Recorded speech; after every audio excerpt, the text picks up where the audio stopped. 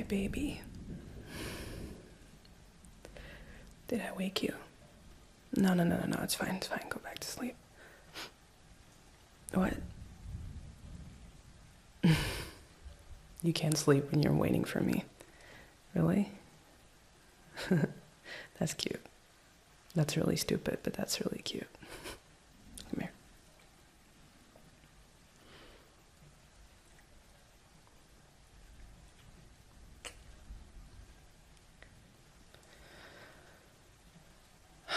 My day was really, really long, and I am really, really happy it's over. I was actually supposed to be home like an hour earlier, but I was walking to the parking lot, and Dave was there, and he stopped me, and he asked me all these questions about wardrobe and styling, and I was just like, I had a 15-hour shoot. Can I please just pick this back up in the morning? You know, oh my God. But yeah, no, it was long, but it was fine. We finally did that stunt scene that I was looking forward to. Yeah, I actually ended up doing more of it than I thought I would.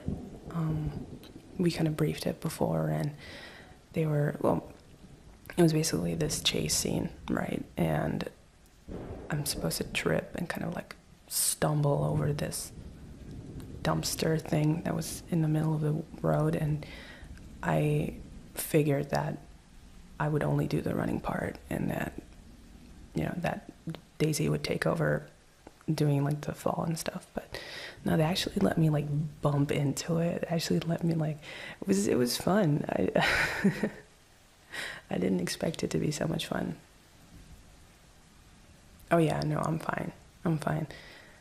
Yeah, safety-wise, everyone was super careful, and we all talked it through super well, and yeah, but man, Daisy, she was a trooper. She took a few falls. I think we did like 3 or 4 takes of that, and I was just standing there watching the monitor, and I was like, oh man, that's gotta hurt. And I asked her afterwards, I was like, are you okay? Doesn't that hurt? She's like, yeah, it hurts. And she just left it at that. She's like, yeah. Man, stunt people really are like a different breed. It's insane. But yeah, no, that was fine. That was a lot of fun. And I was just super excited to be shooting with Sophia again. Yeah, she's back from holidays. She showed me a few pictures. She went to like the Amalfi Coast in Italy. It was absolutely gorgeous. We need to go to Italy soon. I know that work is crazy right now, but as soon as we get into hiatus, I swear to God, we're going to Italy. I'm going to buy it as like a birthday gift, spoiler alert or something, but we should totally go. Oh yeah, she actually told me to give you her best, and that she hoped she would see you soon. It's been a long time since the two of you have seen each other, right? Yeah, from the house party. When was that? Like June or something? I don't remember. Anyway, yeah, it was good to see her again. We were, I always love the fact that when I shoot with her, everything just feels really like normal, you know? Like there's a lot of stuff to be nervous about, and there's a lot of like parameters, but if I'm in a scene with her, everything just goes very naturally. That makes work so much easier, so that I can go home early, hopefully, usually. Yeah, this sucks, I'm sorry, but I'm just very happy I'm home with you. Come here.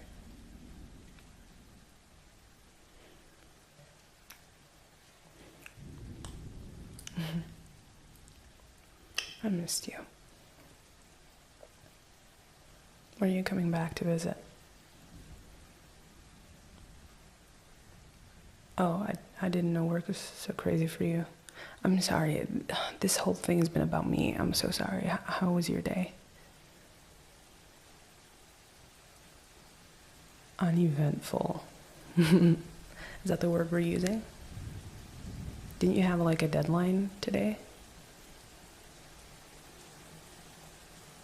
Well, did you celebrate at least that you got the deadline? Like, I know your boss can be such an asshole sometimes. I mean, I don't care about that. We could go celebrate tomorrow. We can go out for drinks if you want. Oh, I don't know my schedule for next week. I'll ask Laura to give me a call and kind of plan it out. I think I've got like some scenes coming up, but I don't know.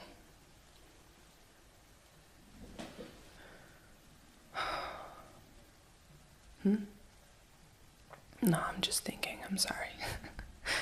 My mind just drifted off for a second. I'm just really happy to be home. I was in every scene today, and I barely had any breaks, and it was fine. It was just a lot of pages, a lot of dialogue, and you know those moments where you're so tired that everything's funny, and I always get that like one scene after lunch where you kind of get into like a food coma and you just like stop thinking and everything's super funny. And I was shooting a scene with Chris and Sophia, and it's so stupid. He was supposed to hand me this coffee cup or something. It was a coffee cup, and I was supposed to take it and then say a line and then give it back to him, right? Just like, you know, the line was like, oh, like, thanks, but I've already eaten today or something. And so first take, we're still setting up, like, rehearsal went fine. Take one, he gives me the cup and I drop it. I don't know what happened. I don't know what got into me. Just my brain stopped like communicating to my muscles, and I just took the cup from him and I just dropped it. And I just started laughing because it was so freaking stupid. Everyone was laughing. And I was like, what the fuck did I just do? I couldn't stop. And I felt so bad because we were on such a tight schedule. We were doing a location shoot. We only had the location for like, you know, a set amount of hours. And I saw the director was kind of panicking. And I was like, I felt so bad.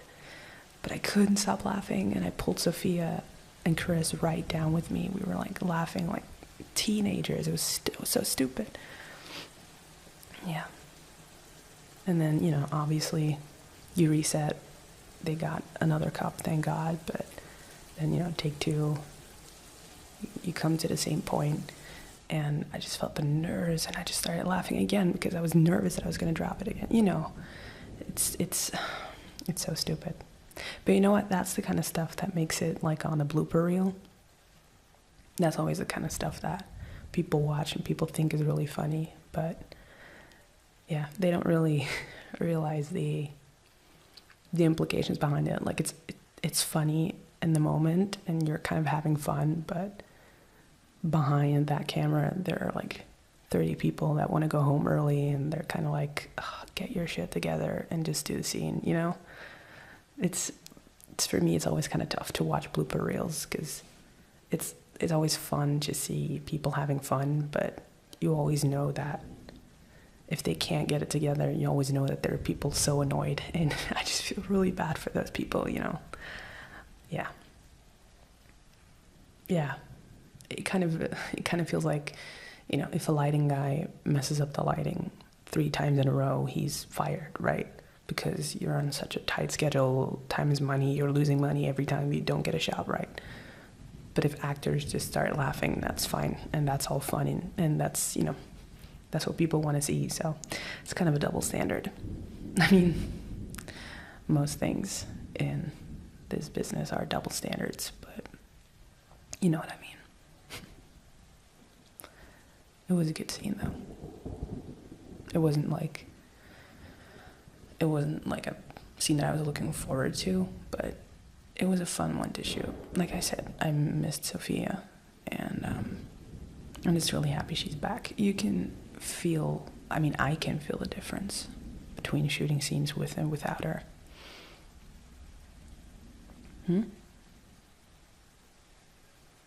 What? Oh, please don't tell me you're jealous of Sophia. Babe, you shouldn't be jealous of Sophia.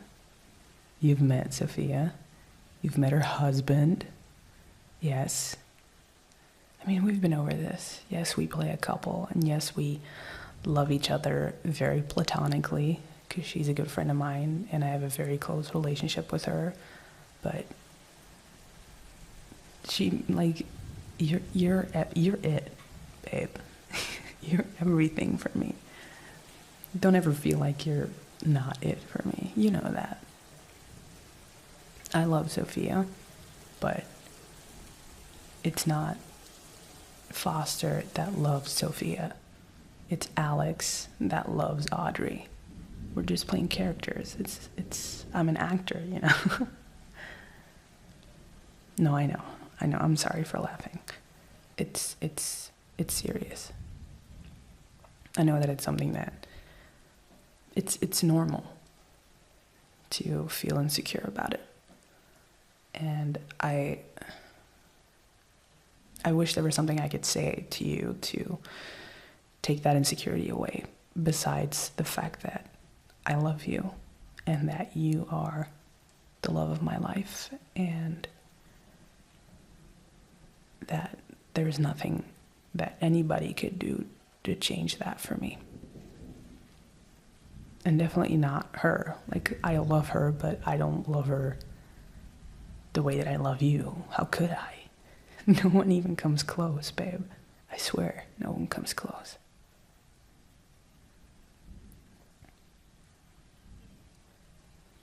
Are you okay? Did I ruin it? I'm sorry, babe. Please don't feel, I'm sorry.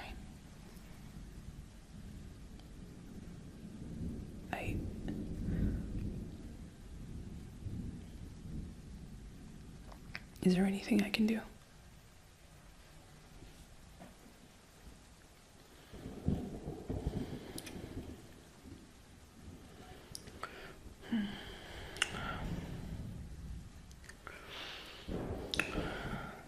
I'm sorry. I really do. Okay, I get it. I'll stop apologizing. It's my job. Not to apologize, but to, you know what I mean. I'm sorry. Sorry, damn it. I almost got stuck in a loop. Oh my God. Come here.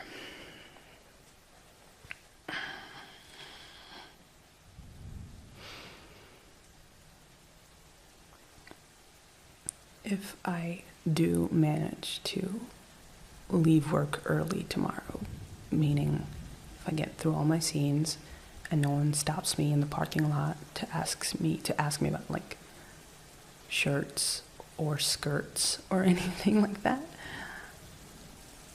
maybe we can have like a movie night tomorrow. And I promise I'll just watch the movie with you. I won't jump up and shout over every scene like I usually do. I know that drives you crazy. No, I'll just watch it with you. Tell you what, you get to pick. You get to pick the movie, and I will shut my mouth.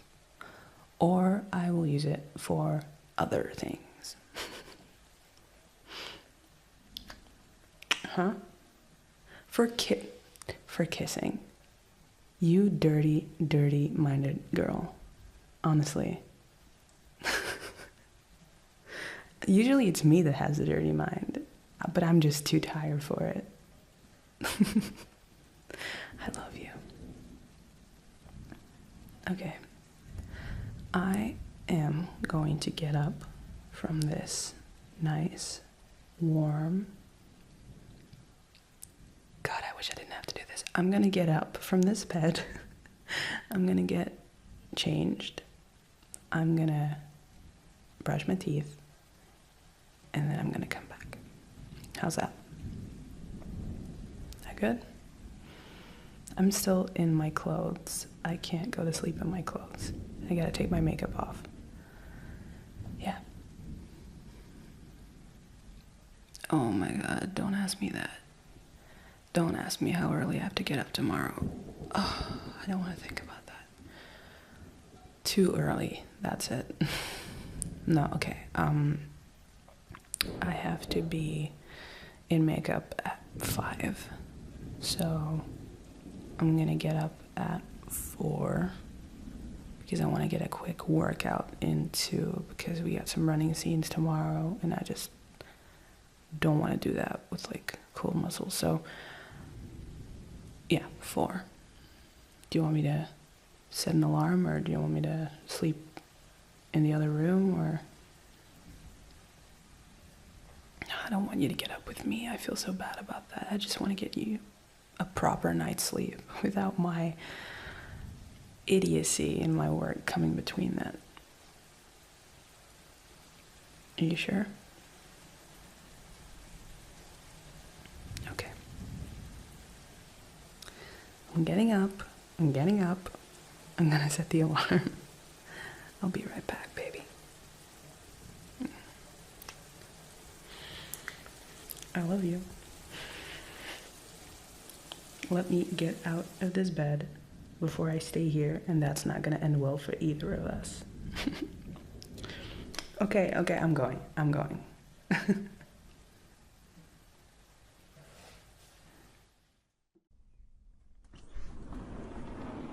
Okay, babe, so remember when I had that talk like a couple of months ago with like the writers team about like the things I wanted for Alex and like the stuff that I wanted to develop within her character and all that?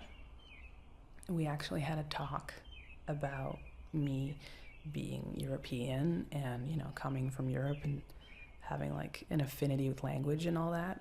And I just got a script this morning that we're gonna shoot in a couple of days. I think next week we're gonna start with it.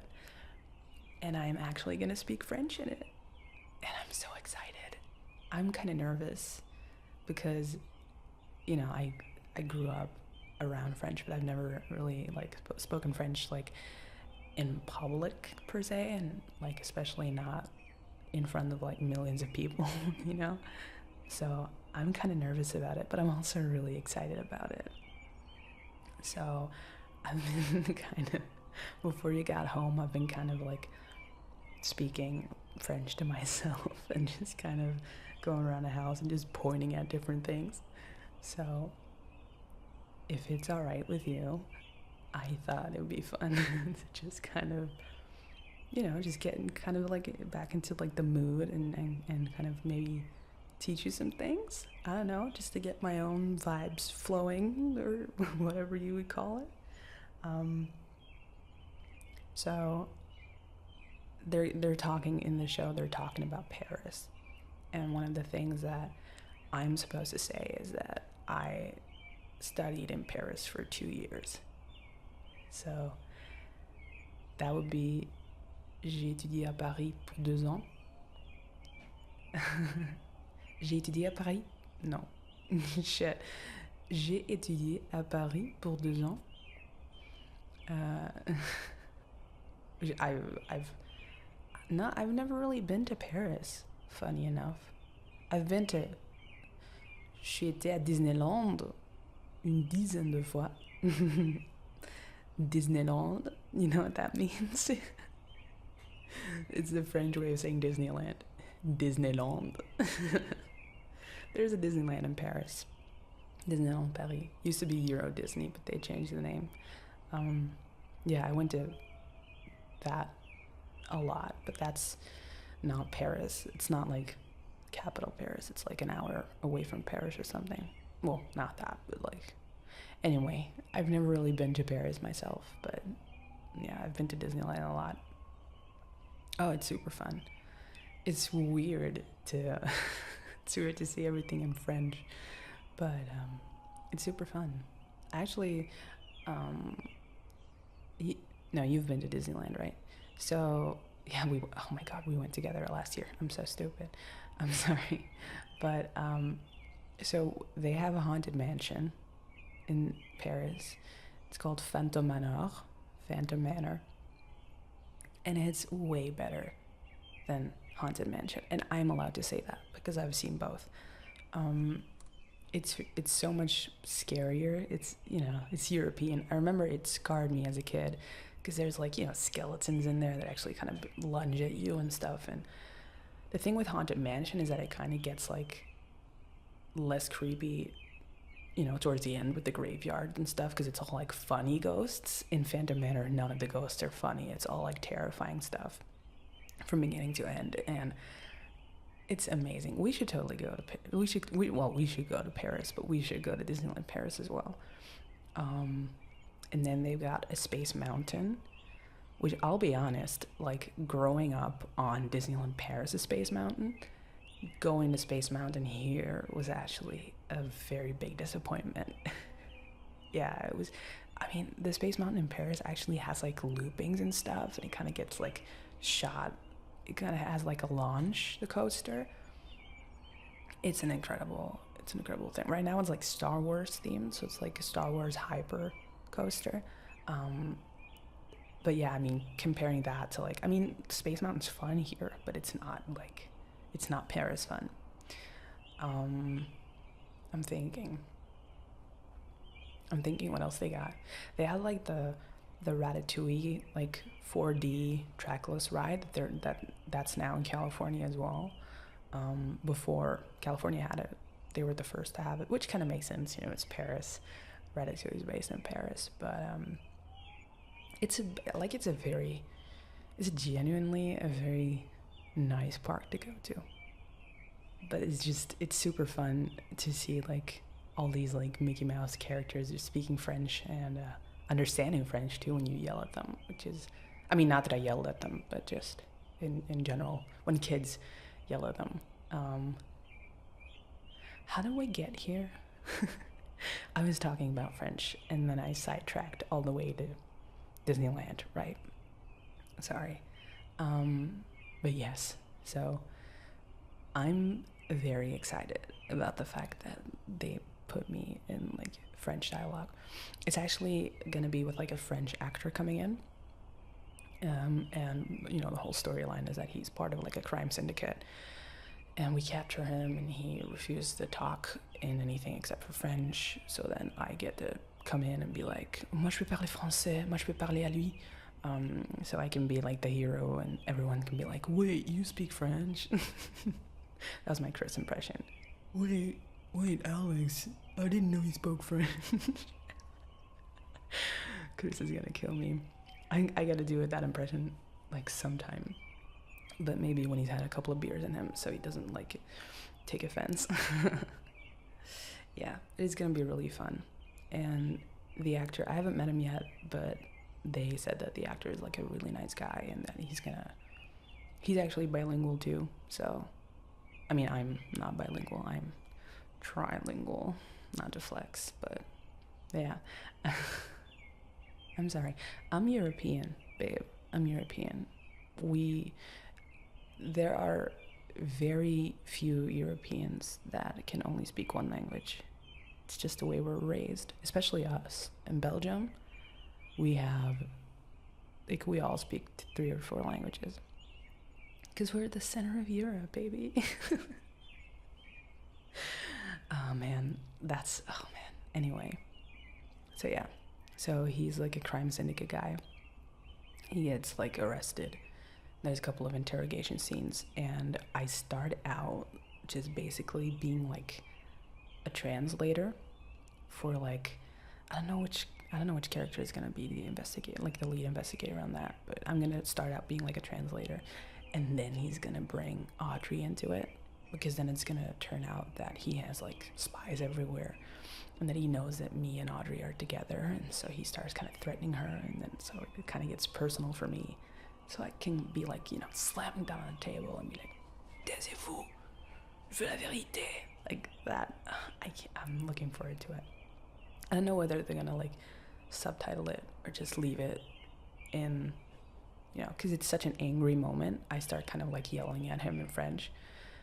And so I'm not sure whether they're gonna like subtitle it or they're just gonna be like, you know, you're kind of, as a viewer, you're kind of the point of view of the other interrogator in the room who's just like, what the hell is she saying, you know? So I'm not sure what they're gonna do with it, but they're gonna do great. I think that Steven's directing it, so, and I love Steven. Steven and I work very well together, so I'm really looking forward to doing it. I think it's a perfect match for the episode as well, because there's some drama in there, there's some action in there, there's a shootout at the end, because obviously, you know, they're threatening Sophia, well, they're threatening Audrey, but we're gonna do like this whole shootout thing at the end. It's gonna be a lot of fun. Yeah. In French. Yeah. You okay?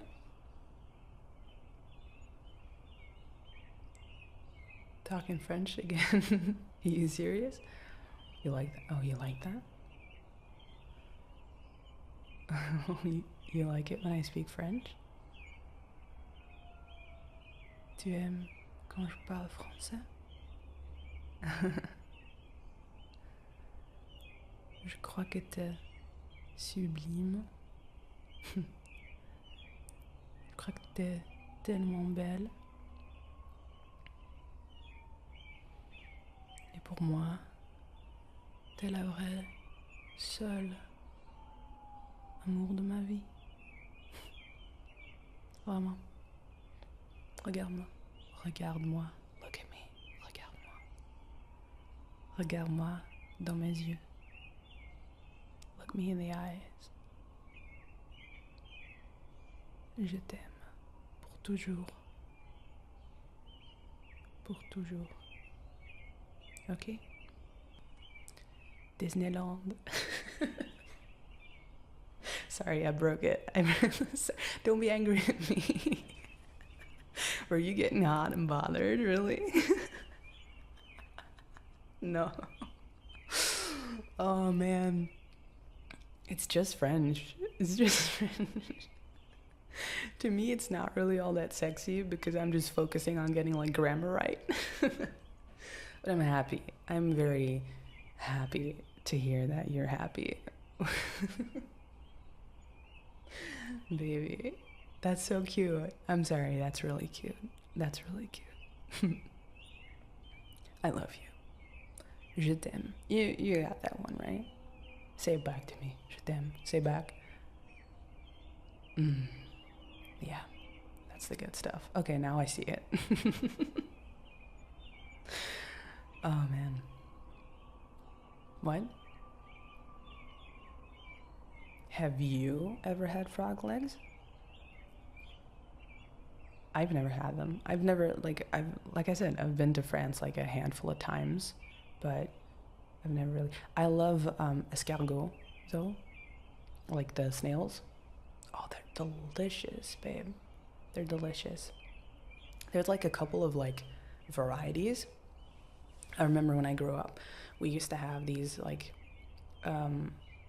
escargots with like it's like garlic butter on them, and you're supposed to like warm them up in the microwave, and it's absolutely delicious. Oh man, I can still taste that, because you know what, that reminds me of like New Year's Eve parties when I was young. We always had like escargot with like garlic butter and stuff, and it's absolutely delicious. You can just buy that at the store. And when there was like a fair or something like in town, there's like these you know, these stalls that kind of sell escargots by the, I want to say like by the 10 or something. You know, you get like this I'm thinking about like this plastic container with them, and they're like in like seawater, I guess, that they just, you know, boil with it, and it's very, very, very delicious. And also, just now that I think about it, I drank a lot of it. Like I used to drink that seawater, which I don't think you're supposed, like, I don't think it's against, I mean, I was gonna say against the law, like it's not legal to drink it, but it's just, now that I think about it, I'm like, how much seawater did I just drink? I paid to drink seawater. See, now that is European. That's very European. Oh my god. Oh my god. I paid to drink seawater. Now that I think about it, could have just gone out to the sea and just like just opened my mouth and paid less for it. But no, snails are actually delicious. I like eating seafood. But like apart from that, like French. Oh, babe, we gotta talk about croissants. People make fun of me all the freaking time because I say croissant. Because I sound pretentious. I don't want to sound pretentious. I just want to sound French. I mean, that's the same thing, but you know what I mean? Poor French people. But no, it's actually not croissant. Like, it's croissant. And I used to eat croissants so many times. Like on every Sunday, my dad would always go out to the bakery and just get like croissants. And they are delicious. Especially, have you ever had a croissant with Nutella? Oh my god. A croissant with Nutella. It's the full European experience. No, but for real though, those are actually very, very good. So also, like, I don't know if a lot of like Americans are aware about this, but the word croissant, right? The reason why it's called a croissant is because croissant is the French word translated to crescent in English, and it's like a crescent moon because it's like this, you know, this shape, the crescent shape, and a croissant is in the shape of a crescent moon, so that's why it's called a croissant. Yeah, the more you know. So now you know. Now you're gonna be able to bore everybody in line at the bakery with a useless French fact. Yeah, no, I love, there's a lot of stuff I love about France, a lot of stuff that I miss about Europe, and I'm just happy that they're gonna give me the opportunity to kind of put a little bit of that into Alex, you know? I don't know what kind of backstory they're gonna give it.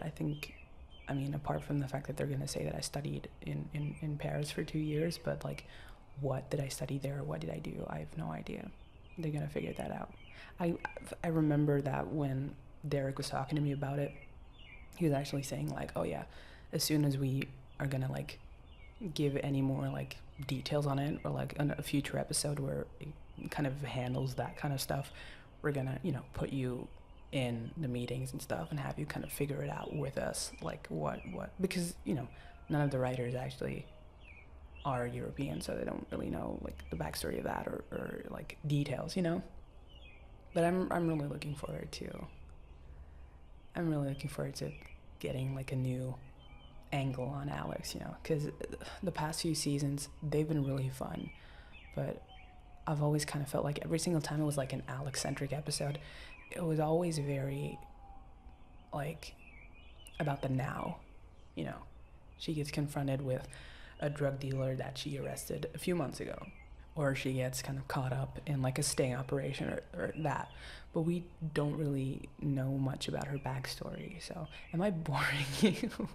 I could feel your eyes glaze over halfway through that, but I soldiered through that because I just wanted to make the point. I'm sorry, baby. No. Are you sure? I'm sorry I'm boring you with work stuff, but I'm just, no. Oh. You're excited that I'm excited? Okay, that's very cute. I'm sorry. Yeah, I was just excited about the French stuff. I mean, if it gets you hot and bothered, we can try. I can try role-playing as a French person. Just let me put on a beret. Let me find a baguette somewhere in like a French bakery across town. Let me put on a striped shirt. I have like a visual of me being a mime. No, that would kind of defeat the purpose because mimes don't talk, but yeah, okay. Yeah. I'm sorry. Je suis désolée. Je suis désolée. That means I'm sorry in French. Je suis désolée. You wanna? From now on, I won't say I'm sorry anymore. I'll just say she deserved it. You like that? Okay. Hi, my name is Foster, and I play Detective Alex Monroe on the show Westbound. Alex is a detective for the LAPD who gets caught up. No, you're fine. Come in. Come in. I didn't know you were home yet. I'm so sorry. No. Okay, yes, I was talking to myself, but that's kind of 50% of my job. No, I was rehearsing. We got some on-set interviews tomorrow, and I don't know, they just give me the creeps. I've been just rehearsing my sides, and then I couldn't let go of the fact that I feel like I'm about to say something really stupid. So I just wanted to kind of go over the basics and make sure I cover all my bases tomorrow, you know. No, you're right. I've done hundreds of interviews, but still, I mean, okay, I'm really scared that I am going to give something away. Because we've been shooting for months and the fans don't know anything yet, and I'm just really terrified that I'm gonna like blurt something out, like a spoiler, and then I'm gonna be like, oh, we have to edit that out, and then, you know, and like for half of them we can't even edit them out because half of them are gonna be like live streamed. So if I mess up, that's on me, and I'm gonna get fired. So I don't want to get fired. So just the basics. I play Alex Monroe. She's a detective for the LAPD. She's investigating a murder case. I know. I can't help it. I'm terrified. Baby. I'm freaking out. Baby, I'm freaking out. It's fine. It's okay. Okay. Yes, okay. I'm gonna breathe with you. Yes, okay.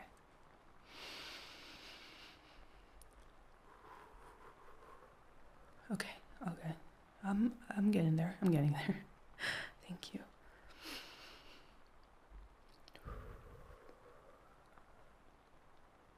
Chris has this meditation app that he uses to relax between scenes, and his trailer is next to mine, and every time I like hear him inside, I just hear this pan flute music through the wall, just like coming in.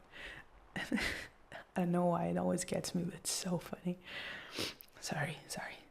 I mean, that anecdote did ground me a bit. Thank you. I was just thinking about the fucking pan flute music. Jesus. Yes, no. You're absolutely right, babe. I'm gonna be fine. Oh man. Okay. Yeah, no, I'm all set. I'm all prepped. It's gonna be me doing some solo interviews and then a couple of group interviews, but that was gonna depend on whether it was a scheduling thing. I don't know, like, I don't know the details. It was like a scene, whether it was going to be able to shoot before or after lunch, and depending on that, we were going to switch it up. But me and Sophia are going to do some interviews too, together, because that's what the fans want. Yeah. I mean, Sophia is, I don't know how she does it. That woman is, you are unable to get anything out of her. Like, buy me a beer on a good day and I will tell you anything you want about Westbound. But she is tight-lipped. That woman, she's a fortress. Nothing gets past her. It's insane. I don't know how she does it. I honestly don't know. I think it might just be because she's got so much more experience on like sets that I think she can kind of disconnect from like the project or something, if that makes sense. She just like, I think she just really sees this as a job. And I mean, we both know that she takes it very seriously and that, you know, she does an excellent job, but I think she's not like as mentally involved in it. She can kind of pull herself away from it. And so she's like less inclined to talk about it or like spill something, because she's just like, oh, it's my job, and I go home and I do something else. So yeah, it's gonna be me. She was joking earlier when we were shooting, like in between takes, she was joking that we were gonna have like a hand signal or like a code word that if she said like the word pineapple or something in a sentence, that I would have to like shut my mouth. So if there's like an interview and all of a sudden you just hear someone blurt out like pineapple in the back, like that would make no sense, but I just think it's absolutely hilarious. I think that would be an excellent interview, honestly. It would kind of feel like, you know, that game where you have like a conversation and you have to like put in like as many like agreed upon words, like the most random ass words, and you have to kind of weave them into the conversation organically. That's kind of what that would feel like. We should play that game more often doing interviews. I'm so tired of giving interviews. And I know that's not me being privileged or something, because I know that I'm supposed to be super grateful for my job, and I really am. I love the fans. I love the attention that the show is getting. But it's not the interviews themselves, but it's just the questions, because you keep on getting the same questions over and over again, and I feel like a broken record just answering 500 times like, yes, it's been a blast shooting. Yes, it's very fun to be on set. No, I'm very different from Alex in real life. You know, as soon as there's like an interviewer that has like a bunch of like original questions, you can immediately feel everyone just kind of perking up. You know, if they want to play a game or something, like, I'm all for that. But like just like the same 5 regurgitated questions over and over and over again, I'm just so tired of it. And you gotta keep smiling, and you just gotta keep it. You can see it on everybody's face. Just, we kind of smile for the cameras, but then as soon as that guy leaves, like the interviewer, you can see everybody just kind of like sag back and just be like, oh man, 10 more to go, you know. I mean, but it's fine. Like I said, it's, you know, you can't like everything about your job. You know that. So it's fine. I'm not complaining. I'm not. I mean, I can complain to you. I do complain to you a whole lot. And I'm so sorry about that, babe. But I know that you're one of the only people that I can actually complain to without feeling bad. So I'm not gonna feel bad about it. Now come here. I've been talking for what feels like ages, and I have not had a kiss yet.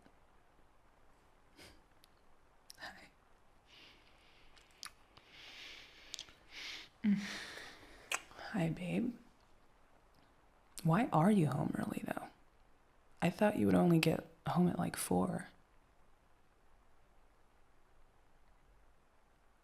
Oh. Wait.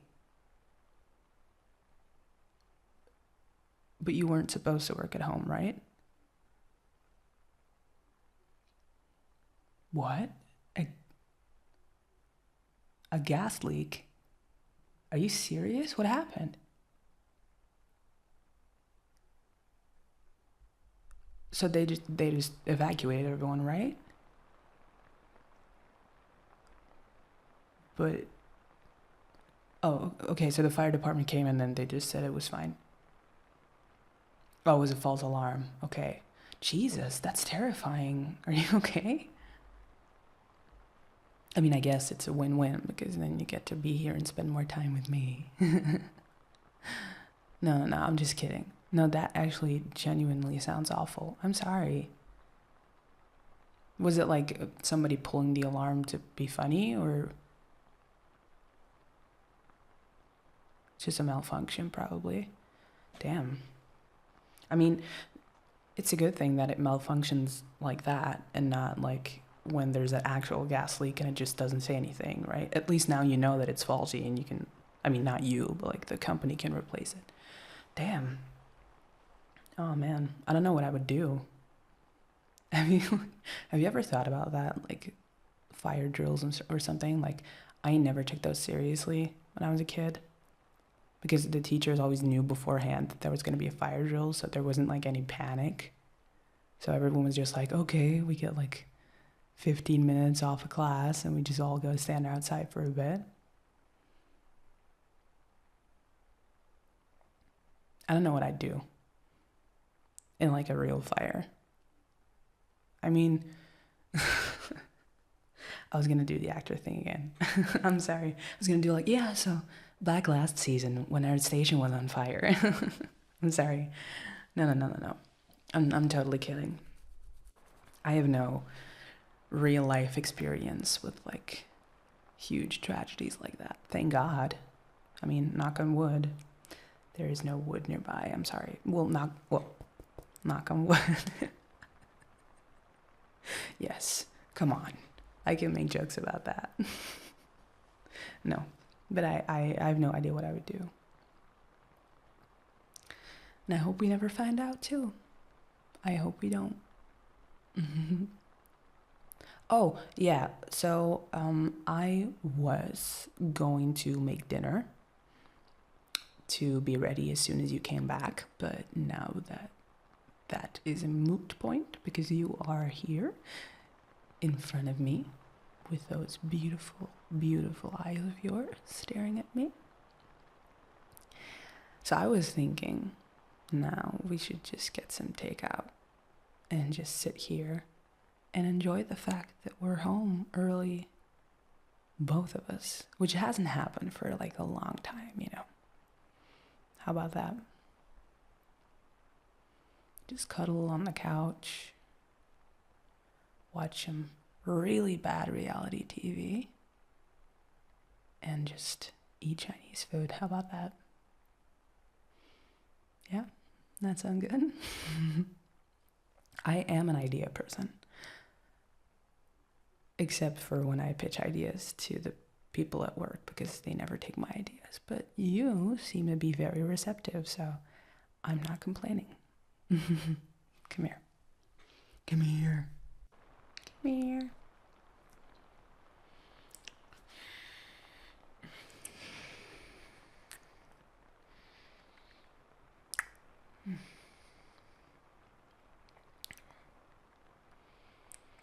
It's so awful to have like an entire week of just getting home when you're already in bed and just having like a half-hour window to talk to you before I have to go to sleep to get up early.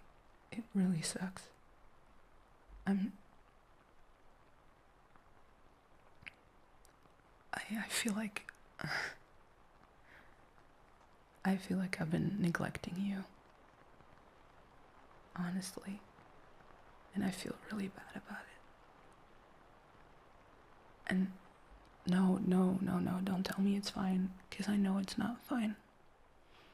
You don't have to lie to me to make me feel better, because I know I can't help it, but I am still allowed to feel really bad about it.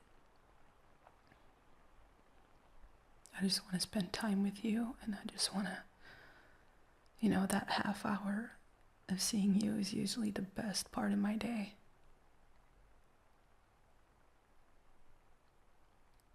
I'm so sorry, baby.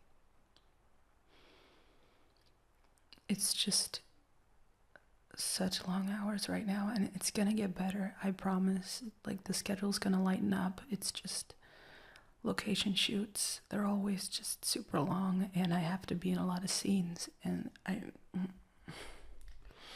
no, listen to me for a sec. I know. No, okay, fine. I just wanted to tell you that I'm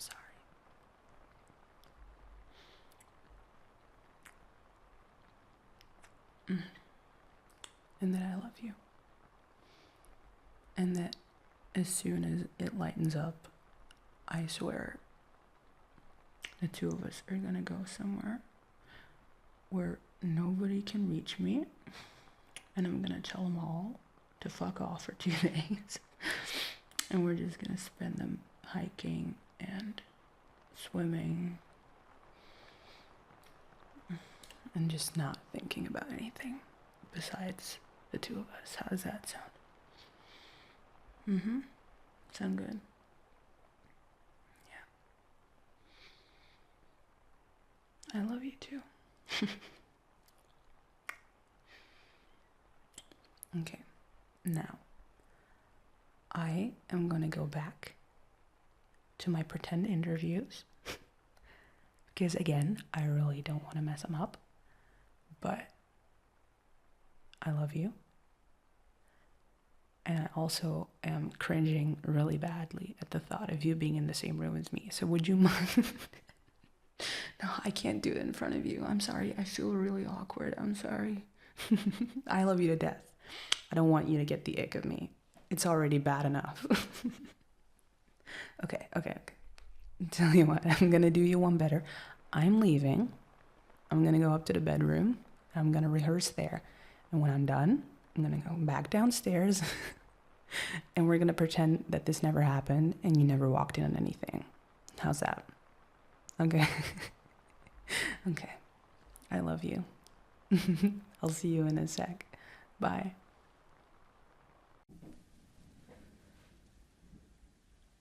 Hey, baby.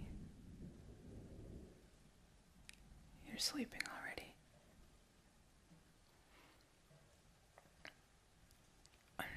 I'm just so happy that I see your face. You look so beautiful when you're sleeping. Okay, that sounded a little creepy maybe, but you look beautiful all the time. And you look just peaceful, and I love that.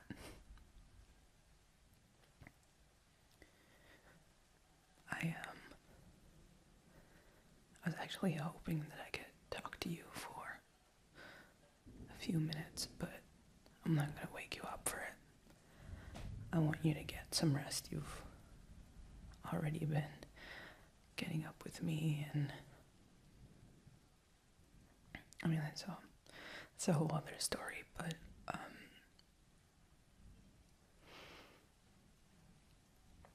I had some really tough scenes today.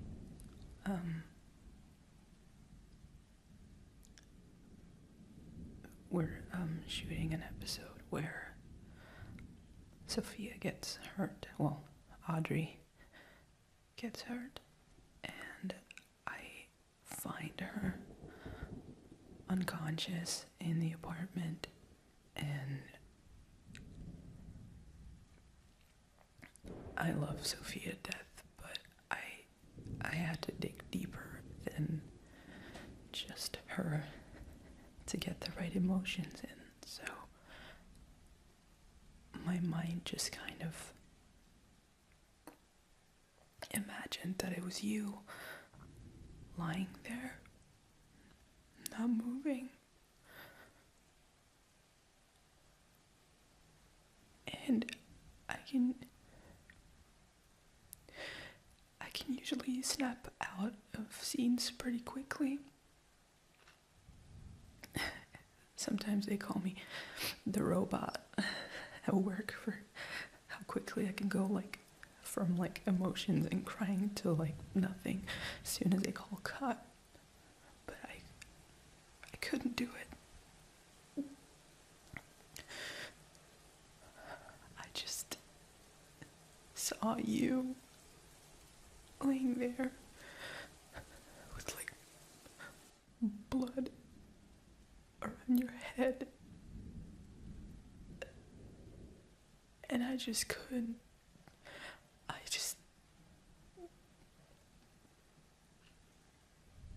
And Sophia was as soon as they called cut, she was up and she was touching me. She was like, "Are you okay? Are you okay?" And I was like, I don't know. I need air. I need to breathe. I can't breathe. I couldn't breathe. And I just ran out, and I got out of the soundstage. she was right behind me, and she calmed me down for a bit, and I didn't want to call you because I didn't want to worry you, and I also was pretty sure that if I heard your voice, I would just start panicking all over again.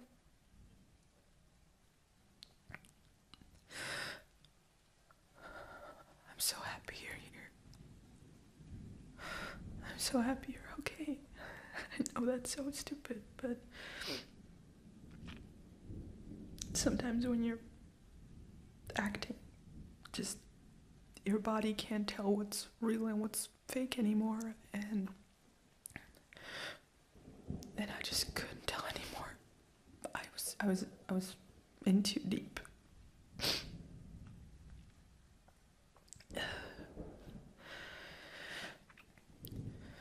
Mary was directing, and I didn't tell her before what I was gonna do, and she ran out after us,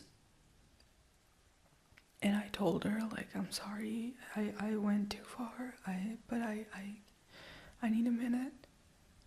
And thank God that she was super, like, understanding, and that she was so respectful, and she gave me space. She gave everyone 5, and just, said they were gonna shoot some coverage on Sophia first, and that I could take the time that I needed, but it felt so stupid. It felt so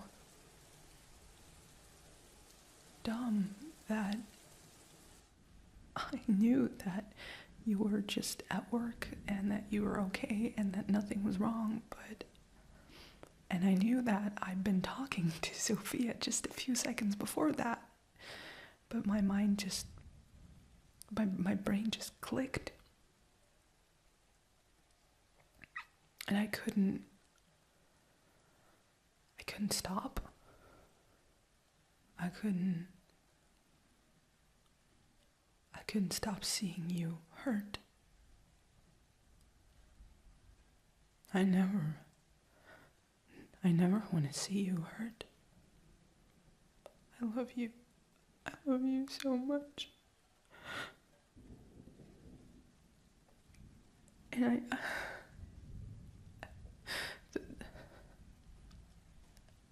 I don't know if I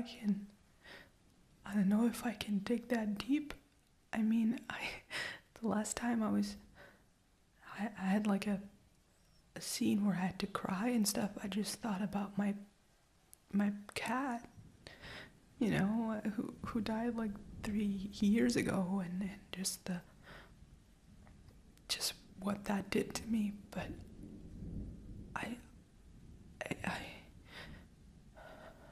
I don't want to ever do that again. I don't want to ever see you like that ever again. So I'm sorry, baby. I know that I can't even think of words right now. It's just stupid. You're okay, and you have even if I were to tell you this when you were awake, you couldn't even, what would you say to me? Like, I'm sorry? Like, you don't even need to apologize. You didn't do anything. It's just my stupid head making up stupid things. And it was fine after that. Like, we broke for lunch after that, and we did some other scenes, and I snapped out of it. I knew that Sophia was like checking on me the entire day and just giving me like small "you okays," and I was super grateful for that, but I don't understand my mind went somewhere so dark. And it was only when I got like into my car to drive back here that it kind of hit me. The fucked up thing that my mind did, and I cried all the way here. Yeah, I should have pulled over. I should have pulled over because my eyes were stinging from the tears and I could barely see. But I had to hurry to make it home to you because I wanted to see you okay and alive and breathing and fine. And I'm so happy that you're fine. I'm so happy that you're okay and that you look so peaceful when you sleep. You look so beautiful and peaceful and not at all like what you looked like before.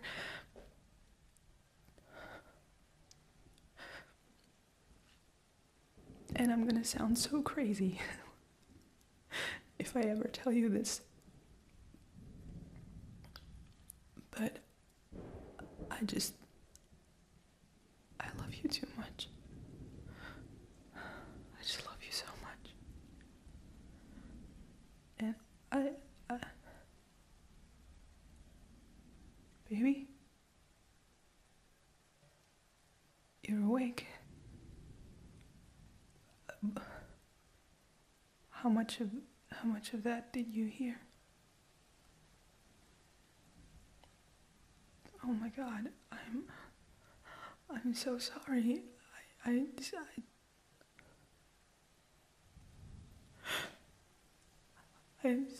really. I'm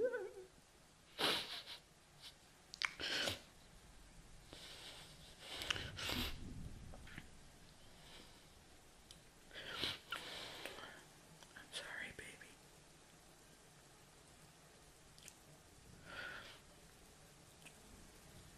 I don't even know what to say. I know there's nothing to say about it, but I just needed to get it off my chest. Please don't think I'm weird, or please don't be mad at me, or... Thank you. Thank you so much.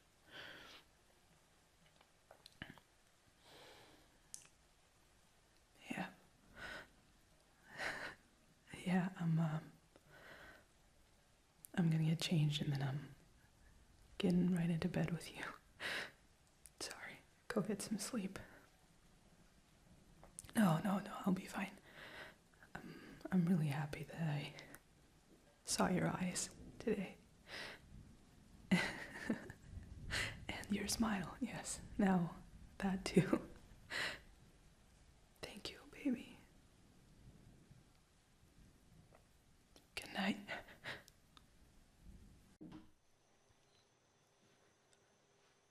Okay, so how about... Okay, what is the capital of... Okay, let me start you off with an easy one.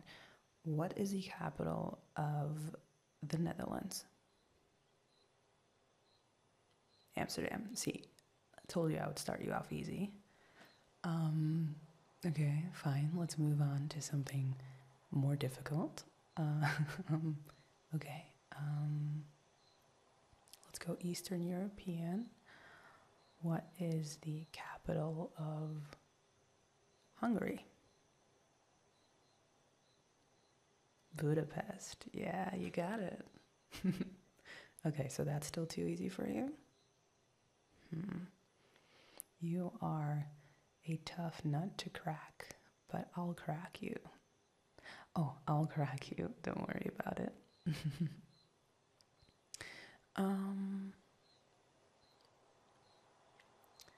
What is the capital of North Macedonia? North Macedonia, yeah. It's a real country. I would say look it up, but don't look it up right now because. Okay, do your wildest guess. It's Skopje. Okay, so you got 2 out of 3. That's a solid 66%. You know, you passed technically, but I'd say you still owe me a kiss for that.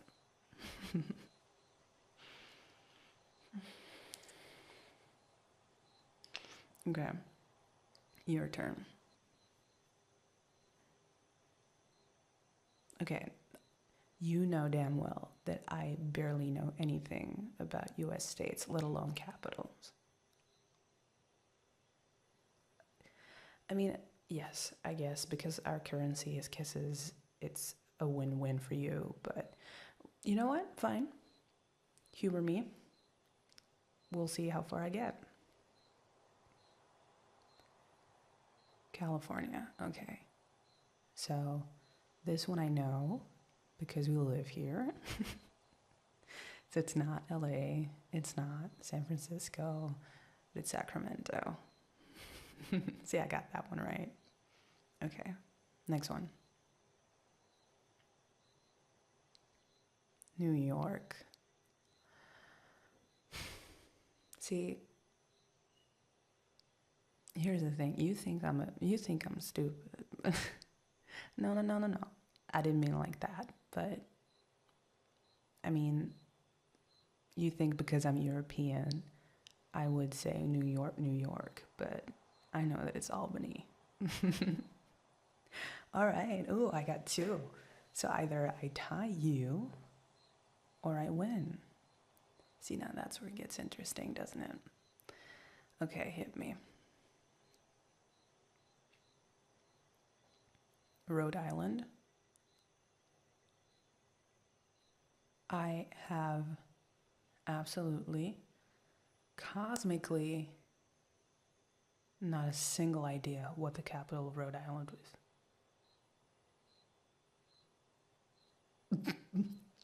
I have never heard of that.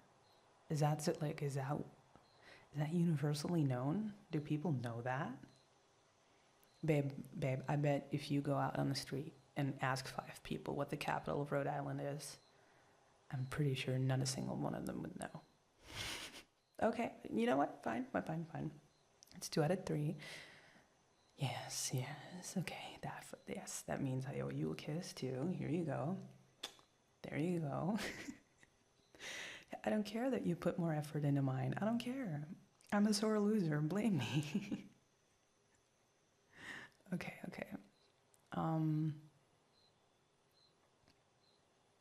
Okay, you want to do some more or you want to do something else? I can't believe that this is the first time we have some private time together and we're just spending it by quizzing each other on capital. So we are such nerds. What the hell? Oh my God. We could be out having like a romantic dinner. We could be clubbing. We could... No, I mean, you know what? I'm actually being hyperbolic. This is so nice. This is so nice. I can't remember the last time I was just at ease like this.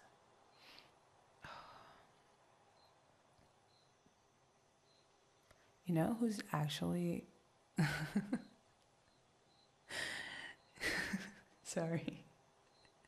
I'm just thinking, do you remember Kevin? Like, he was Kevin, the guest actor in season 2. Yeah, he played the lawyer. Do you remember him? That guy was like, I'm pretty sure that guy was like savant level of like general knowledge. You could ask that guy anything. I think he had like an eidetic memory or something. How do you say that? Eidetic? I'm going off of Dutch here, so. In Dutch it's eidetis, but I don't know what it is. Anyway, like a photographic, you know what I'm saying. Like the guy has an insane memory.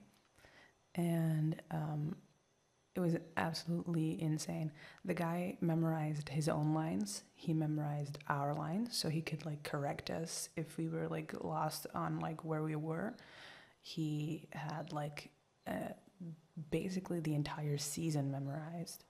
So there's like a certain point somewhere that we were like confused about like the continuity of like the previous episode and stuff, and like Kevin was just like sitting like making a crossword puzzle or something, and he kind of like interfered like if I may, and everyone's like looking at him.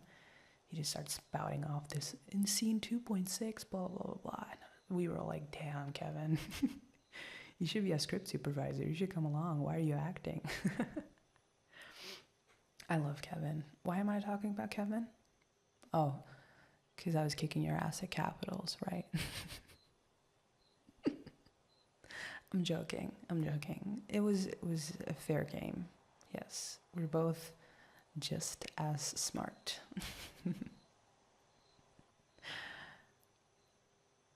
I really wish we could just go to like a random pub and do like a pub quiz evening. That'd be fun. Well, yeah, I guess technically we could, but just with all the fuss, you know. You remember the last time we went out. I mean, it's not that I never want to leave the house, obviously, but I'm struggling with it, if I'm honest. Like, tonight is just so amazing that I know that there are no people watching me all the time, except for you and the Ring cameras. But like that there's nobody just taking secret photographs of me or coming up to me and asking about stuff that I just don't want to talk about. And I mean, it's not fun for you either. I get that. It really isn't. Before I did this show, I was always the friend that tagged along with famous people and that got interrupted halfway through a sentence by random people coming up to them and asking them for pictures, and it sucks. And now that I'm on the other side of that, I feel even worse for you because I don't want you to feel like that.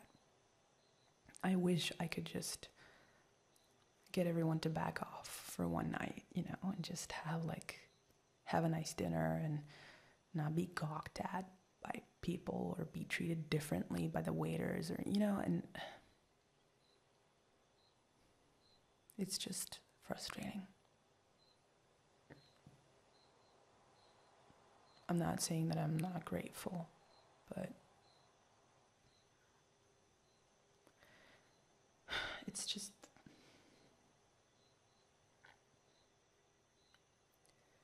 you can't turn it off. That's what sucks. You can't just turn it off for one night. And I love you too much to drag you into all that. And I know that's not the way you see it. And I know that is not what I'm sorry. I feel like I'm apologizing all the time for stuff that I can't even do anything about, but I know that it came with the job. I know that it's part of it, and I'm grateful for it, but it's such a cursed present, I guess.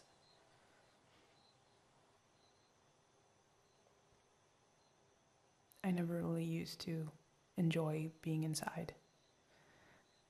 I remember that when I was, living at the apartment downtown, I was clawing at the walls whenever I spent a week indoors. And now just spending a week inside sounds like heaven to me. So this is nice. This is so nice. And I can't think of anybody that I much rather would be inside with than you. Honestly, I just, I've never properly thanked you for all the sacrifices that you had to make when I booked the job. I know it wasn't easy for you either. I know that it's stressful and it sucks, and I've seen the comments, and especially now with the whole Sophia situation, with us being like the most prominent ship in the entire show, it's really hard for them to respect boundaries. And I know that we had that talk before we went public, that you were on the fence about, online comments and all that. And, I know that I warned you, but I also know that sometimes those warnings are not enough. The things that people write and comment online just because they have this idea of me in their head, and they see me with Sophia on the show, and they just think that me and Sophia should be together in real life. And Sophia has a husband and I have you, and that is perfect the way it should be. And people don't understand that there's a difference between being a character and being a person, being a human being, rather. And I know that I'm preaching to the choir here because I know that you feel the exact same way, and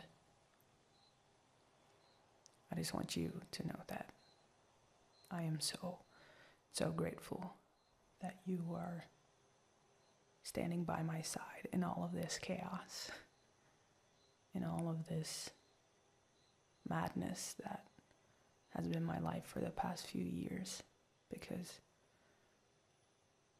it's been a wild ride, and I get overstimulated, and I read stuff online that I don't want to read, and I get confronted with people talking about my sexuality because of the show, and it's too much sometimes. And I know that some people at work get it, and I know that I have friends that get it, but no one gets it like you do. No one knows me like you do, and I wouldn't trade that for the world. I just thought you should know that. Anyway, so have you decided what you want to do yet? Some more capitals or another pub quiz? I can pull up a quiz online, and we can just, or we can play a video game or a board game.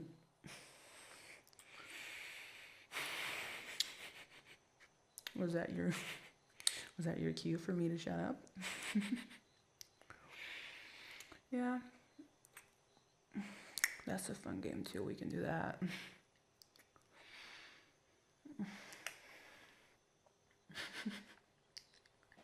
I love you.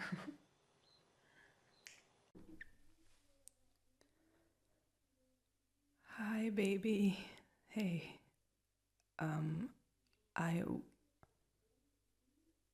What? Oh, you heard about that? Yeah, I wanted to tell you right now. I didn't want to worry you. I didn't want to send you a text or call you, but you found out through social media. Oh, Oh my God. I'm sorry. I'm sorry that that was the opposite of what I wanted. Listen, it wasn't that big a deal, babe. It was just a small accident on set. I'm fine. I What did the article say? What did they say about it? Yeah, I mean, I did fall. Yes, I did fall. No, nothing apart from that. Yes, I mean, no, I didn't get rushed to the hospital. That makes it sound like I was like critical or something. I fell, and everybody on set agreed that I would just go to the hospital for just a quick checkup, just to make sure that everything is okay, and everything is fine. So there's nothing to worry about. I'm just a bit bruised, and I was a bit scared,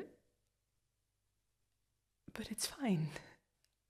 I didn't want you to worry about it. Oh my God, I'm so sorry. Sorry, I didn't want to take it out on you. I'm so sorry. It's fine.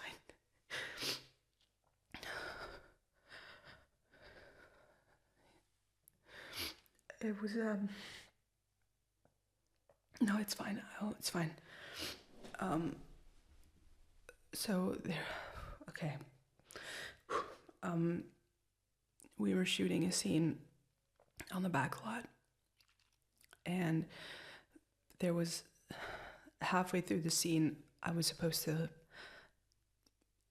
have like a revelation about the case and run off, and I was supposed to turn a corner at the end of the street and just, disappear out of sight. And then they had like a couple of more dialogues, and then they ran after me. And we blocked it, we rehearsed it, everything was fine. And so the first shot was a wide shot, and so everything was blocked, and we did the scene without problems. I ran off, I turned the corner, and obviously, I take off full force, and then as soon as I turn the corner, I slow down because I'm out of sight of the camera, so I just stop, right?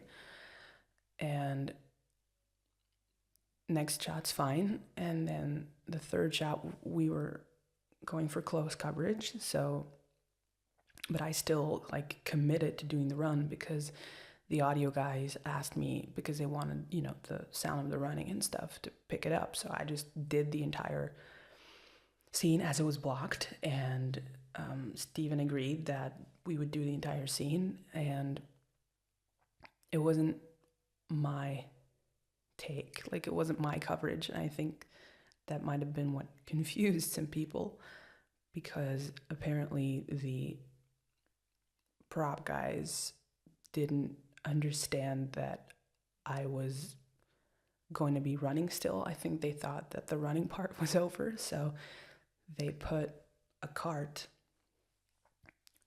around the corner to be out of sight of the camera because they needed quick access to it.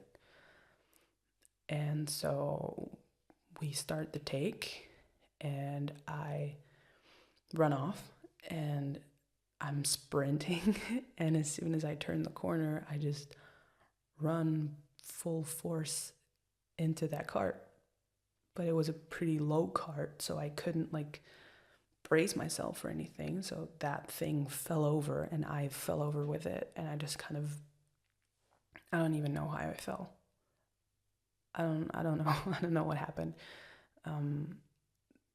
There was a runner that was blocking traffic, and he saw that I fell, so he ran, he saw the fall, and he came up to me. He called for help on the walkie, so they just shut down the take, which was completely unnecessary because I wasn't in the shot or anything. But yeah, I got some bruises, and I kind of hurt my knee falling down, but like I said, we went to the hospital. They took some photos of it. It's fine.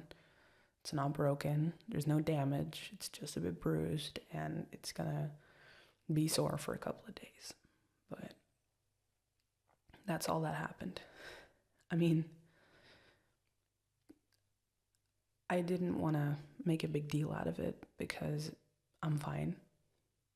But Steven was pretty angry at the prop guys for leaving the cart there, and I mean, I get it, but I don't want them to get fired over it. I don't want to make like a big deal of it. But, you know, Steven's counterpoint to that was, you know, if I would have gotten hurt, if I'd like broken something and you know, shoot can continue. I mean, I know that's not the priority when I break a bone, but you know what I mean? Like, yeah, he was just kind of pissed at them for miscommunicating, I guess. And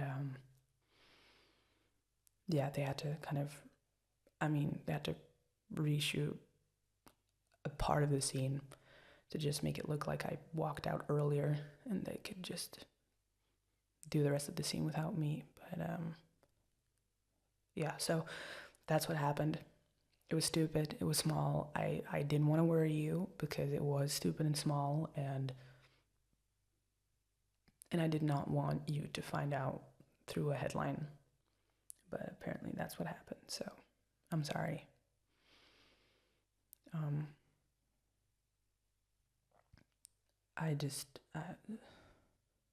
It could have been worse.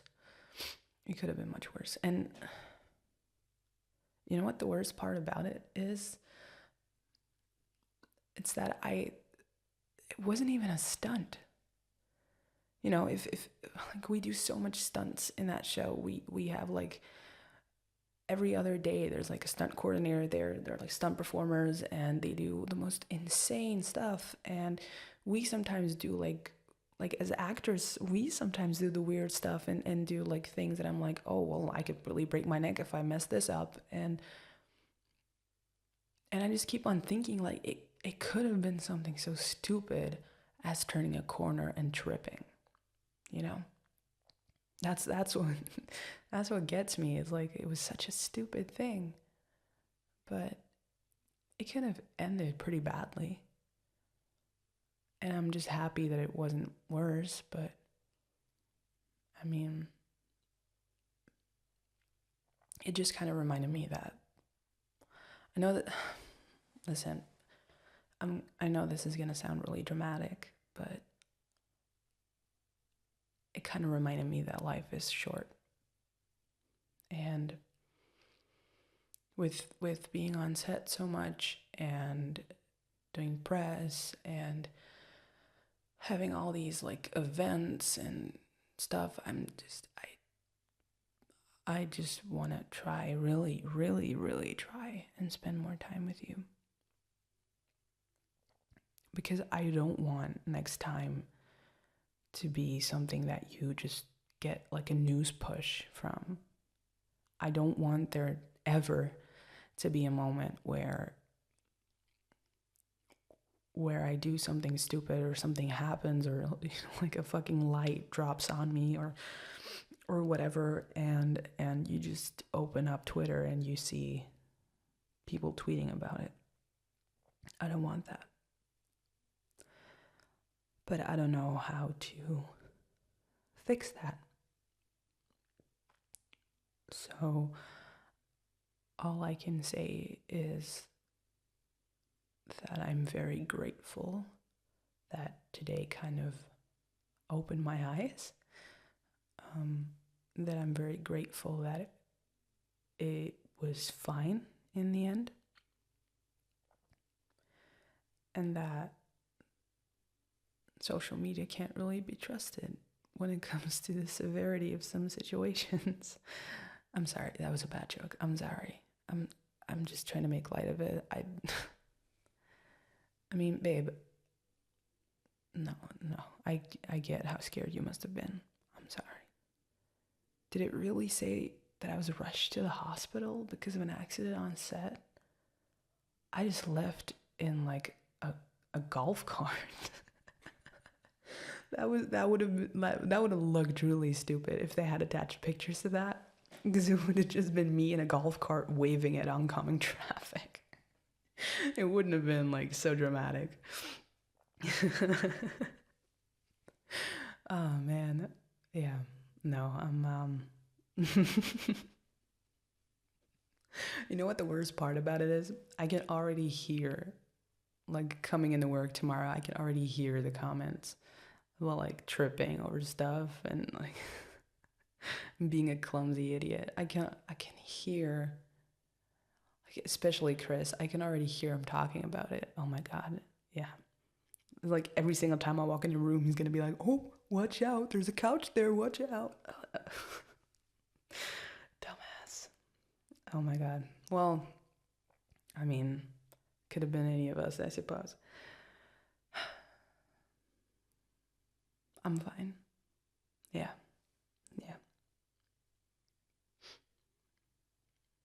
I'm gonna put some ice on my knee and I'm gonna learn my lines for tomorrow. If you want, you can help me run them. And then I'm gonna have to tweet out that everything's fine. So if you're interested, we can make it a 2-person selfie and just big smiles, big thumbs ups for the camera. Yeah? Okay.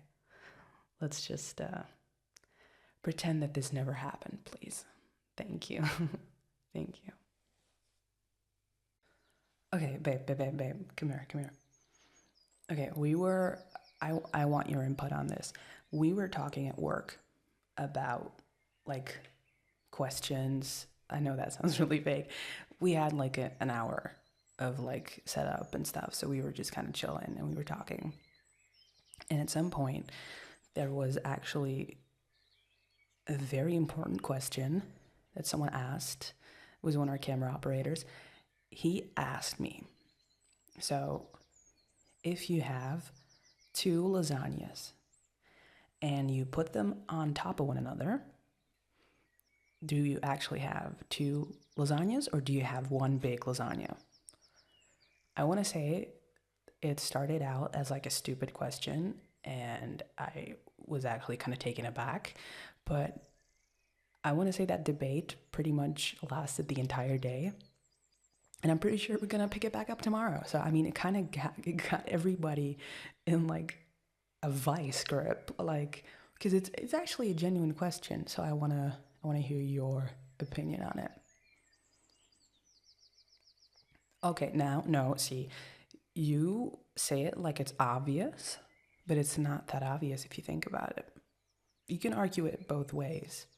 Some people argue that there's like a cheese layer on the top, you know, like how do you call that? Like a gratin, like gratin. I'm sorry, like the cheese layer on top, which is kind of melted and it's nice. And people say that's the top of the lasagna. So technically, you would have 2 lasagnas, but I mean that argument works the other way around too, because the top layer still has that cheese on it. So, you know, it's not that simple. It's not that simple. Yeah, because Chris was arguing that it was actually more of a lateral thing and not like a vertical thing. Because he was like, what is too big of a lasagna? So if you put 2 trays next to each other, does that still make one lasagna too? So he brought a whole new dimension to the argument. So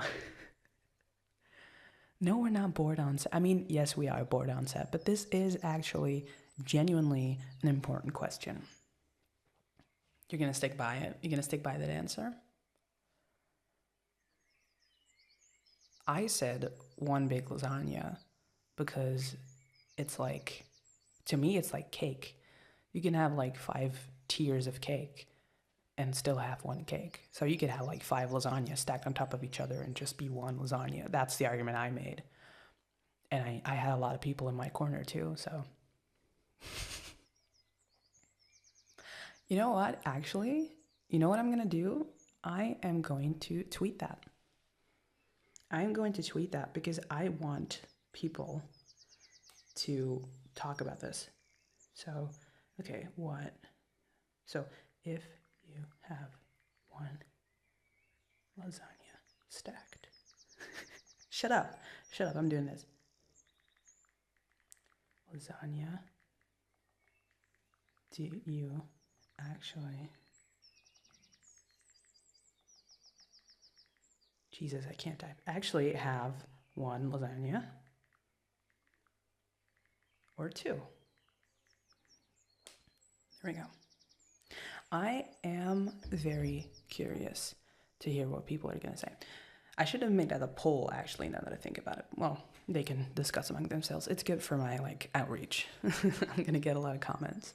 It's going to boost my numbers, not that I give a fuck about that. The argument started because we were talking about what we're going to have at lunch, what the catering was going to be. And then someone said it might be lasagna. And then Chris just went off the rails. Apparently, it's an interview question that they ask. I mean, he told me that. I don't know whether he's a credible source, but like a job interview question. Could you imagine? Could you imagine sitting in a job interview and just being nervous because you really need the job and just sitting there in your suit and tie, and then all of a sudden they're like, "If you got two lasagnas." That's the kind of interview I would if I would be a headhunter or an HR person. That's the kind of questions I would ask, because I think it maybe throws people off so much that they're kind of at ease because it's such an absurd, stupid question that they kind of, maybe pull back a bit with the nerves and stuff. I would like that. Yeah. My I've never had job interviews per se, but I've had a lot of auditions, obviously, and auditions are nerve-wracking. So I mean, if I would just walk in and just be like, "I can't forget the lines," and someone would ask me that, I would just snap out of that. And I would also think that they're cool, that would instantly be for me, that would just make me want it more, because I was like, oh, these people are so much fun to hang out with, kind of like that. I don't know, maybe that's stupid. What? People are already responding? What are you saying? See, I don't believe in the two lasagna argument. Every argument that has been thrown at me in that corner has been facile. I don't believe it. I think it's nope. Sorry. I am firmly in the category of one big lasagna. Yeah. No, it actually didn't turn out to be lasagna. It was actually, what was it? It was a chili, I think. Chili with... It was chili. Don't ask me what the ingredients were. It was nice. It was delicious. But I wasn't really all that hungry, so I didn't eat a lot of it. But no. Why? Because are you hungry for lasagna now? Do you want some lasagna? Do you want me to go get some at the store, or do you want to go get takeout, or... Nah, I mean, I don't care that we've got bread in the house. We can totally go get some lasagna if you want. You little Garfield. I know. I'm the one who started the argument. I'm the one that brought it up. I could go for lasagna. I could demolish some lasagna right now. Hey, how about the question whether lasagna is actually classified as a cake?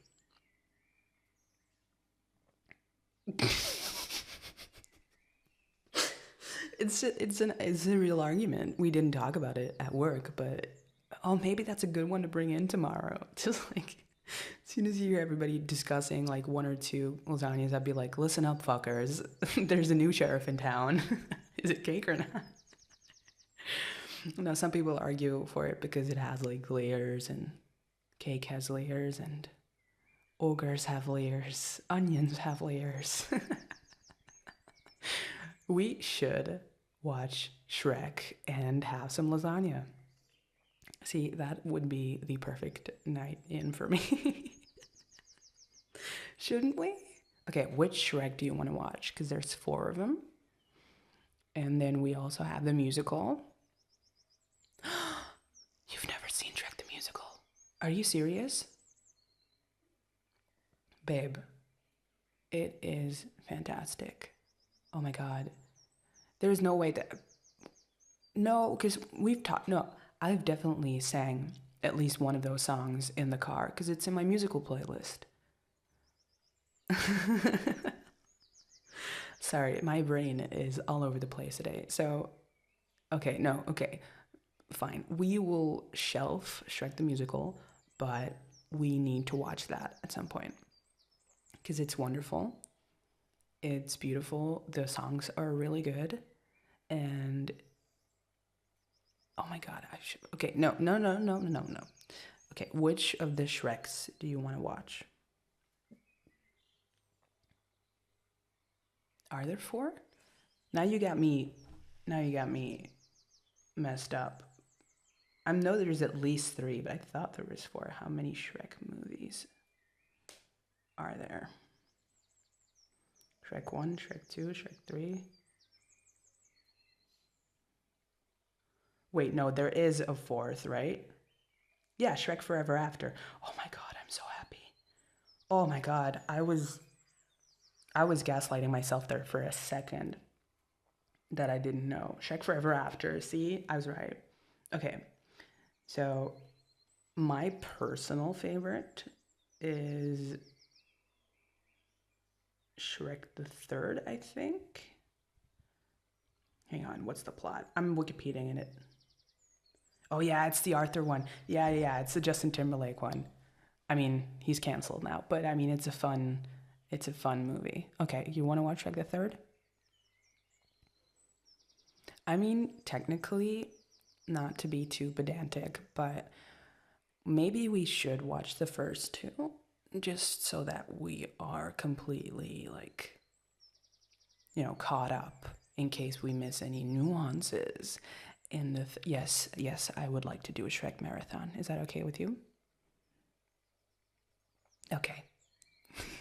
So we're gonna do Shrek 1, 2, and 3, and maybe 4 if there's time, but I'm pretty sure I'm gonna be passed out by the second one, but we're not gonna talk about that. So all the Shrek movies and get some lasagna. Oh my God. And because we were talking about cake, I think we still have some leftover red velvet in the fridge. So that will be a fine dessert. Okay. So what do you think? Is that a date? Do we got a date? Okay. Oh boy, words cannot tell how excited I am. And we totally need to get lasagna because I need a picture for that in the group chat of the 2 of us eating lasagna. Just to show off that you are better than any one of them. Yes, because no one brought me lasagna today, even though we were talking about lasagna all day, and I was craving lasagna all day. So you are actually the best. Okay, so here is what we're going to do. We're going to divide the workforces. I am going to order lasagna, get some takeout, and you are going to open whatever streaming service it's on. I've forgotten. Is it Netflix? I don't know. You open it up, you look for it, you put it on, and by the time you get it, we can unite again and get the date night going. Okay. If you want to, I can do a Scottish accent. No? Would you not like me to do a Scottish accent for you? I sound like Meredith. Okay, no Scottish accent. Okay, I mean, we can workshop it. We got plenty of time to workshop it because we're gonna be watching the entire evening. I love that you love me enough to do this for me. I really appreciate it. Yes.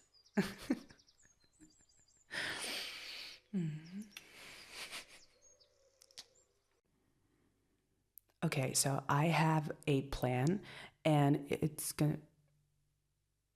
B, are you lying in bed on purpose, or are you having a nap, or what's the vibe?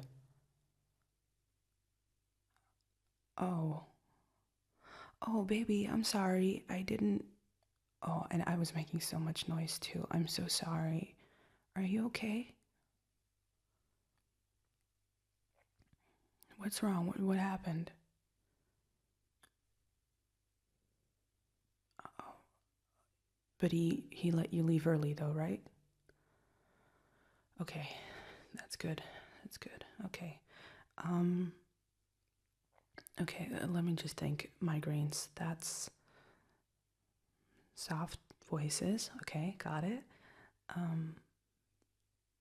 Do you want me to get you like a cup of tea, or do you want to get something to eat? Have you eaten anything at all? Okay, well, that's not enough, baby. We need to get some more food into you. You're afraid you're gonna throw up. No, I get that. I get that. Have you thrown up at all? Okay, that's good. That's good. That means, you can still hold some fluids. I am going to get you a glass of water. I'll be right back, okay? Here. Okay, just give me a sec.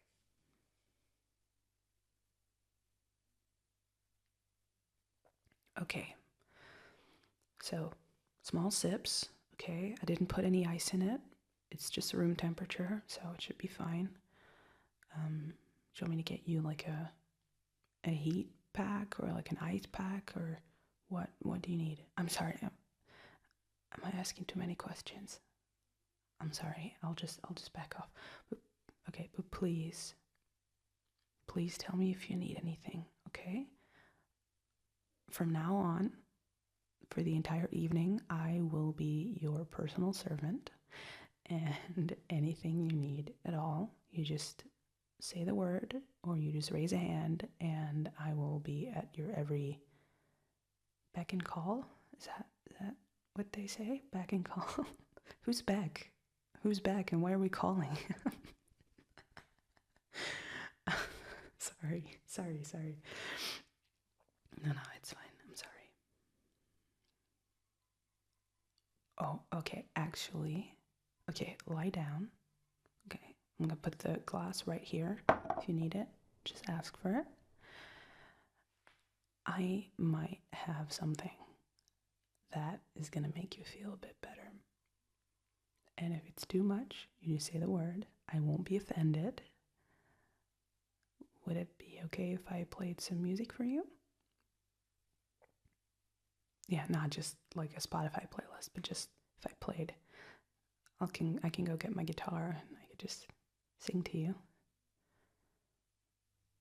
Yeah, you like that? Okay, give me a second and I will be right back, okay? Okay, so the bad news is I saw that my upper E string snapped. It's probably because I left the window open yesterday and the heat got in, so it's probably just that. But the other ones still work, so I'll make it work.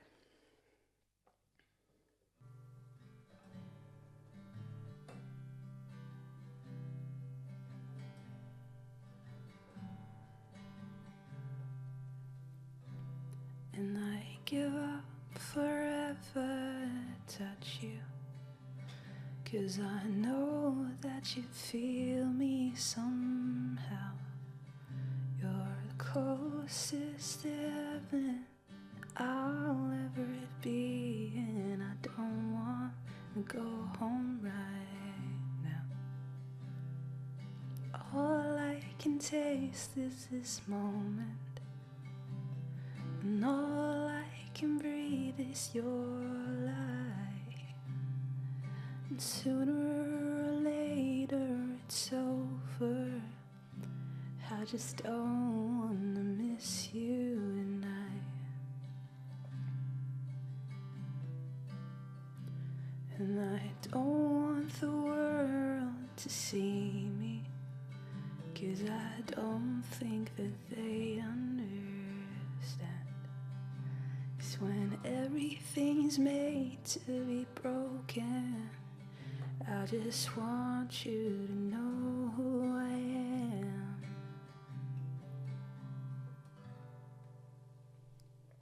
How was that? Me instantly asking for validation. Sorry, I can't help it. It's a force of habit. I'm just kidding. You feel a little bit better, or did I invoke some nausea, which could also be a good thing technically?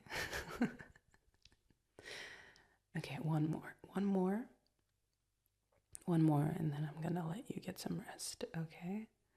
This has turned into a performance, and I gotta keep my audience satisfied. I'm just kidding, baby.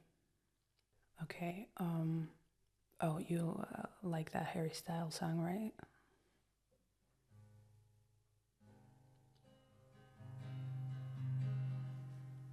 Okay. I'm in my bed, and you're not here,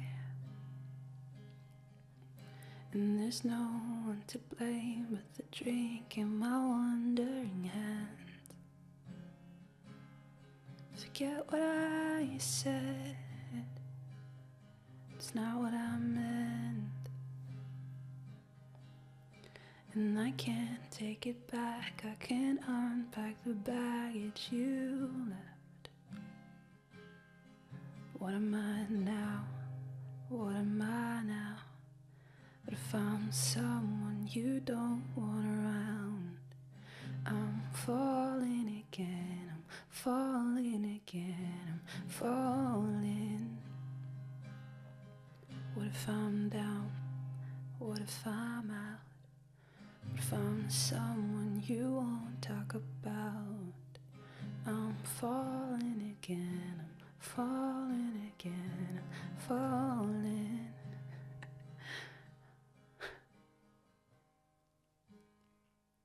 Yeah, that was a good show. Do you remember that? Like, we waited for hours because you wanted to go early.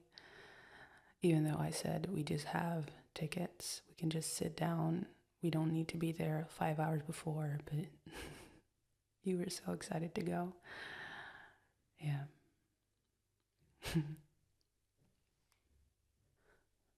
I don't think I ever told you how beautiful you looked that day at the concert, because you were just so excited, and you were like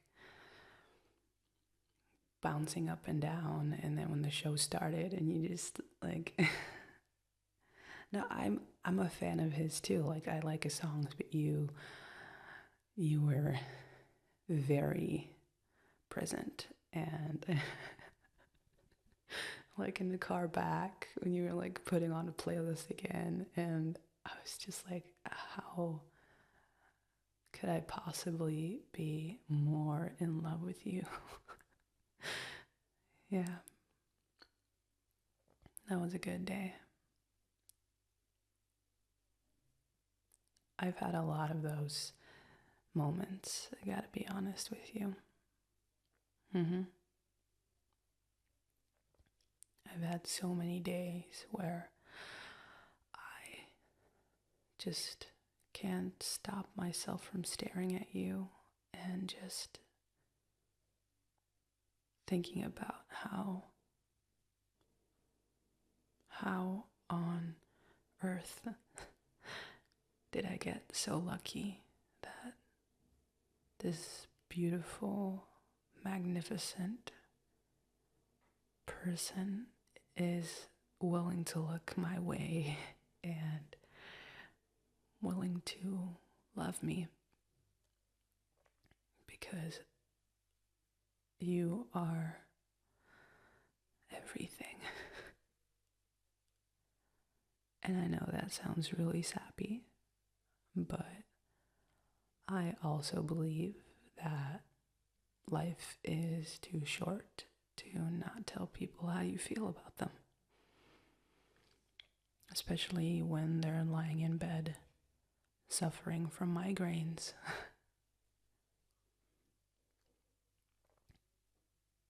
Did the guitar help at all? It did? Okay. I'm glad. Do you want some more water? You gotta keep drinking, baby. You gotta stay hydrated. Okay.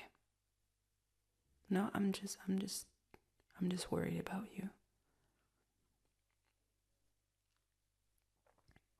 Okay, I can see your eyes drooping, and I'm not gonna keep you awake. So get some rest. It's the best you can do. And I really, really hope you feel better when you wake up. And if not, then I'll be right here. Whatever you need. Okay? Okay. I love you. Okay? Get some rest. I'll see you in a few hours, okay? Yeah, no, I got it. Listen, I gotta go, but I'll talk to you soon, okay? Okay. Yeah, bye.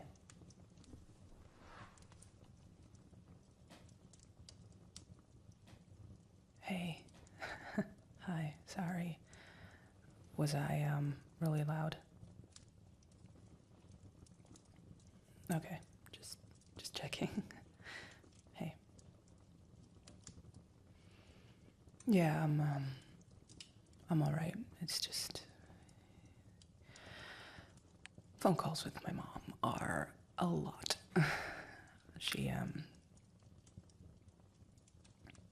She's proud of me, but it's kind of it's a tough thing because, you know, she's never really shown a lot of affection, and now that I'm in this position, she makes it kind of her deal to be really, really proud of me, and I don't know, it kind of feels really opportunistic or something, you know. It feels like she just wants to be close to me because of what I do, and it was never like that before, so it just feels tough. No, I'm fine. I'm just processing the phone call. It was just long, and she just kept on going. She wanted to come visit, and I told her that was a mutual decision between you and me because we live together, and no, babe, it's not that she doesn't like you. She just doesn't really know you, and I kind of want to keep it that way for the time being. Please don't take that the wrong way, but I care about you a lot, and she is not as big of a part of my life as you are, and so she has opinions about everything, and I just don't want her to come here and make you angry, or, you know, I want to avoid confrontation, and knowing her, she's gonna find a way to piss you off, and I don't want that. I don't want that for you.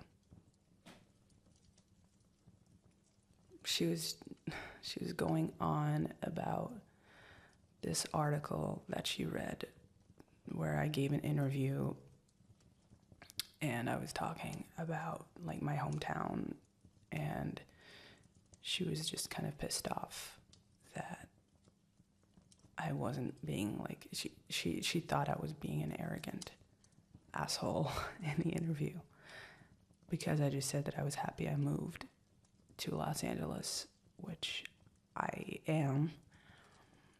And I think those two things can be mutually exclusive. I think I can still be happy about where I came from and happy about the things that I did while still knowing that this was the right decision for me. You know, I wanted to kind of get away from my home situation and my parents, and I don't regret that. I'm very happy that there's distance between us, and if she wants to come visit, then, you know, I in due time, I will get on that, and she can sleep in the guest room, and she can stay here and go sightsee and mope around for a bit about how much of a mess the place is because I don't clean and I'm irresponsible, and I'm not looking forward to it. I know she's still my mom, and I know that she cares about me. It's just the way she shows it is, that's the tough part about all of this, is I know that she cares about me. I know that she loves me, but it's never been, she's never shown it in a good way. And what am I supposed to do with that? Am I supposed to just constantly make excuses and do all the work and just be like, okay, she actually hurt my feelings, but I know that she meant well, so like that's exhausting.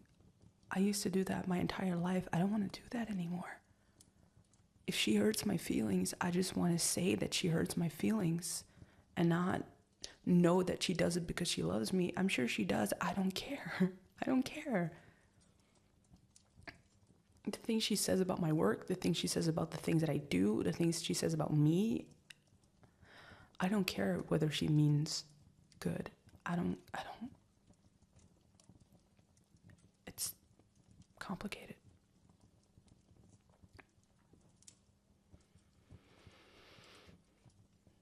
You would?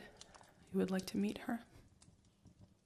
I mean, knowing you, I'm sure you would charm the bones off her at first, and she'd be really, really like friendly in your face, and you would think, oh, she's such a nice, sweet lady. And then as soon as like you're out or like at work, I'm sorry, I don't mean to be negative. I mean, I like her. I love her. She's my mom. I mean, what else can I do? She always took care of me. She makes sure that I never went to bed hungry. She worked her ass off for me and my brother to get everything that we wanted, and we never got denied anything, I think, except for, you know, affection and positive encouragement. And I think I'm just the type of person that needs a lot of positive encouragement, and she just wouldn't do it. And you don't get to pick, you know. You just, with parents, you don't really get to pick.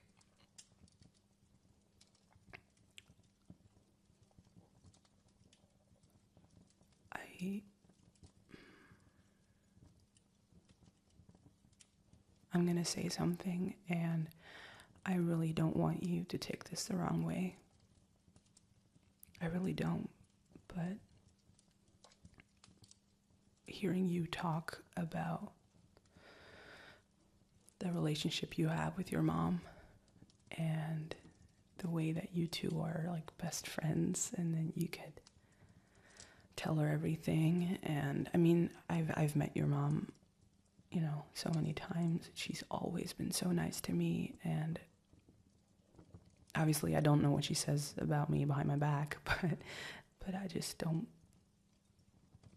I kind of envy that in a really I still love you kind of way. Like, it's not like negative envy or something, or it's not like, but I just can't imagine what that's like. I wish I had a relationship with my mom that was that, you know, that was just me being comfortable and just sharing everything. And if I had an issue, just like being able to call her and ask for advice. And I mean, it hurts. It really sucks that I don't have that. And I kind of feel like she messed me up in a way that I kind of still feel when I interact with people sometimes, that there's this tension. I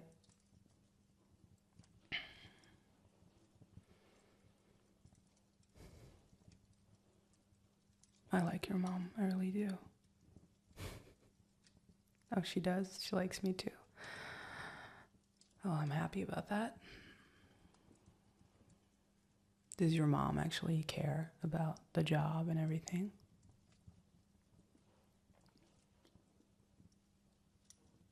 Yeah, I mean, I'd like for people to do that.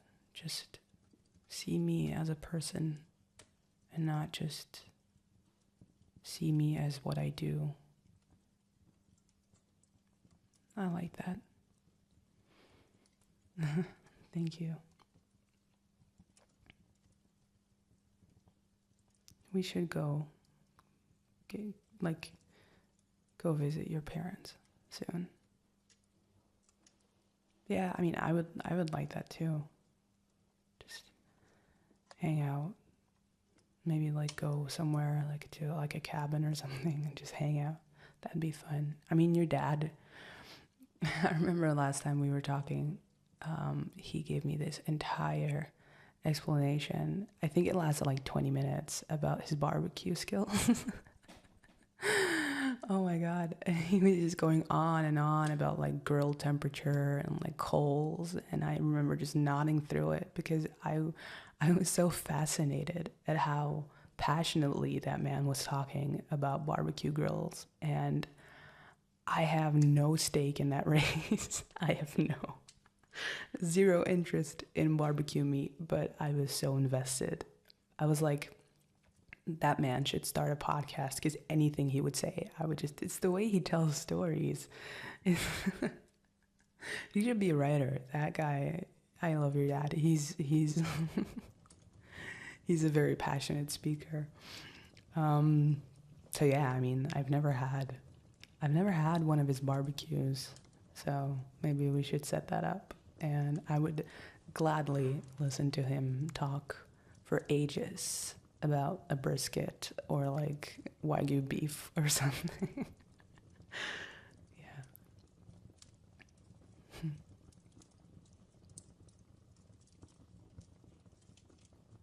Thank you.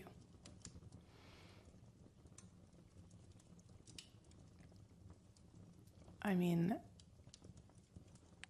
I can't say that I'm surprised at how this turned out. I can't say that, you know, it kind of feels good to hear her say on the phone that she's proud of me and that she like reads every article they write about me and that she's like president of the fan club, so to speak. But a part of me is just really sad that it took me this long to get that. If we ever have kids, which is a hypothetical because I know we haven't had that talk yet, but if we do ever have kids, I want to be proud of them no matter what. And I want to be proud of them every day of the week, and not just because of the things that they achieve. Because it hurts to constantly have to fight for a millisecond of attention and affection, and to have to constantly raise the bar for yourself in order for them just to look in your direction and just, I mean, I'm living my dream, babe. I have you, and I have a job that I love, and I'm so blessed. I have a beautiful house. We live in a beautiful neighborhood, and I have everything that 11-year-old me dreamt of, and it just hurts that it took me getting everything that I ever wanted for them to just be happy for me. I know that sounds so stupid, but I just wanted them to show that they loved me no matter what, and she didn't. And that sucks.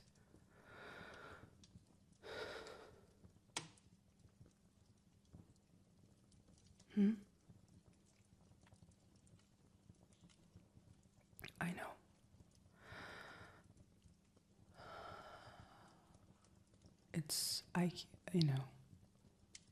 I can't do anything about it. So I'm done crying about it. I can't help it. It's something that they have to decide for themselves, and it's something that I have to try and detach from myself, and I am just done looking for her approval in everything I do. I'm a grown-ass woman, and I love what I do. I love where I am in life, and I love you. And you lying here with me, that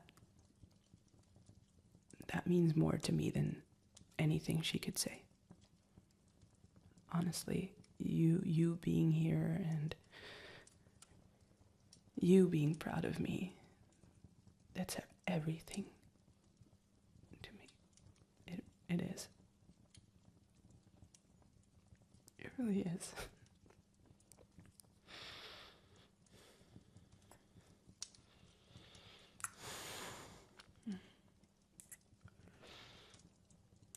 Thank you.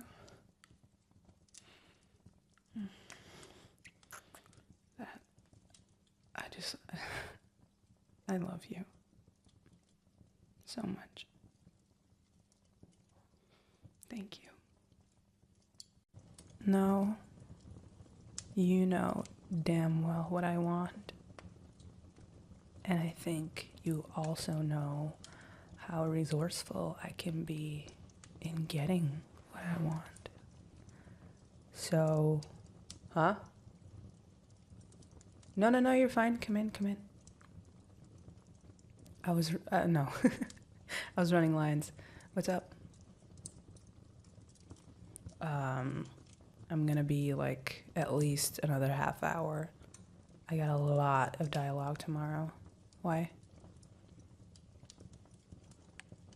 I mean, yeah, I would love to, but can I just finish reading first? Yeah. I mean, you can always read them with me and it'll go faster, but I can't be done any faster than this. I've got like 10 scenes tomorrow. Yeah, sure, come here. Want to sit on my lap? I only got one script, so okay. All right, so this scene is a scene between me and Audrey. So we're at home. It's very domestic. They get interrupted by a phone call. Okay, so if you're Audrey, which I'm hoping you would be. Okay, so it starts here. Okay. No, I did put the dishes in a dishwasher. That's the whole point of the dishwasher. Babe, I can't help it if... What? Babe, what? Oh, sorry. Oh my God, I turned dyslexic for half a second. Sorry. Babe, I can't help it if I'm home late. You know that work is killing me right now. What? No, I am. I'm not acting. I'm just reading the lines. You've seen me act. Are you... Shut up. Listen, if you're going to be like this the entire time, then I'm not going to be finished anytime soon. Okay.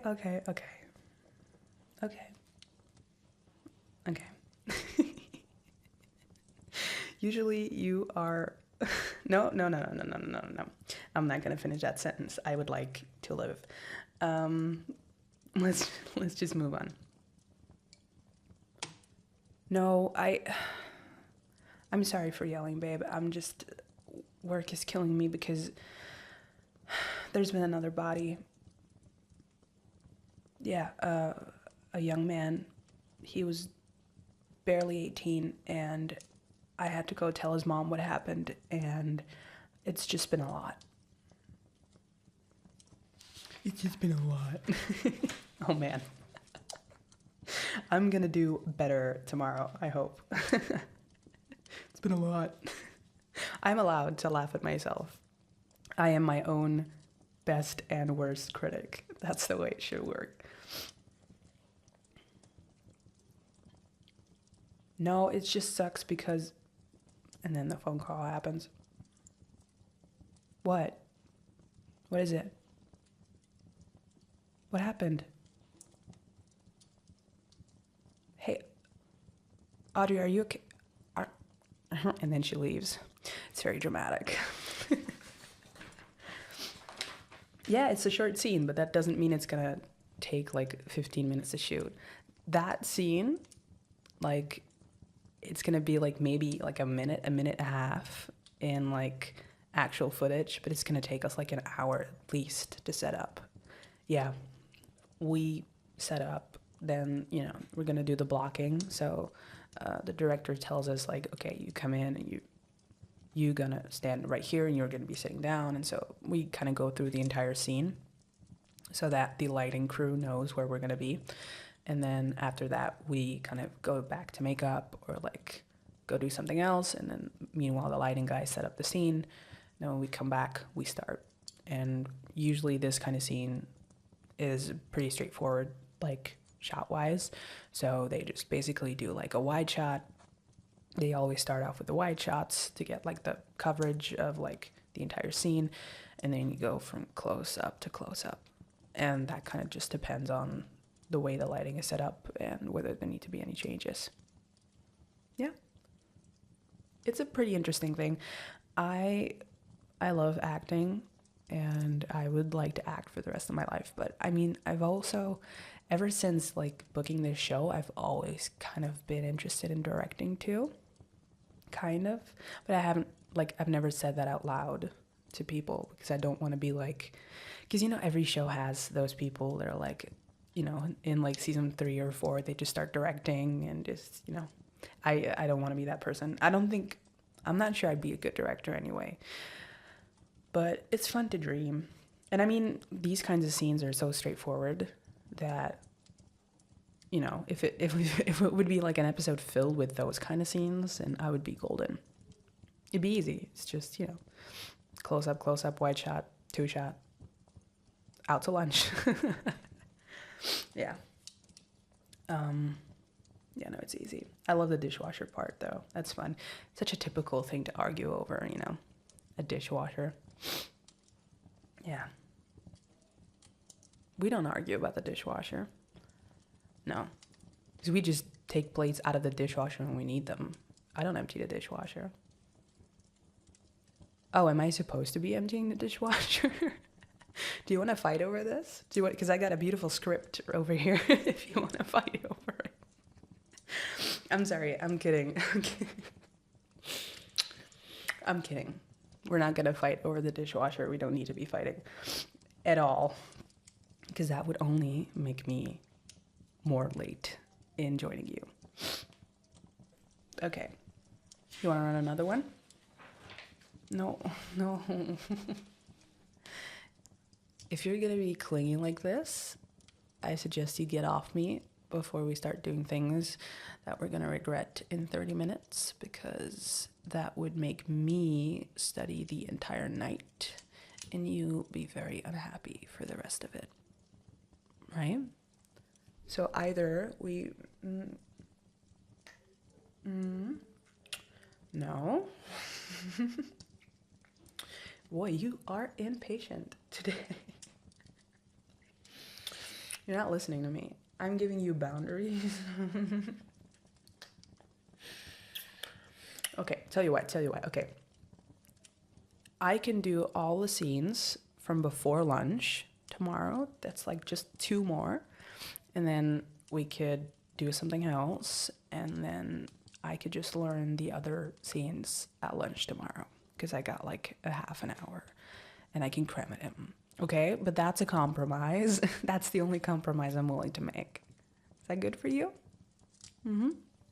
Okay. You drive a hard bargain, but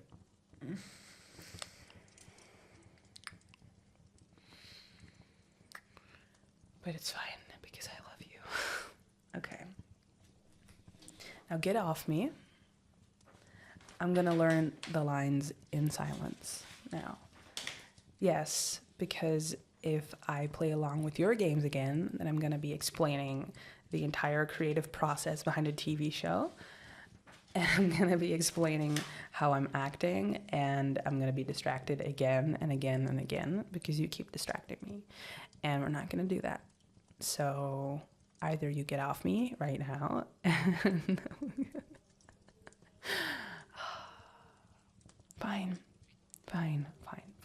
But I am gonna learn them in silence.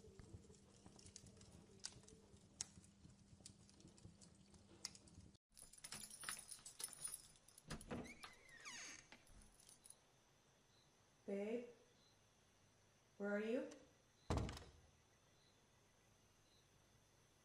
Can you just yell out for me? Babe.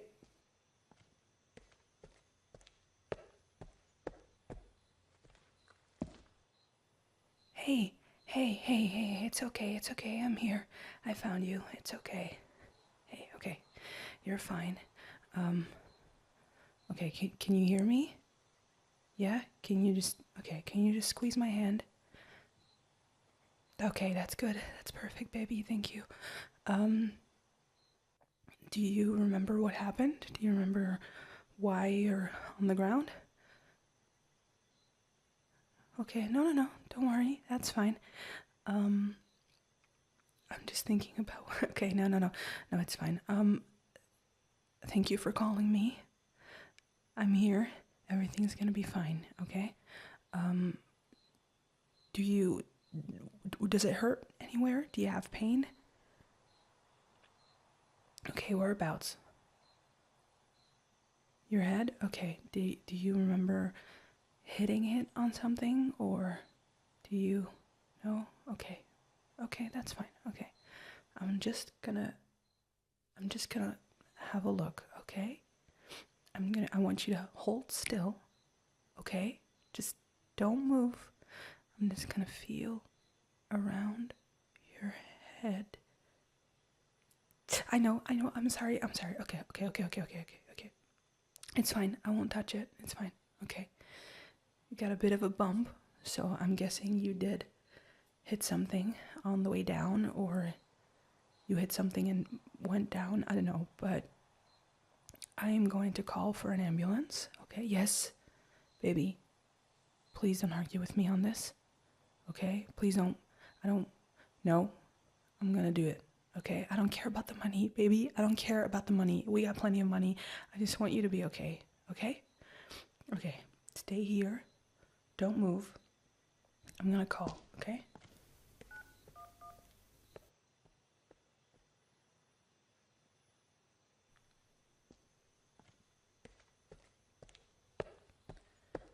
Okay. They're on their way.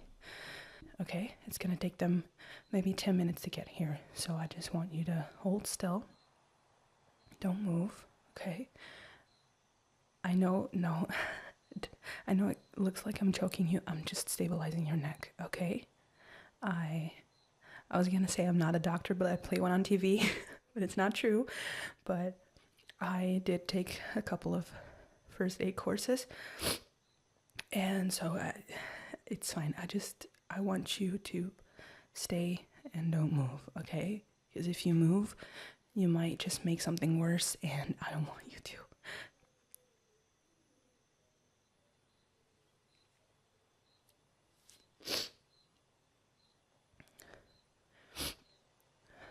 What? Yeah, I'm in glam. I was at that event, remember? I was at that event that I was invited to. No, don't feel bad about it. Please don't feel bad about it.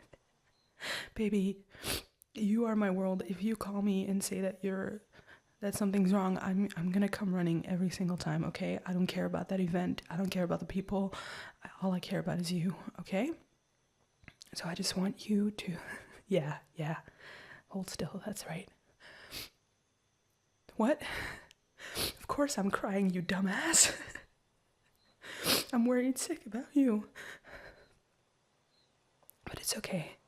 You recognize me, you're talking, you know where you are. That's okay.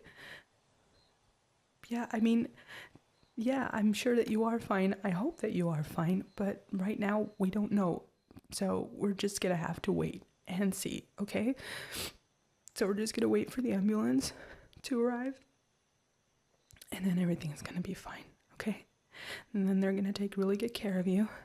And they're probably gonna do a couple of scans or something at the hospital, and then we're gonna see, but you're gonna be okay. What?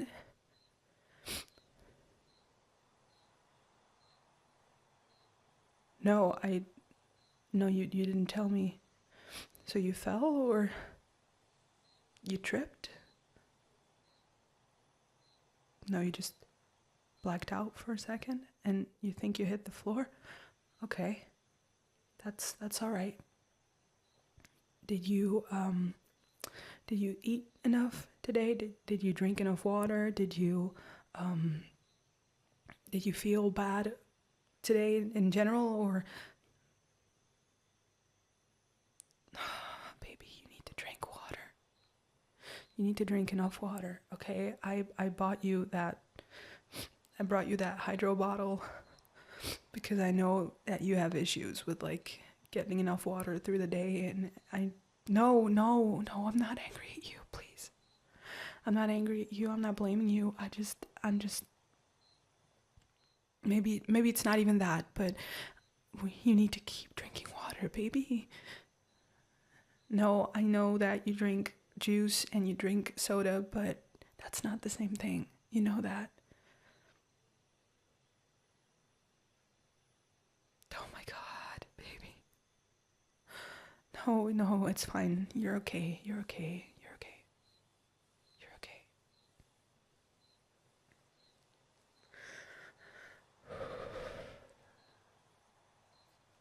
It was a boring event anyway. Don't worry about it. It really was. Stephanie was there.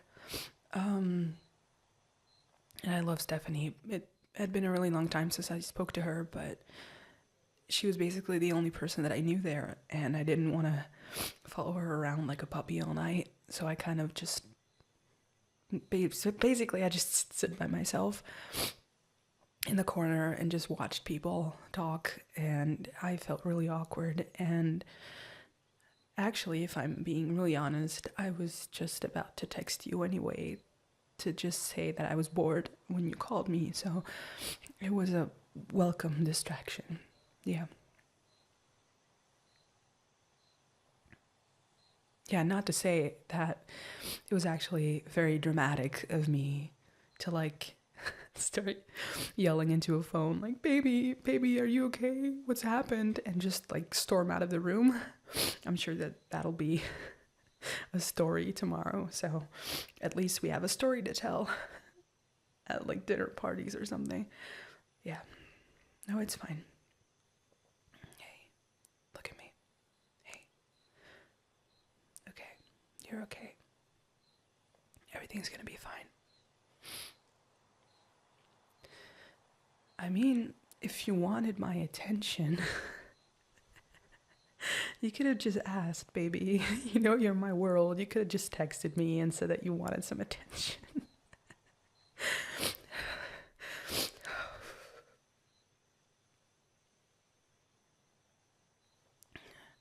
No, there's no blood. No, I checked. It's fine. It's just a bump. So you might have like a concussion or something. So we're gonna check for that. But do you remember, like, do you know how long you were out, or do you like, no, okay, no, it's fine. It's fine.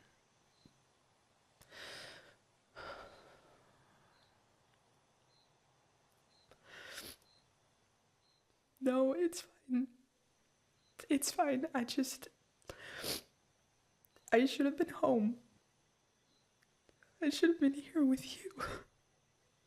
And this wouldn't have happened because God knows how long you were lying here. And if you hadn't found the strength to grab the phone and call me, like, God knows how long you would have been laying here. And if I got home and I had just found you lying here, I don't...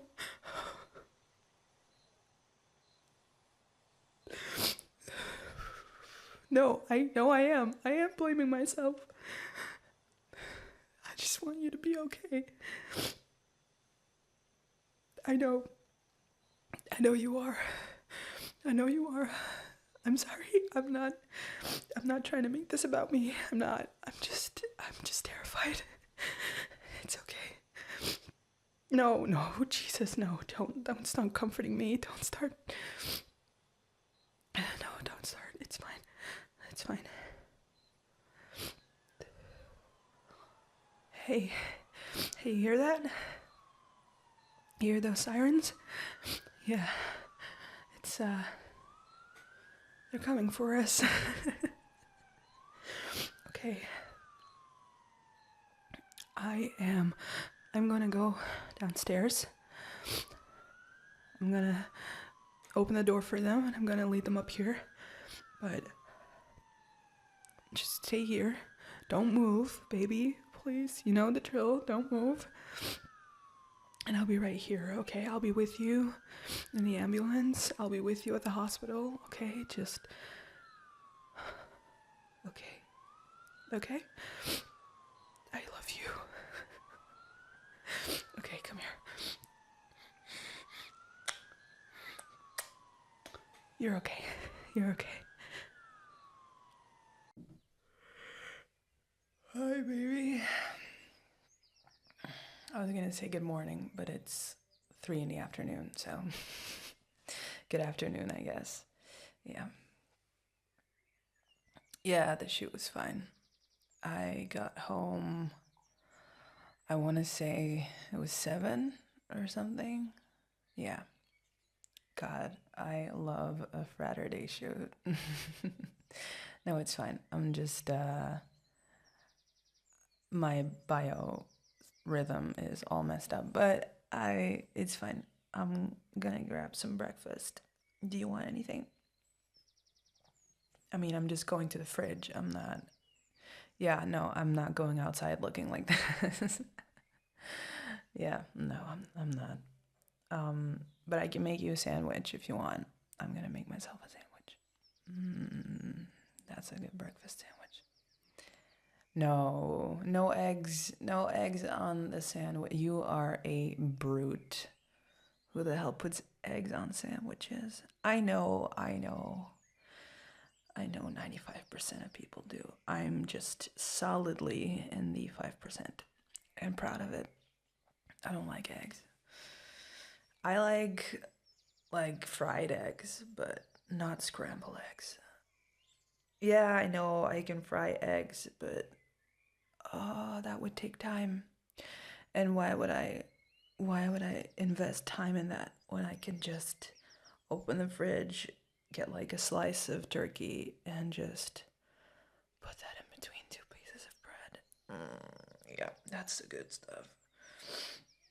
Yeah, I know it's very Hollywood of me. Listen, if you're a woman in my position, life is just all red carpets and turkey sandwiches. Yes. Anyway, how was your day? Did you were working from home, right? No, no, no, no, you didn't wake me at all.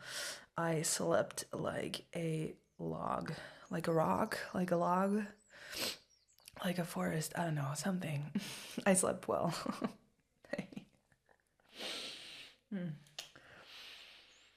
Hi. So that was a no on the sandwich, right? Because I forgot. Yeah, no. Okay, that's a no. Good. Very good. Yeah. Just numbers, huh? You have such a great way with words when it comes to your job. Yeah, I know. No, I love you. I love you so much, but I am never going to be able to understand anything about how your job works.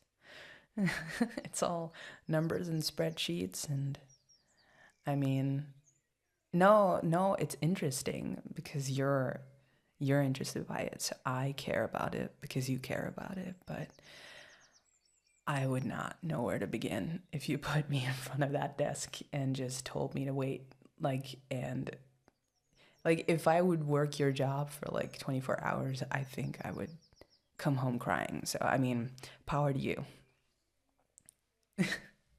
We should do like a job swap. Yeah, yeah, yeah. You would show up like on my call time and just be like, "Hi guys. Yeah, I'm just filling in for her." And then I would walk into your office, be like, "Hi guys, sorry I'm late. Traffic was awful." Oh, that'd be really funny. We should actually, as like an April Fool's Day, we should totally try that. I mean, it wouldn't be all that funny, so maybe we shouldn't. My production assistants are going to kill me if I don't like if I don't walk in right behind you and be like, "Sorry guys, it was just a joke, haha." Then people are actually going to probably stab me or like shank me in my trailer. So let's not. Um, yeah. No, I'm happy you had a good day. I'm happy that it's almost over. How many hours you got left? You got a meeting at 5? Okay. Well, I guess that still leaves like an hour that we can fill doing nicer things. Technically, if we both get back into bed and just cuddle, that still kind of counts as like wake up cuddles for me, technically. So we might be in like a gray area. So what do you say? Oh, do you really have so much work left? Okay. Okay. No, it's fine. I will try not to be disappointed. Oh, here comes the frown. Oh no. Here comes the frowny face. Are you really gonna say no to the frowny face? Oh, you are breaking my heart. But you are a braver soul than I am because I can never resist your little frown. So, fine, I will get out of your hair and put my face in the fridge and see what I can come up with. And I will not bore you with my amazing stories about how incredible my night shoot was. No, because guess what? You resisted the frown, so that makes you immune to my charms, apparently, for at least another hour. So you've got work to do. Yeah, oh yeah. Now you want to come crawling back? Yeah, yeah. No, guess what? You've had your chance. No, you are going to get your ass back to your laptop and work and do your meeting and your little spreadsheets and your little numbers that I know absolutely nothing about. And we will see each other after your meeting, and then we can talk about how wonderful my night was. And that sounds actually weirder than it was supposed to. No. But I am actually being serious. You should get back to work. Okay, so I'm gonna leave you for. Mm.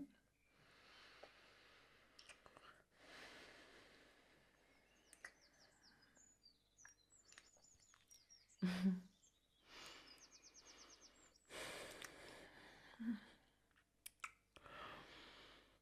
know I can't resist you like this. Stop pretending that it's me being the asshole here, because you. No. You know what? No, you cannot buy my affection again with kisses. You had your chance, and I am leaving. I am walking away. If you need me, you will find me in the kitchen, stuffing my face with homemade turkey sandwiches. Hey, baby, have you got a second to talk, maybe?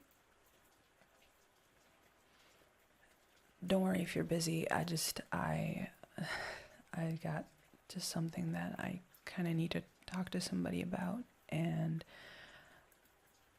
I mean, it's fine. I could just. Are you sure? Are you not busy or? Right. No, don't worry. It has nothing to do with you. I'm not. I'm not breaking up with you. Don't worry. Something kind of happened earlier at lunch, and I'm kind of processing it still. And I just,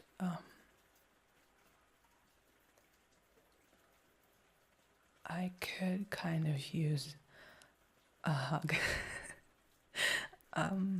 I know that sounds really stupid, but can you just cuddle me for a second? Thank you.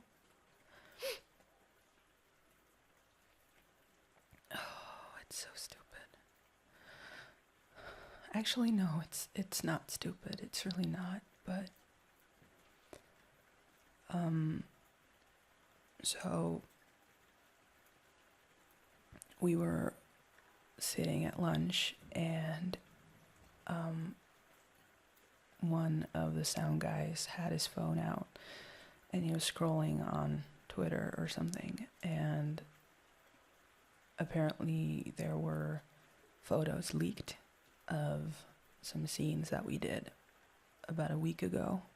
I think one of the extras took pictures on set that they weren't supposed to, and published them online.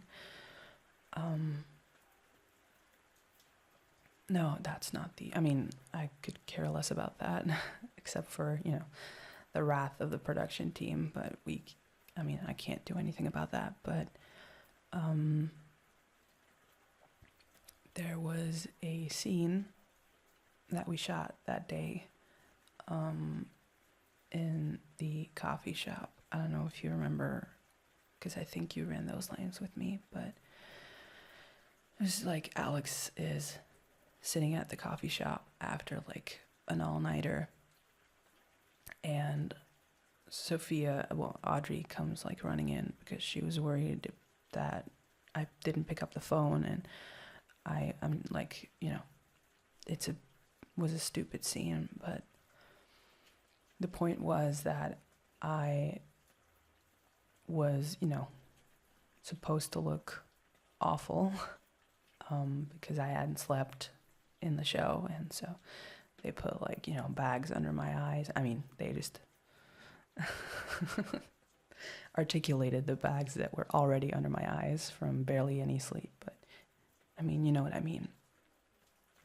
And I mean, Sophia shows up to work without makeup, and she is gorgeous. Like, she's a model, for fuck's sake. So she's just always beautiful, and especially in the outfit that she was wearing for that scene was beautiful, and she was wearing this beautiful makeup, and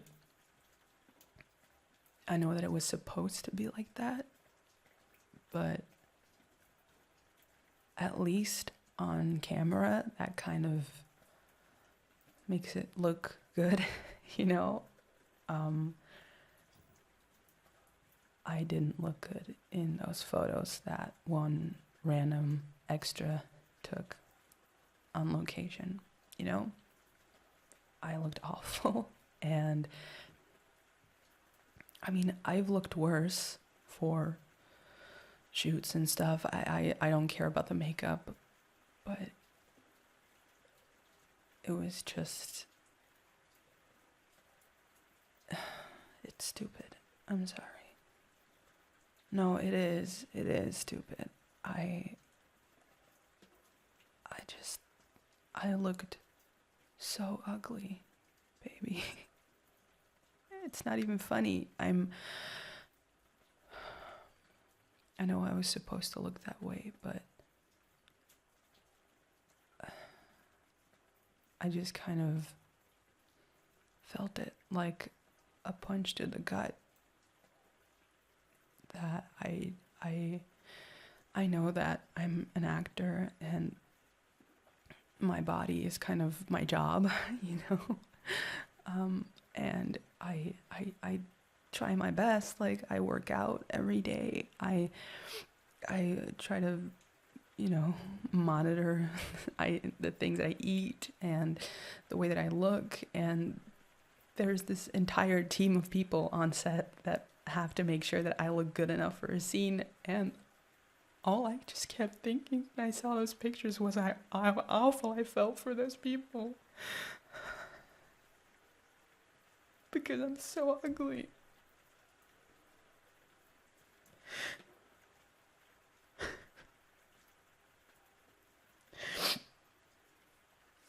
And having a scene next to her, I love Sophia to death, but she's just so effortlessly beautiful no matter anything she does, and I'm just standing there next to her like a fucking gremlin. And no, you could see it in the comments and stuff. People were saying oh, Sophia's so gorgeous, and it's so stupid, but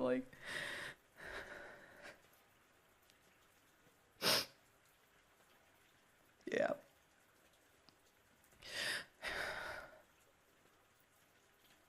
I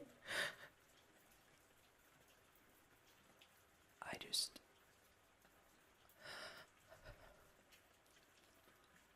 it's been a long time since I've looked at myself and just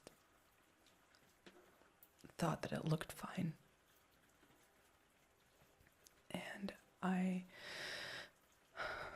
feel really bad telling you that, because I know that that's kind of hard to hear. But it's such a, this world is such a tough world, and you've seen the other people on the show, they're all beautiful, and it's just tough to look around at all these people and realize that I'm the odd one out,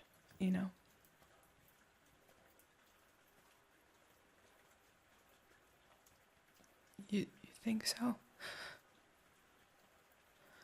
I mean, you don't just have to say things to try and make me feel better, because I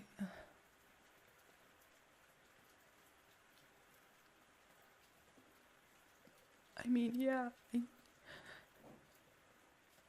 No, of course I know that you love me. Of course, how could I not? But no, of course I trust you. That's such a stupid question. Of course, I trust you with my life, baby.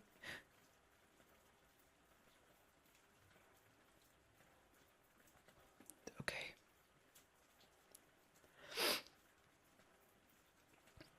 I mean, I don't see it that way, but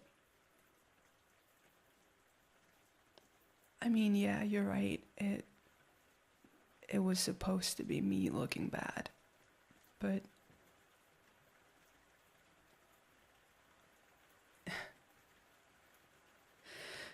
yes, I'm playing a character, I know, but Alex doesn't look any different from me, you know. It's just me with like like half a pound of makeup on.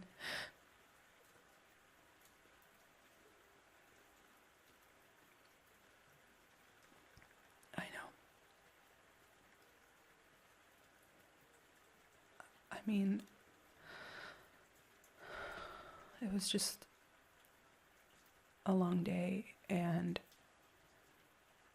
at lunch people were kind of like laughing about the pictures and just, you know, showing them around the table, and people were like telling Sophia like, "Oh, you're so gorgeous," and they were kind of laughing at me because I looked like a raccoon. And I get why, and I kind of tried to laugh along with them, because I know that none of them like would say something like that to hurt my feelings. I know that they were just joking around, but yeah, I mean, I don't want to paint them as a bunch of like idiots. I mean, Sophia was sitting across from me, and like when that picture came, she kind of looked up at me, and she shot me kind of a look that I understood what she was trying to say. You know, she was trying to ask me like, "Are you okay with the bantering and stuff?" And I didn't say anything. I just jogged along because I just didn't want to be that person, babe. I just didn't want to be like, "Can you all shut up, because this is hurting my feelings," you know? Like I've already feel like insecure enough seeing my face everywhere on like billboards and Twitter and Tumblr without freaking out. And I'm grateful to the people that do that, because they are fans and they like me and they like the character, and that's a compliment. But I see my face every time I look at any social media, and I don't like my face that much right now. So it's kind of hard for me. And especially those kinds of things, they just don't help.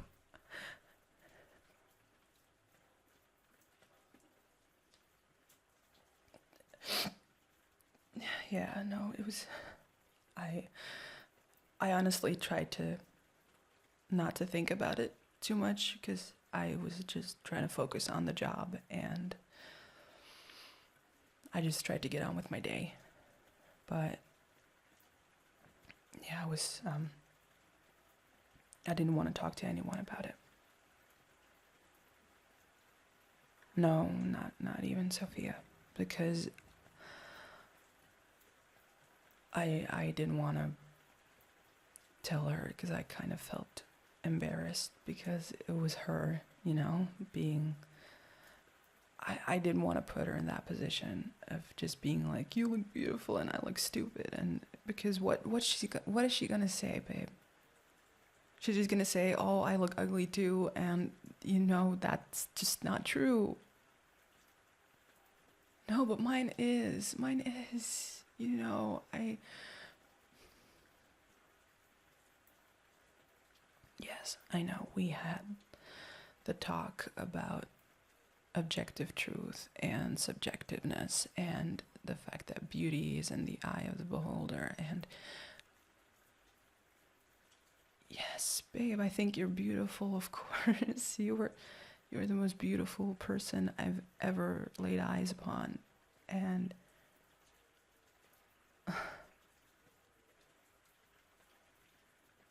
yes, I guess if I mean that to you wholeheartedly, then you can mean that about me too. And so can everyone else. Yes. Okay. Yeah. I mean, but what am I supposed to do? I don't know how to look in the mirror and love what I see. I've never had that. So I don't know how to do that.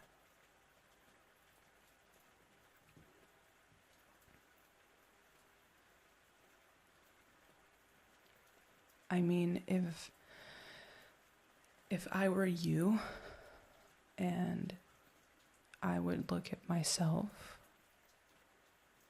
I mean, I can't see inside your head, babe, but I'm guessing I would see something that I like. Okay, sure. Love, yes. Yeah, I mean, the other way around, 100%, so.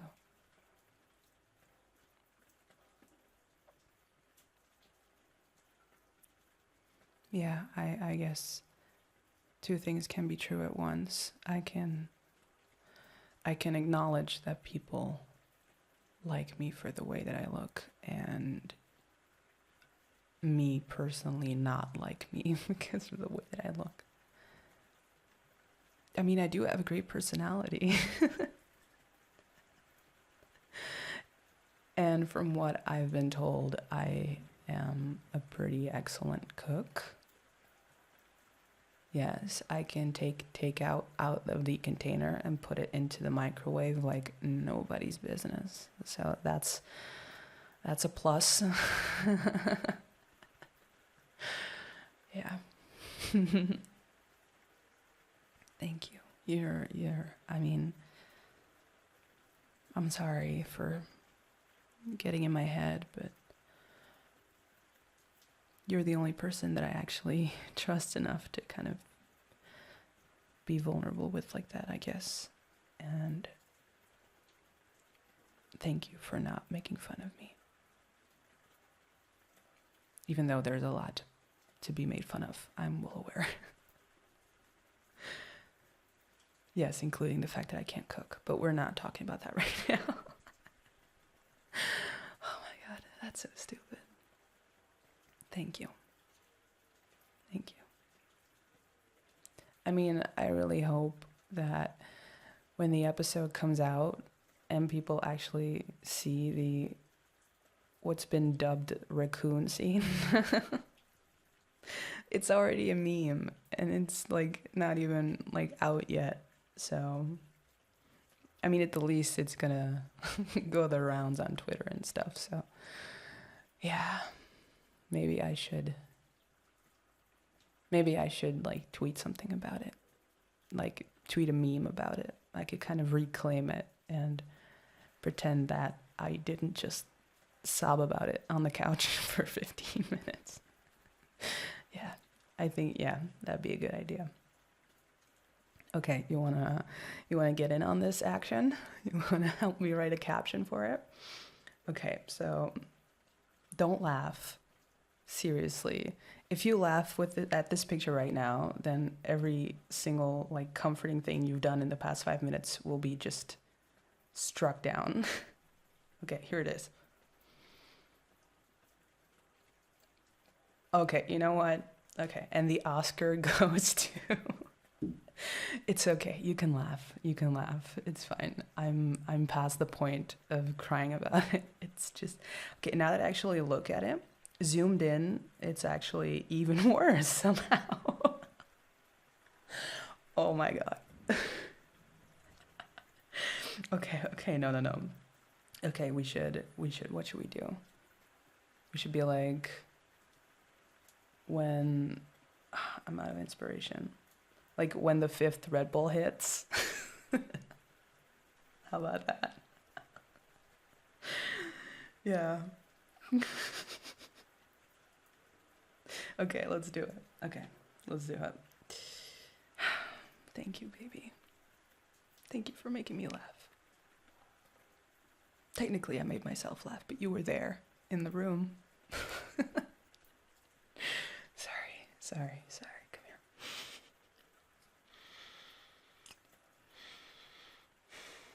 Come here. What?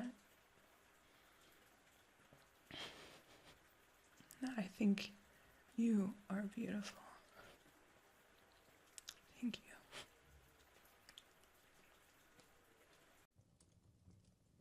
Hi, baby. Did I wake you? Yeah, I know I'm home late. It's kind of a long story, so if you want to get some sleep, I can just tell you in the morning. You sure? I had to give a statement to the police. Yeah. Something really scary happened. We were taking a break. We were shooting on the stage, so just business as usual. And I had a scene with Chris, Sophia, and Heather. And we had to do like a lighting switch over, so we were like taking a break for a few, and Heather smokes, so she was outside the soundstage just smoking, and me and Sophia were there to just keep her company and to talk it over, and we were going to see if we could just run some lines. And do you remember that guy that I told you about a couple of weeks ago that was in all of our DMs, kind of like being, creepy and weird, and yeah, he was there. I mean, physically I'm fine. Emotionally I'm getting there, but I mean, he didn't do anything, but we were just standing outside and there was nobody around because everyone was inside, and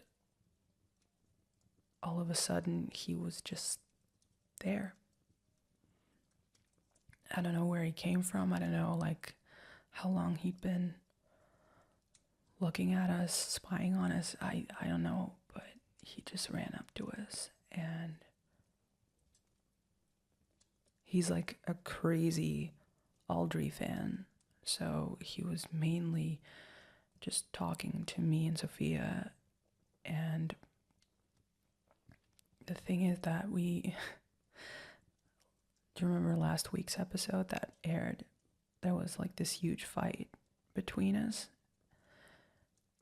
I think he kind of has trouble distinguishing reality from fiction because he kept on referring to me as Alex and her as Audrey, and he kept on like insisting that we apologized and stuff. And Heather was there. She was like trying to talk him down, and she was kind of like, she kind of stepped in between him and us because, I mean, none of us really knew what was going to happen, so we just, I froze, and I didn't expect myself to freeze.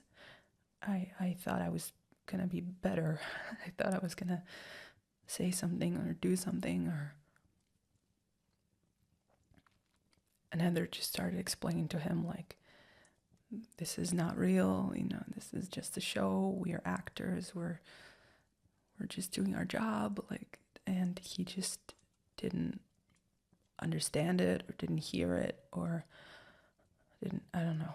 But he kept on, like, you know, insisting that we apologized. And finally, Sophia just turned to me and she was just like, I'm sorry.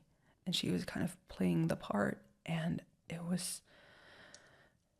I felt so dirty and weird, babe. It was so weird. It was gross. I felt so gross from just having to do like this performance, just standing outside. And I was like, where the fuck is security? What how did this guy just walk onto this lot? How can you just stand in front of us? Like, I know that sounds so, like, maybe arrogant or something, but I was like, where is the protection? Like, no, nothing happened. I mean, she just apologized to me and I said, it's fine.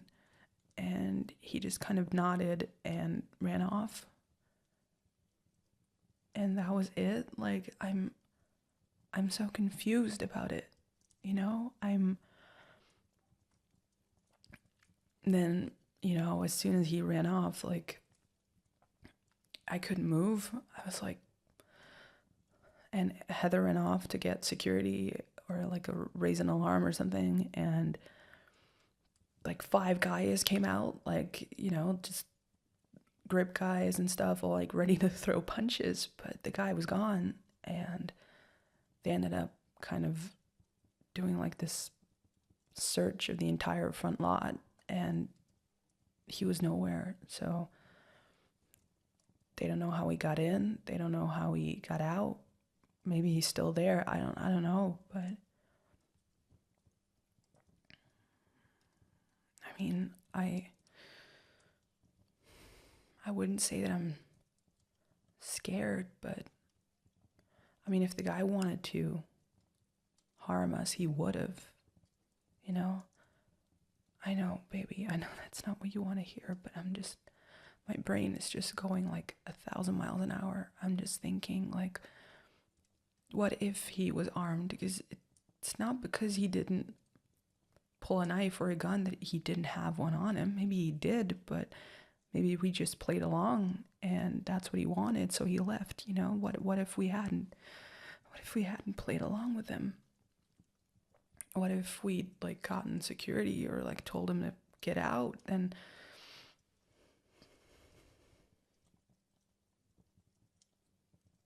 yeah, it was now that I think about it,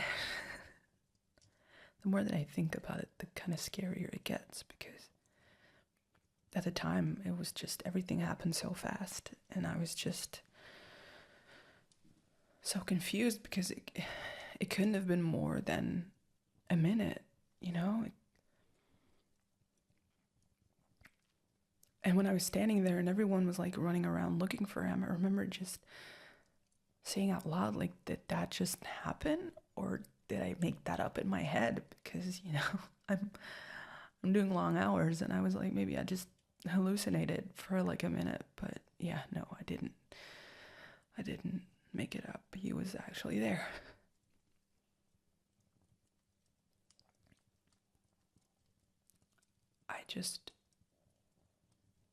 I don't want to be dramatic about it, but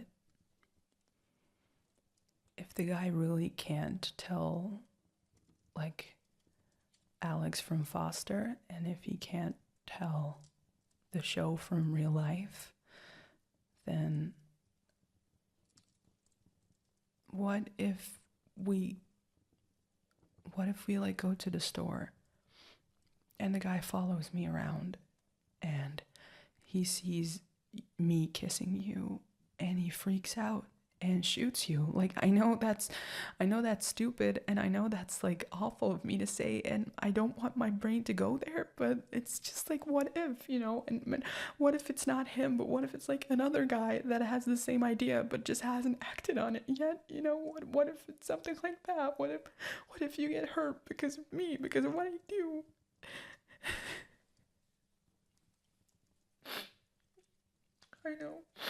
I know. I'm sorry.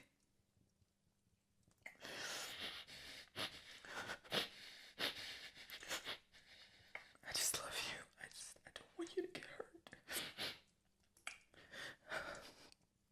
I know that nothing happened. I know.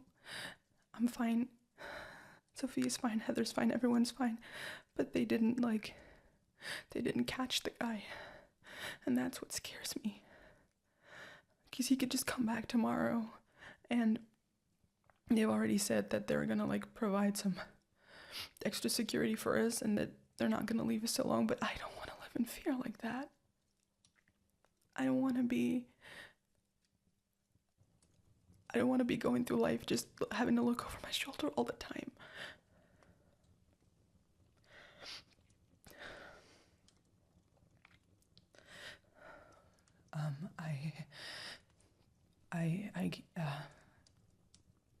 I just stayed behind after we wrapped, and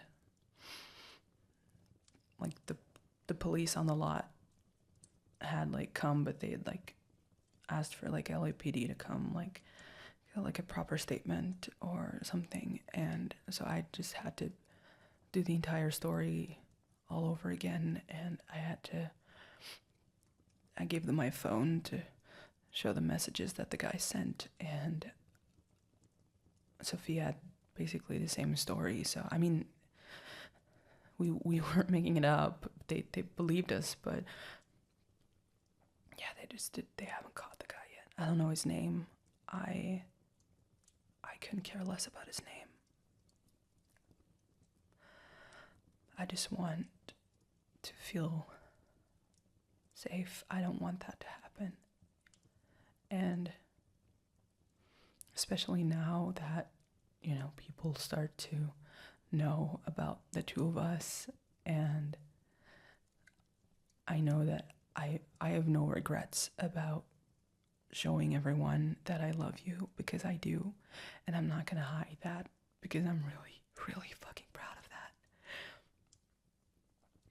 But it just involves risks, and it involves dangers, and I don't want to spend every day thinking about how dangerous things could get, but days like these just kind of remind me, that as much as I hate that fucking word, but being famous comes with some negative attention and parasocial bullshit, and I just want you to be safe. So if you want to maybe take a step back in terms of PDA or being seen together, going out, or I would understand. I would understand so much. I can't bear the thought of scaring you or having something happen to you.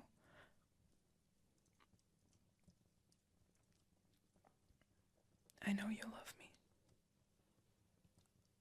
Yeah, I know that you love me, and I know that you told me when we started that nothing would change the way that you looked at me, but I just don't want to lose you. I don't want to bear the thought of losing you. And sometimes things like today just get in my head, Yeah.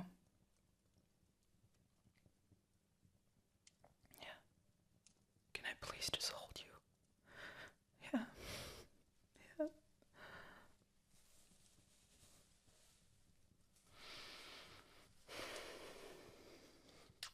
Yeah. I love you. forever.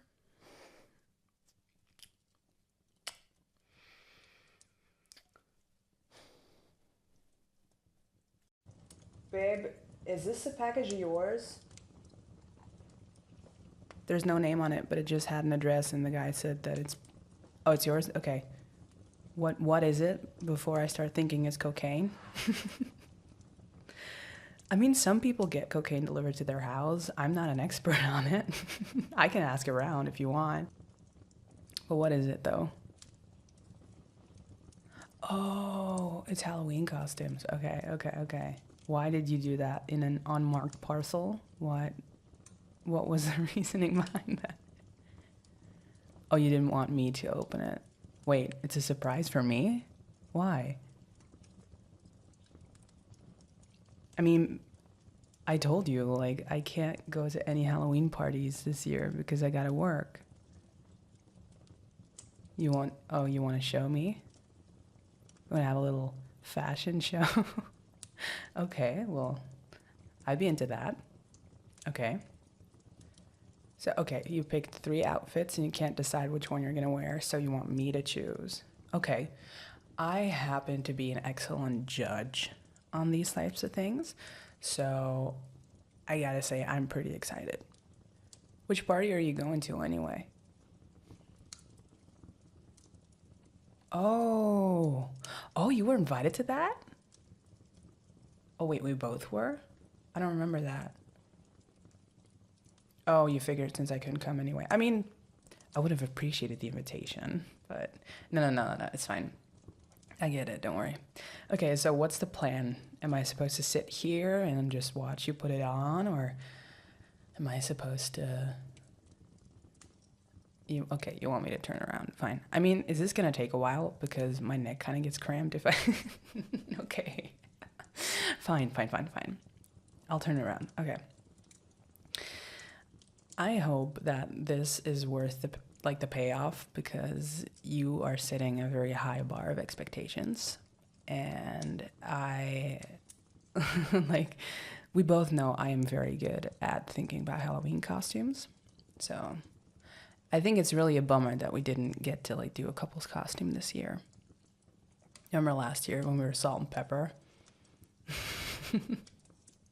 I mean, that was kind of on you because I was sick and we didn't have a whole lot of time to prepare, and I was just trying not to throw up in the pepper shaker.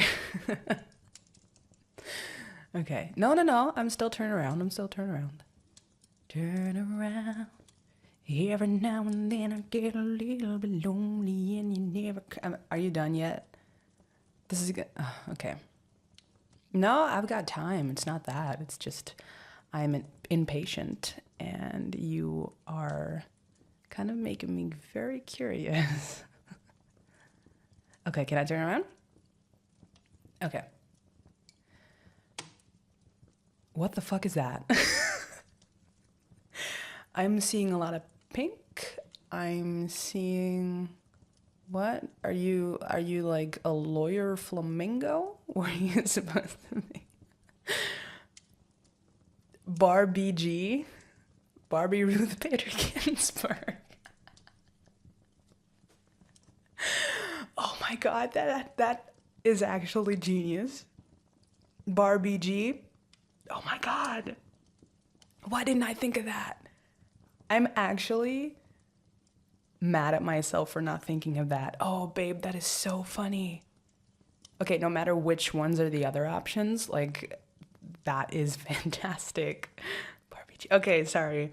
Yeah, no, you look very beautiful. You look very empowered and fierce and pink, and yeah, I mean, you do kind of look like a paint bucket just dropped on your head, but I'm not complaining about it. The pun is very much worth it. No, I'm fine. This is a solid choice. I'm very happy with that one. I would be very proud if I saw you on like photos with that one. Okay. You want to do the next one? Okay. Yes, I am turning around. Barbie G. See, that's topical. Oh man. If I had like a chance to dress up this year, I maybe would have gone with like Moppenheimer and just like wear like a hat and a suit, but just like a mop on my head too. I think that'd be really fun. And just like mimic explosions every time. Yes. Now I've become death, destroyer of stains. Yeah. That'd be real funny. I don't know. You almost done yet? I can hear things flying all over the living room and it's kind of worrying me. So I suppose you're gonna clean this mess up, right? No. I'm just saying. Okay. Okay, I'm ready. Are you? Okay. Yes. Turning in 3, 2, 1. Oh. Yeah. No, Playboy Bunny. I got that one. That is, yeah, that is something, isn't it? That is not a whole lot of fabric, is what that is. Huh? What? No. I was listening. I just didn't understand a word of it. Sorry. Can you repeat that? Sorry, I was staring at your beautiful costume choice there. Yeah, I mean, I know it's a classic. It is a classic. It's also very hot. So oh my God. I didn't expect it. Sorry. Oh, my heart is racing. God, you are so beautiful. Oh my God. Sorry. Yeah, no, I'm fine. No, I'm not hot and bothered. Shut up. Shut up. You're just very beautiful. I mean, just come here. Before you do the third one, just come.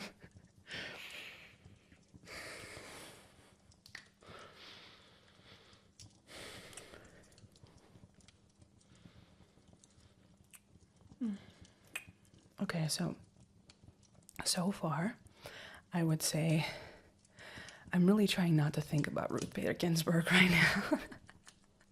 Okay, just like costume-wise, I think the first one would be excellent to like wear outdoors, but I wouldn't return the second one because I may have like, a costume contest coming later, maybe just the two of us, and you would want to have a good one to have a chance to win that.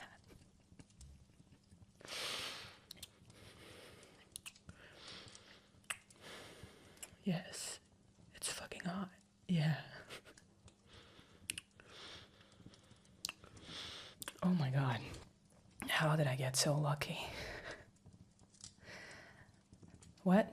Yeah, okay. No, I'm ready for a reset. I'm ready.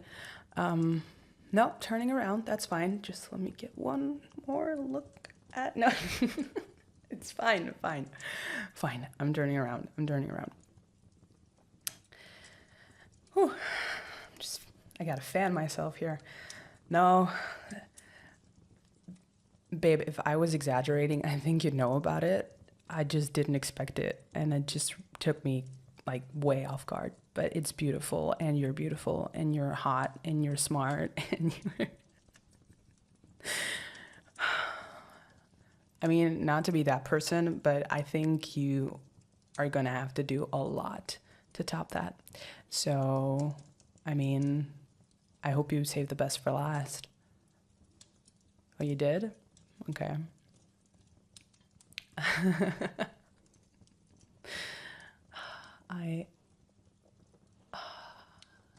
I mean, listen, my afternoon was going pretty okay, so this has made my day so much better. So I'm just oh man. Okay. You good? Okay. Are you finished or 10 more seconds? Okay. Oh. Did it have the little tail on it? Because I didn't check your back. It did? Okay, that's good to know. That's good to know. Just checking. Okay, you good? Okay, turning in 3, 2. Ooh. Is that what I think it is? Is that what I think it is? Did you dress up as Audrey? Oh my God, with the little badge and everything. That, babe, words cannot say how confusing, like this is hurting my brain. Oh my God, you are so hot. You look just like Sophia too, with that hair like in a bun. Oh my God, that's amazing. How like long did it take for you to like get this stuff together? Oh, no way. You texted Sophia and asked her to like steal some stuff from wardrobe. And she did that? Sophia straight-laced McAvoy did that for you? Oh my God. No. I'm not gonna report her. I think it's kind of hot that the two of you kind of like had like a conspiracy. Did you want to keep this like a secret? Because she didn't mention anything about this. Oh my God.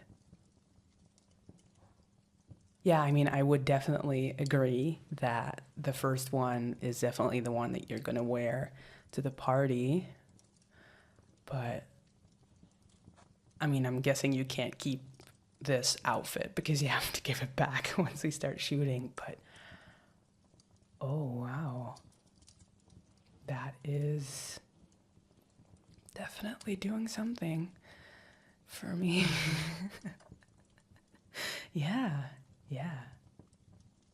Okay, if you say I love you, Alex, right now, my brain is gonna explode. Can you do it?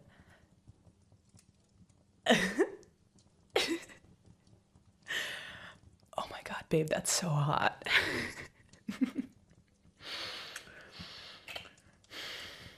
We are never going to tell her about this, but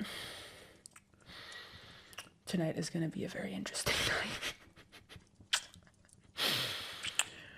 night. And tomorrow is going to be a very weird, like, I'm not going to be able to look her in the eyes. No. No regrets. If we can do a quick change halfway through, back to like the bunny costume. Thank you for this.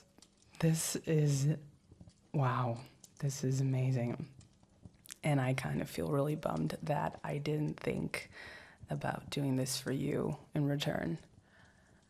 But you bet your ass that I'm saving this for next year, and next year on Halloween, you are not gonna believe your eyes with what I'm gonna do to you.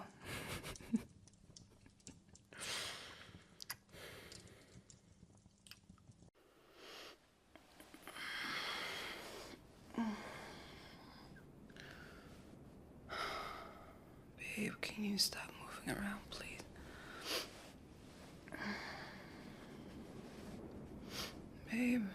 Babe, stop. Babe, hey, shh, hey, what's going on? Oh shit, hey, baby, wake up, just calm down, okay? I'm here, shh, you're safe, hey, easy, hey, it's okay, you're in bed, you're at home, everything's fine, hey, oh my goodness, baby, what happened? Oh, is this just a bad dream? Okay, hey, it's over, it's okay. Oh, baby. It's okay. I'm here. Yeah. Just hold on to me. Everything's fine.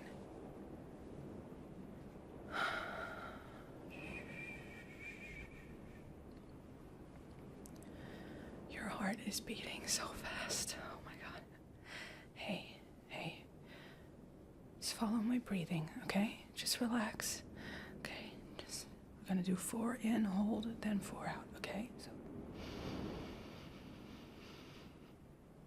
hold.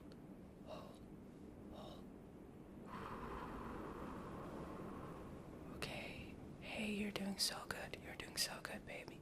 One more.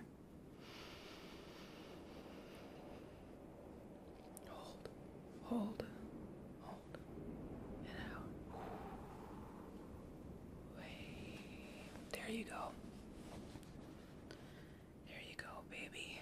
Oh my God. Hey. Are you okay? Are you with me? Hey.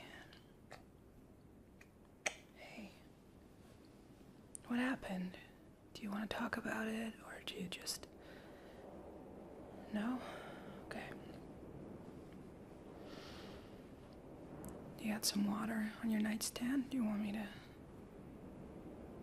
get you some? Okay. No, I'm not gonna leave. It's okay. I'm just gonna stay right here in bed with you, okay? Come here.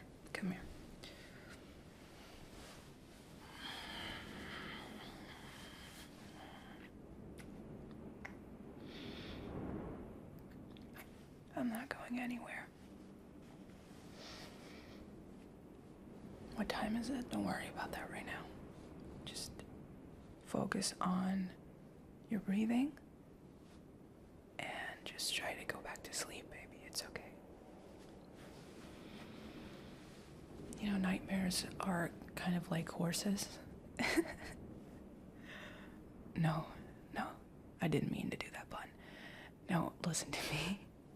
Shut up, I'm making a good point. Listen to me. Nightmares are kind of like horses. If you get one... No, wait. Like, if you fall off one, the best thing you can do is, like, get back up immediately and, like, get back on the horse, you know? So what I'm trying to say is stop laughing. Stop laughing. You're ruining my point. You're supposed to try and go to sleep as quickly as possible so you can have a good dream and kind of forget about the bad dream.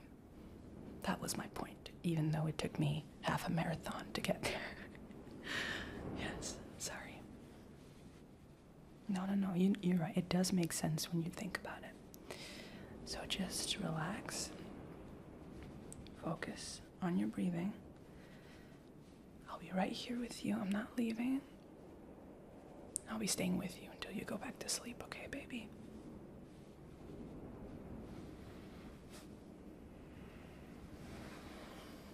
Oh, poor baby.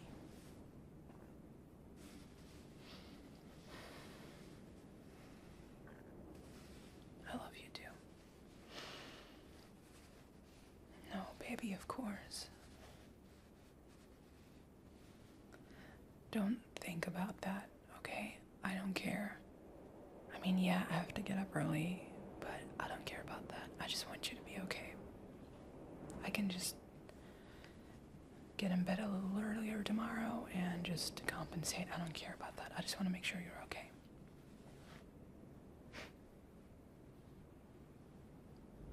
Huh?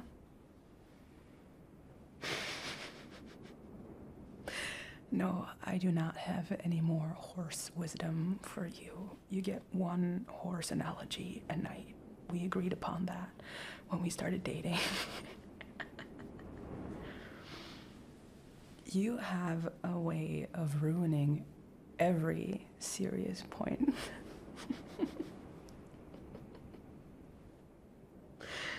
No, it does hold up. It does make sense. If you fall off a horse and you get back on, that shows you're not afraid.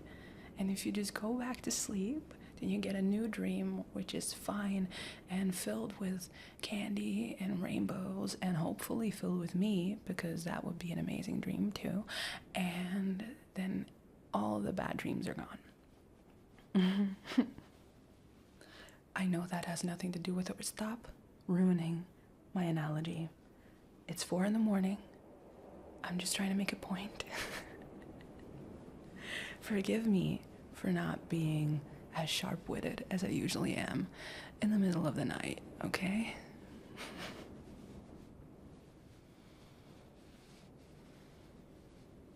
Did you just call me horse girl? Baby, you are so lucky that I love you, because I am exhausted, and if I did not love you the way that I did, I would have gone to bed in the other room right about now. That's a joke. That's a joke, baby. I would never.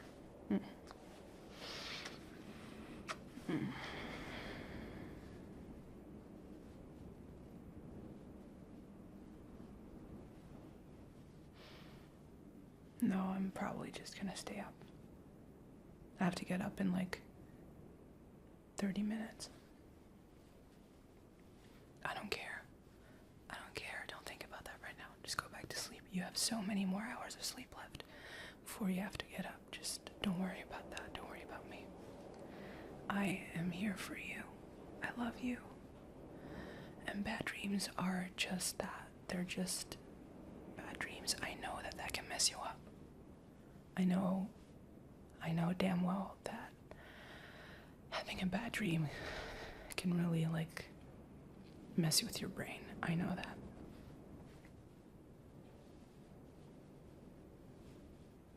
No, you don't have to tell me what it was about if you don't want to. You don't have to do it for my sake, just if you want to talk about it or get it off your chest, but don't feel obliged to, okay?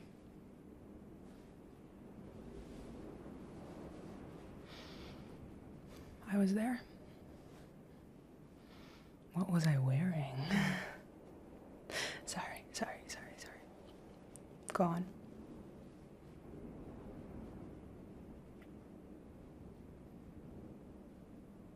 Oh, baby. No, I get that. I get how awful that must feel if you're really caught in that emotion. I get that. No, I know.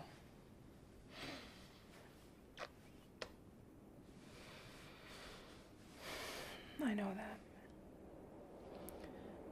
The only thing I can say is that I love you so much, and there is not a person on this planet that is more beautiful or smart or talented or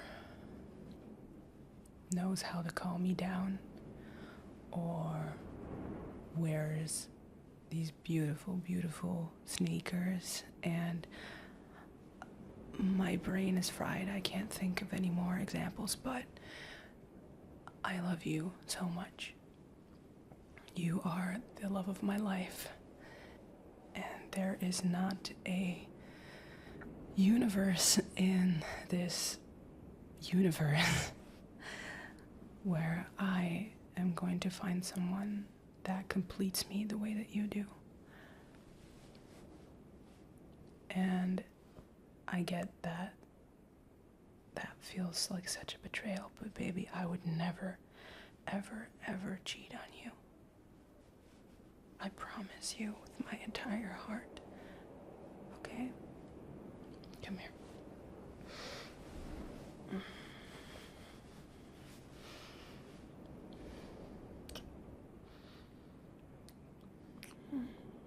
I love you so much. It wasn't real. I'm right here. I'm with you. I'm not going anywhere. For another half an hour, that is, but I'm not going anywhere right now, okay?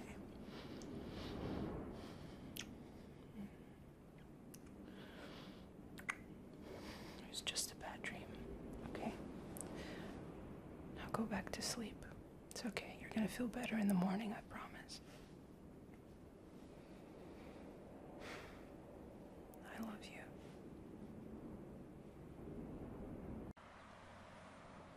Hey, you're home.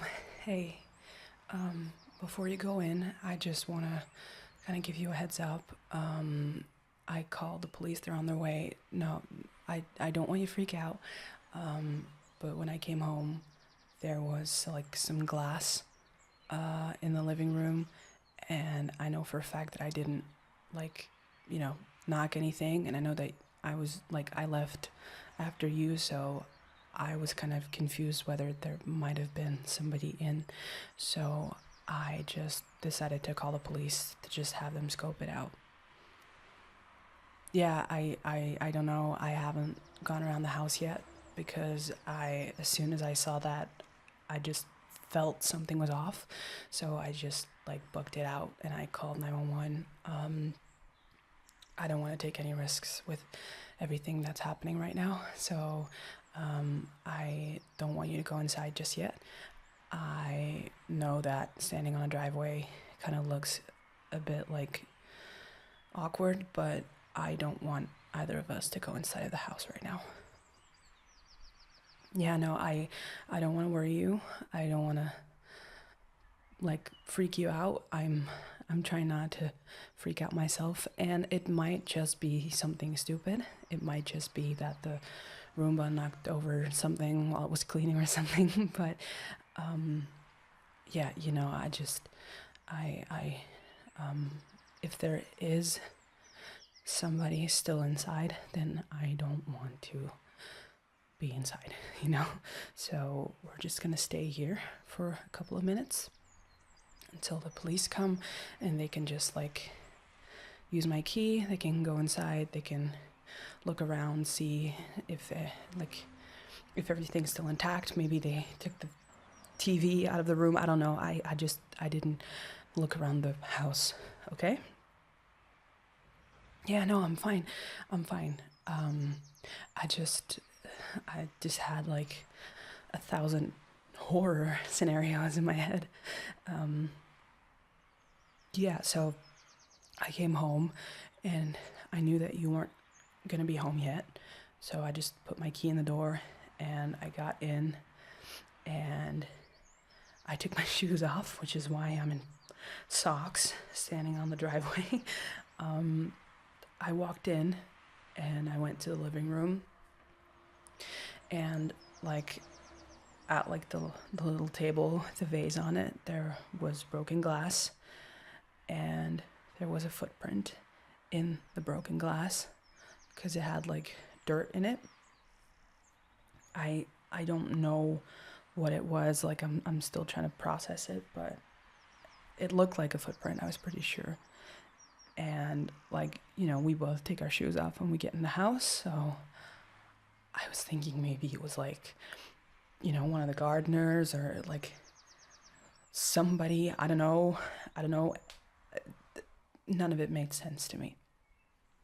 So I took a few more steps and then I looked around and I realized that the papers that I put on the table this morning were like, this is gonna sound so stupid, but I was standing on the right side of the table when I was reading them. So I put them like, you know, rotated towards the right. And when I came in now, they were rotated towards the left. And I wouldn't do that. And you wouldn't do that because you weren't at home when I left. And you didn't come home like at all, right? Today? Right? No, that's what I thought. So I'm guessing somebody must have like broken in somehow. And I'm a bit confused by that because I thought that I put the alarm on when I left, but then again, I was like on my way out when I had like a call about like scheduling things about next week, and I may have forgotten to put the alarm on. And I don't know. Yeah, take your phone out and check. Just because I just walked in and I pressed on the alarm to deactivate it, but I don't know what I did. My mind is, I'm sorry. No, I'm fine. I just need some air.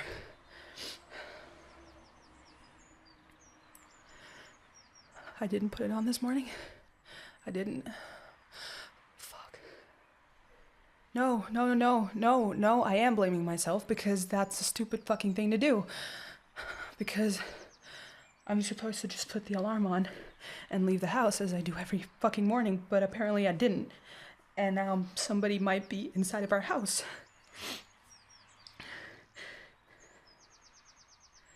Yeah, no,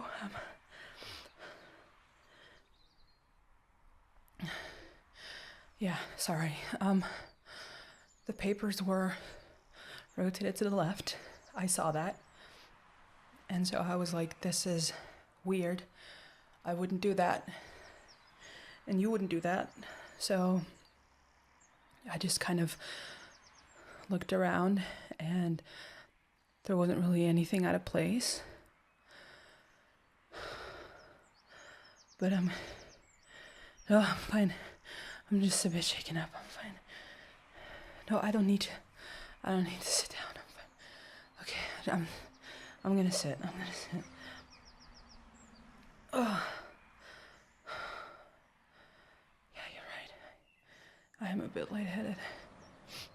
No, fuck. No, don't go in the house to get me water. I swear, please, baby, do not go inside the house right now. I'm fine. I'll be fine.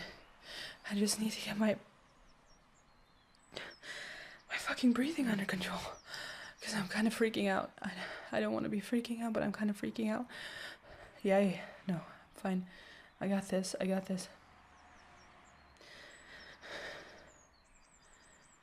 okay.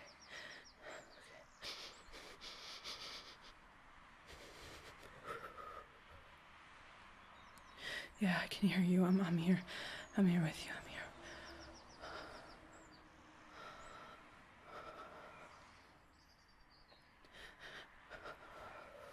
Oh, baby. What if they took something?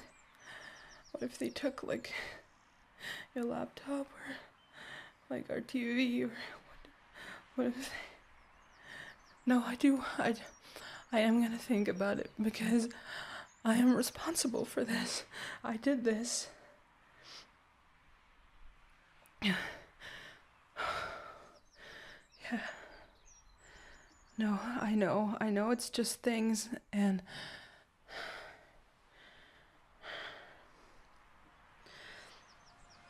I know it's just things. We can replace them. Yeah, I'm insured. We're insured, it's fine.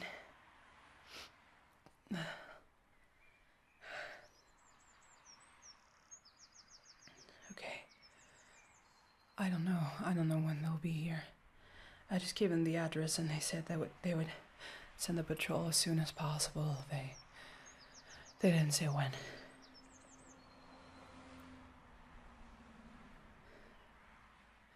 If you feel safer waiting in the car, then I'm fine with waiting in the car. I don't care. No, I don't think I can get up right now.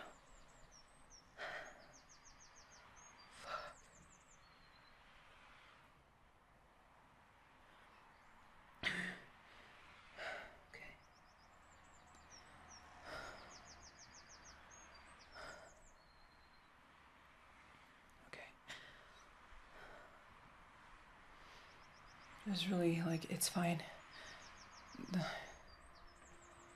You got a can of Coke in the car? Yeah, I mean, sure, why not? Yeah.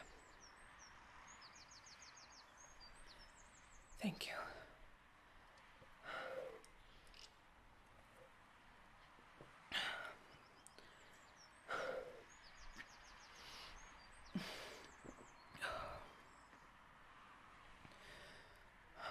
I didn't mean to freak out on you, I'm sorry. Chances are they probably already left, but I mean, no, it's just my mind just went, what if it's like the guy, you know, the stalker guy? I know there's a very, very small chance that it's him, and I know that. Just like, do you remember the people, like, down the street? Like the model couple? Yeah, they had a break-in couple of weeks ago, like the entire place was just ransacked, and the guys made off with like $1 million maybe in like stuff that Tate took. So it's probably just like those guys, although I guess it would be like moronic to just do that in the same neighborhood. But I don't know. I'm not a criminal. I can't think like one. Yeah, you're right. It's probably just them. I mean, not that that's any consolation. I hope that we go back and like everything's still there. But I'm sorry. I just freaked out for a second. Yeah, no, I'm fine. I feel better already. Yeah, it was just scary, just standing there, and for a second I just was fully prepared for like a golf club to the head or like a gun pressed to my skull. You know, I just booked it out of there. Yeah. Are you okay?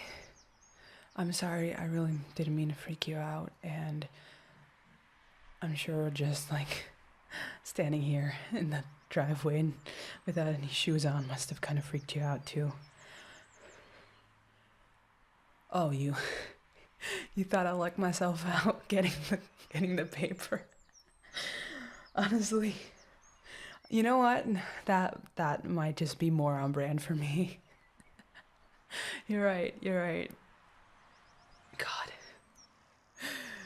Do you remember when we were dog sitting for Heather's dog, and I thought that it like had gone out to pee, and like I ran out like to get it, and then I shut myself out, and you were in the shower, so you didn't hear me knock. Oh man, that was so funny. Yeah, I mean, I'm never gonna blame you for like playing music when you're in the shower, but that day I kind of blamed you for that. I kind of wanted to like remove every shared Spotify playlist we ever had. Yeah, that it was raining, babe. No, I'm not gonna start another argument about it. I do not want to fight right now. That stupid dog. Oh man. Yeah. That stupid dog. Thank you. Thank you for calming me down. Honestly, if you would have worked late, I'm pretty sure I would have just dropped like into like a fetal position and just cried for like 2 hours. I mean, that would be quite a sight for like any robber, right? They just walked out with like a TV, and you just saw like the owner of the house just lying in like a pool of tears on the driveway. I mean, maybe they would feel bad. Maybe they'd just be like, oh, I'm sorry, I didn't know you were going through something. Yeah, just start bargaining with them. Just take whatever you want, but maybe leave the television. Yeah. Yeah. Okay. I'm gonna try to get up. Can you give me a hand?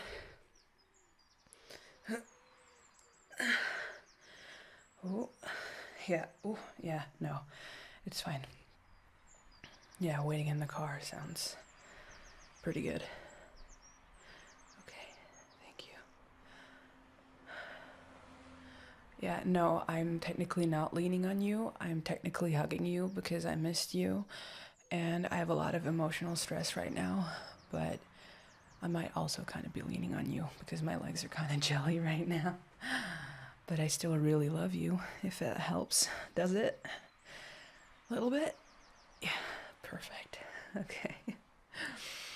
Yeah, sure, car. Let's go.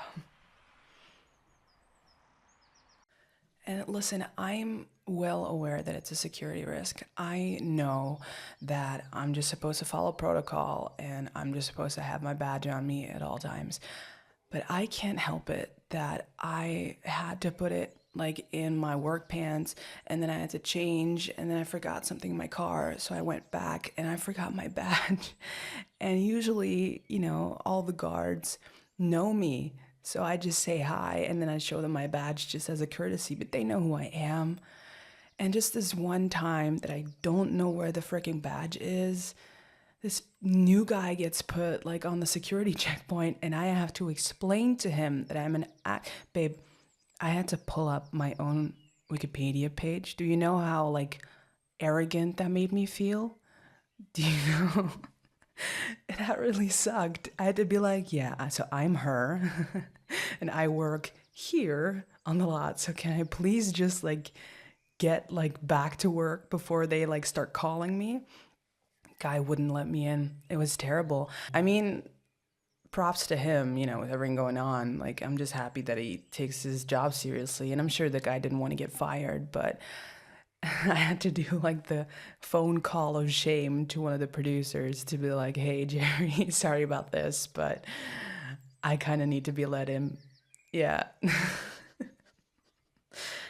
Man. Yeah. I mean, listen, it was a humbling experience. I'm just happy that the universe humbles me more often than not. So, are you okay? You've kind of been you've kind of been staring at your phone for the past couple of minutes. Hey, what's wrong? What? Show me. No, show me, please.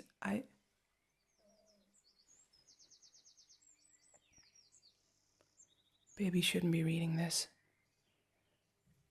Babe, no. You shouldn't be like looking at all these tags and stuff. You know what's gonna happen. No, no, no, obviously I'm not blaming you, but baby, this is just stupid. No, no, no, no, no, baby. Your feelings are valid and I know that I know. I didn't mean it like that. It came out wrong. I'm sorry.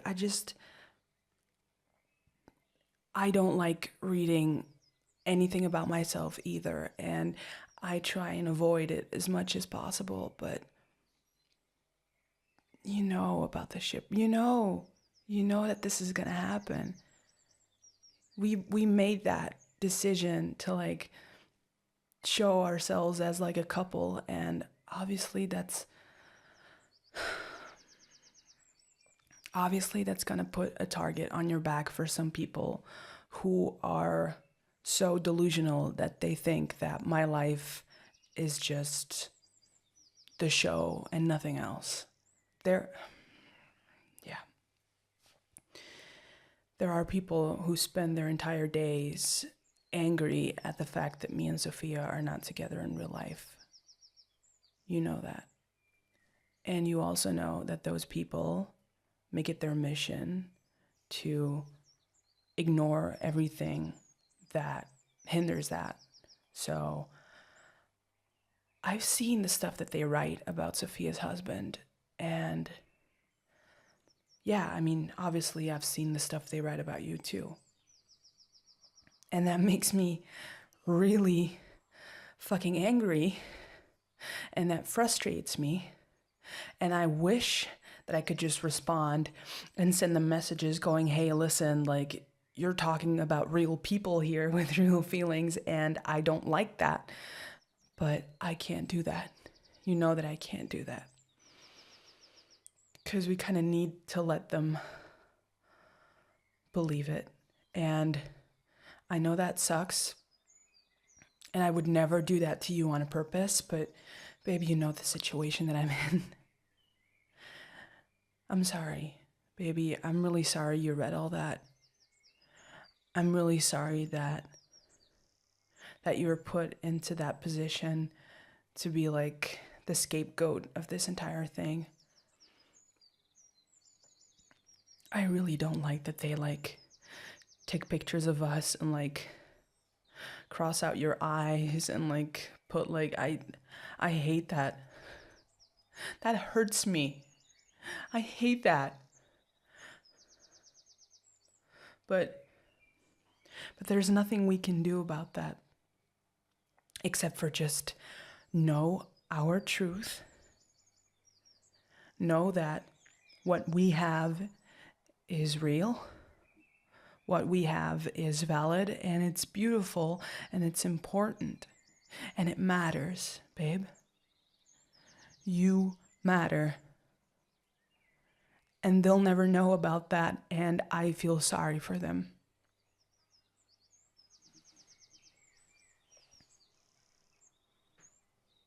Are you okay? There was just one that got you? What did it say?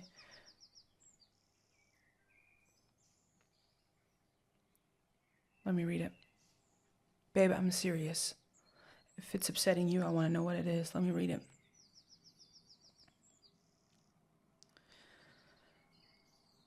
The world would be a better place if Foster and Sophia would just be together and dump their...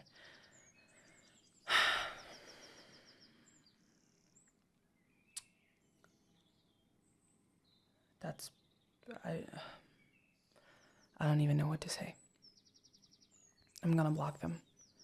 No, I am. I am gonna block them. They shouldn't be talking like that.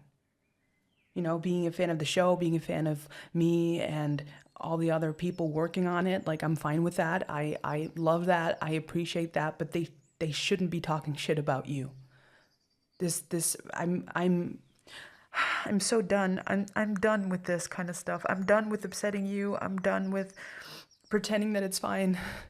I know that I was trying to I know I was trying to defend them, but this is not okay. They're begging me to break up with you just because I can be together with someone that like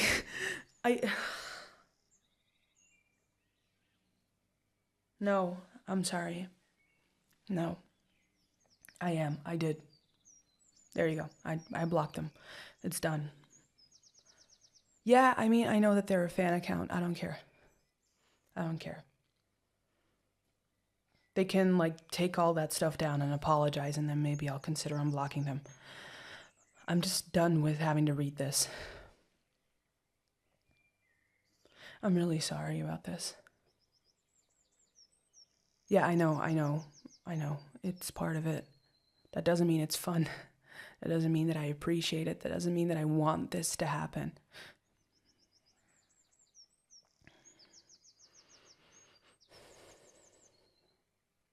Yeah, I know. No, don't apologize for bringing it up. Don't apologize for... It's good that we're talking about this. I just want you to know that it's all nonsense, okay? I love you. I've been in love with you for years. I've been in love with you since before the show started, and that is not going to change because of the fact that people online seem to have a different opinion about me and my brain. And it's so... This parasocial thing is so weird because they honestly, like... They think that they know me because they know what my favorite color is and what my job is and what my favorite food, you know? Like, they think that they know me. They think that they have, like, a way to, like, get inside my brain, and they don't. You know me. You know me. You know me the way that no one else does, and I'm so grateful for that. And what about Sophia? Sophia's in the same boat as I am. You don't think that her marriage has been strained at certain points because her husband just keeps on reading the nasty shit that they write about him? And I mean, he's an actor, so at least he can kind of, make sense of it because he's in the same boat, but you're not. You have no stake in this. You have no, they shouldn't be saying that shit about you. That really hurts me. And I don't think they realize how much it hurts me, because if they knew that they would never do it. So no, this isn't about Sophia. This is about us. This is about you and your feelings and my feelings. And it's not, they don't have any right to come between us like that. So we're not going to let them, baby. We're not going to let them. What you and I have is beautiful. And the fact that they can't see that is, I just feel sorry for them. Okay? So, tell you what I'm going to do. I am going to post a photo on my socials. The one that we took on the hike a couple of days ago when we were at the top. Do you remember that one? Like the one where you have your head on my shoulder? That one. I'm going to post it. And I'm going to put as a caption that I am together with the most beautiful creature on this planet. And any person that comments Sophia's name or anything that has to do with Aldry, like the ship, anything, I'm just going to delete the comments because I'm tired of it. I don't want to be tired of being proud of you and proud that we are together, because I love you too much for that. So, okay. Yeah, no, I'm fine. I just get worked up about this stuff because it's absolutely ridiculous. And you know what they do on their, in their group chats and stuff, I don't care, but don't tweet about it and tag you. You know, what kind of people do, at least just keep it, don't tag people. Don't fucking tag people. Just, I know. I'm not getting my heart rate up. It's fine. You know what? I'm over it. Are you okay? Are you okay? Let's move on. I'm gonna post a picture though. You bet your ass I'm gonna post a picture because I love you, and that's what this is all about. Okay? I never want you to forget that I love you. Yeah. Okay.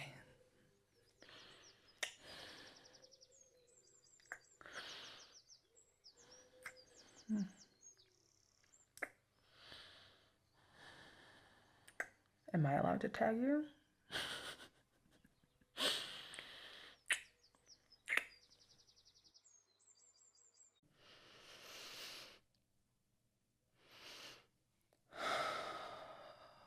I'm so happy I'm home. Thank you for coming with me. Yeah, no, I hope you had fun. I had fun with you, but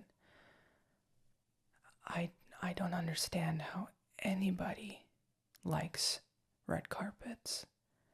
It's just standing up for too long, being shoved around from spot to spot. Everybody's yelling at you. Everybody needs your attention. Everybody's screaming. And I was so happy once that movie started that I could just sit there and just zone out. Did you like the movie? Okay, well, I'm happy you did. Yeah, obviously I love taking you with me. And please don't think that I'm just complaining and that I'm just bringing you along just to have a buffer or somebody to cling on to. Usually I'm better with the stimulus, or like I was just a bit triggered. It was just too much, and I don't know. Might just be like long hours and stuff, but yeah, no, I was happy that I got to go out with you, and you looked absolutely beautiful, baby. Yes. I was very proud that I was walking alongside you. Yeah. Yeah, I mean, like I said, I'm just happy that it's over. Yeah, showering sounds perfect. I love that dress, but it's just so tight, and like, especially with like everything, it was too tight to properly breathe in. So I'm just gonna take it off. And yeah, we can do a quick shower. Do you want to join me? No, you're not. Like, you're not extra. Like, it's fine, baby. I don't see you as extra stress or extra, like, triggers. I just see you as, like, an oasis of peace in the desert of chaos or something. I don't know. Yeah. Hmm? Yeah, tea sounds lovely.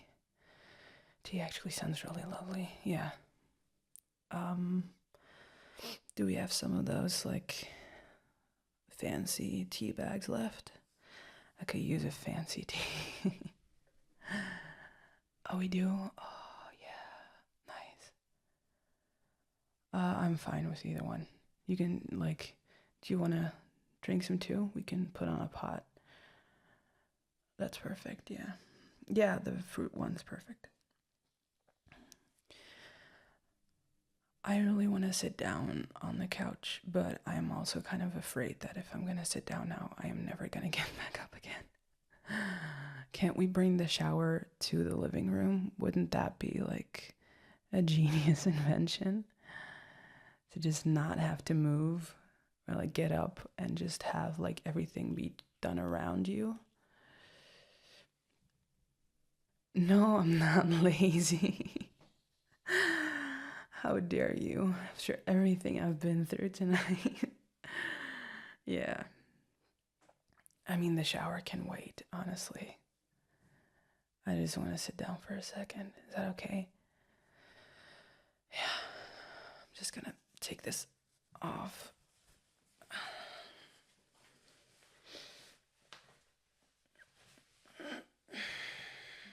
Oh, I gotta crack my shoulders. Sorry. Oh, man. I hate red carpets before and after. It's too long. I just wish we could just do like the snap a picture, see the movie, go home. Maybe stop at like Sonic or something. Just because there was a Sonic across the street from the event, and I was just staring at that thing the entire time, just thinking like, man, I would kill to get a burger just about now. Like, I would honestly, I wouldn't care. I would just show up at that red carpet holding like a burger in one hand and just be like, yeah, I'm just really happy to be here. When people like start giving you side eyes, just like, you want a piece? You want a bite? I got some nuggets in the back. I am so tired. Everything's funny. I tell you what, you look really sexy when you put the teapot on. No, I am serious. It's not because I'm ready to fall asleep that I'm not serious about how beautiful you look. Oh man. I'm pretty sure I was so tired that like at one point somebody asked me like what my favorite like color was, and I just said like a dachshund or something because I hadn't understood the question. And I panicked, so I just improvised. And I could see on the woman's face that she was like looking at her cameraman like, is she drunk? And I wish I was drunk, honestly. That would have made it a little more bearable to have everyone shouting at me. Oh, man. Oh, I'm crying.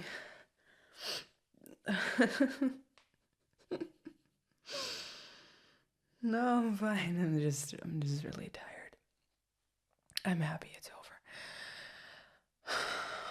You know, I really wish that I had like enough energy, like enough juice left in the tank to just have a nice night like with you. And but honestly, babe, I think I'm just gonna go to bed after this. Is that okay with you?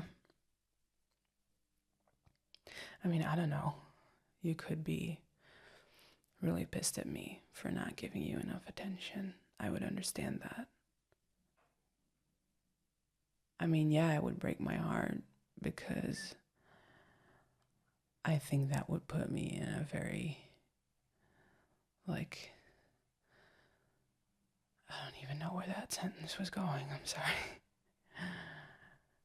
Yeah, no, I'm just tired. I'm just, like, photographers and stuff really are. Like, I get that it's their job, but it's just exhausting to, like, have to be everywhere at once and have to be like, smiling and friendly and oh, the tea is done? Yeah. Yeah, I mean, yeah, it's I get it. It's hot. Yeah.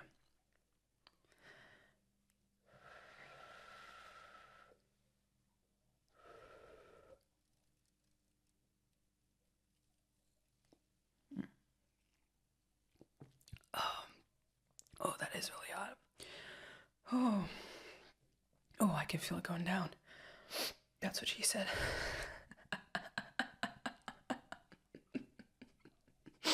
I'm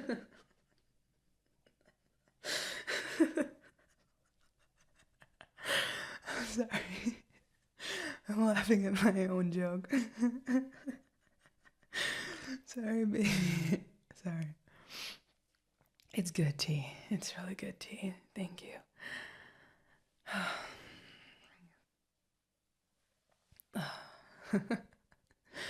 I love you. Oh, are you sure you didn't like spike my water or something? Because I was gonna say I feel a little drunk, but it's really just exhaustion. Oh man. Okay. Can you come sit on my lap and cuddle for just a little bit? I promise I won't fall asleep. I promise. Yeah. Scouts honor. I was never in the Scouts, so that doesn't mean anything, but let's say that it does. It means everything to me that you just sit on my lap right now. Yes, thank you.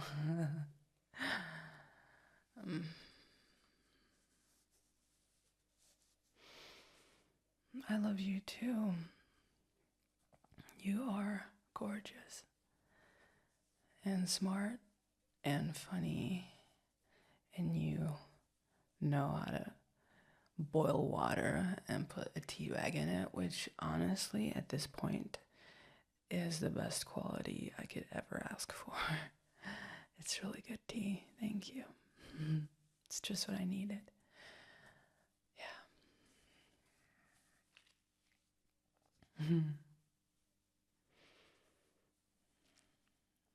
I'm really happy you could make it tonight. I know that you have to work sometimes and like you can't always do these events, but it's always so much better if you're there. It's just, you ground me so much, and I am so grateful for the fact that I have you by my side. And you looked so beautiful tonight. You looked so beautiful. I was so proud.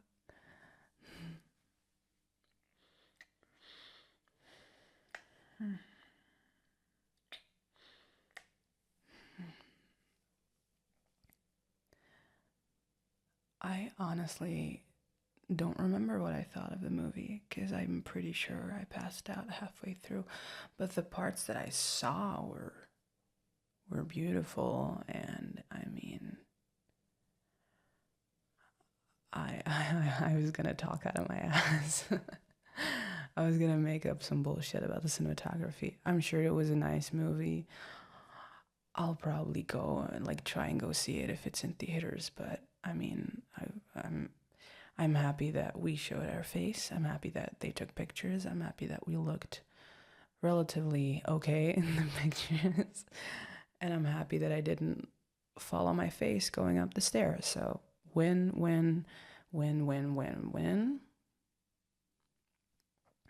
And having you on my lap is just the cherry on top of the win. Pie? Cake? What do we put cherries on top of nowadays? I don't know.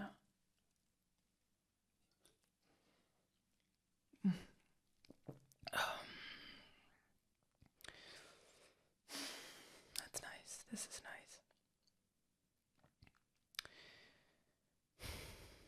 Thank you.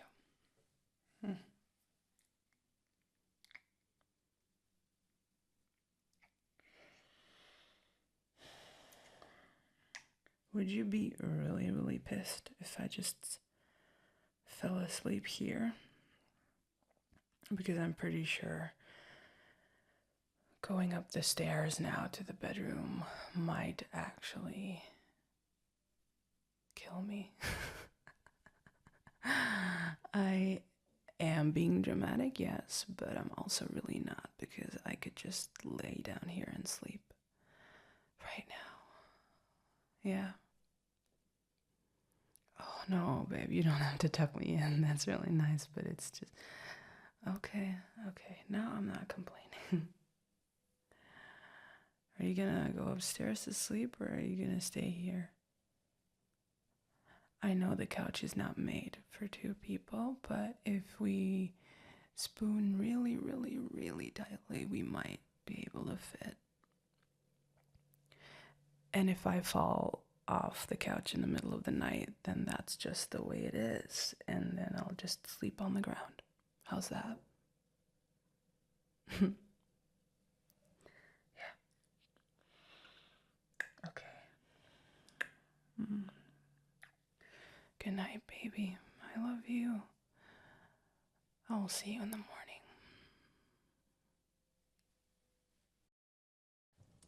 Hi, baby. I'm home.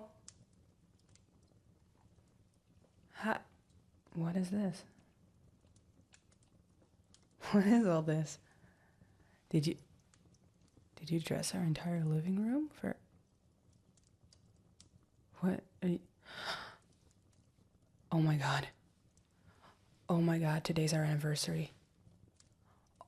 Oh my god, I completely forgot about that. Oh my god. Oh, I'm kidding.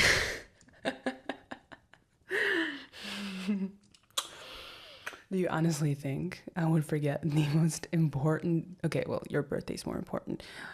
Do you think I would forget the second most important date of the year? I would not dare. I would not dare to forget about this. No. Of course not, baby. This is actually really nice, though. Did you spend all day doing this? I hope not. No? Oh, you got a lot more planned?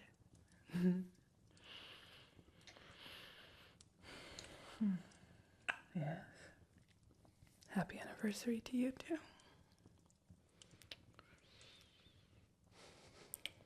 Can't believe I am so lucky to get to call you mine for... What is it? How many years now? 26, 27? Yes, I know. It's 6. Sorry. I mean, last year's 5-year was a spectacle, even if I say so myself. Do you remember the llamas that I fixed? Yes. I mean, I don't want to flex too much, but there were llamas, I mean. But I'm curious to see what you've come up with this time. I mean, yeah. I mean, it's a big thing to follow up on. So I'm just curious to see what you've fixed. Blindfold? Really? I mean, okay, no. I'll play ball. Fine. Here. Nope. I can't see anything. So if you're gonna take my wallet, now's the time. If you want to run off with somebody else, I wouldn't know a thing at the moment. So I'd say take your pick. Careful. Okay. Oh, okay. And we're walking. Yes. Okay. I'm putting a lot of faith and trust in you here because you can just throw me off the stairs. I'm kidding. Okay. Yes. Take it off. Are you sure? Okay. I'm nervous. Okay. 3, 2, 1. Oh my God. Did you have that painted? Oh my God, that looks beautiful. Wow. It's so realistic too. Is that's the picture from our first date, right? Oh my God. You even got the stress sweat right for me being super nervous about asking you out. Wow. That is beautiful. Wow. Oh my God, babe, this is amazing. I am so in love with you.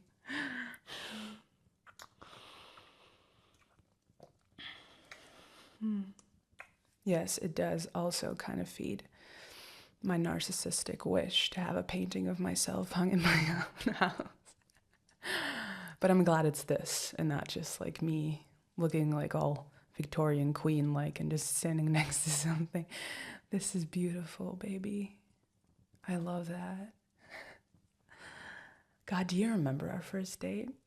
Like, I was so nervous. Because I'd never really asked someone out before. But I just, we met at that party.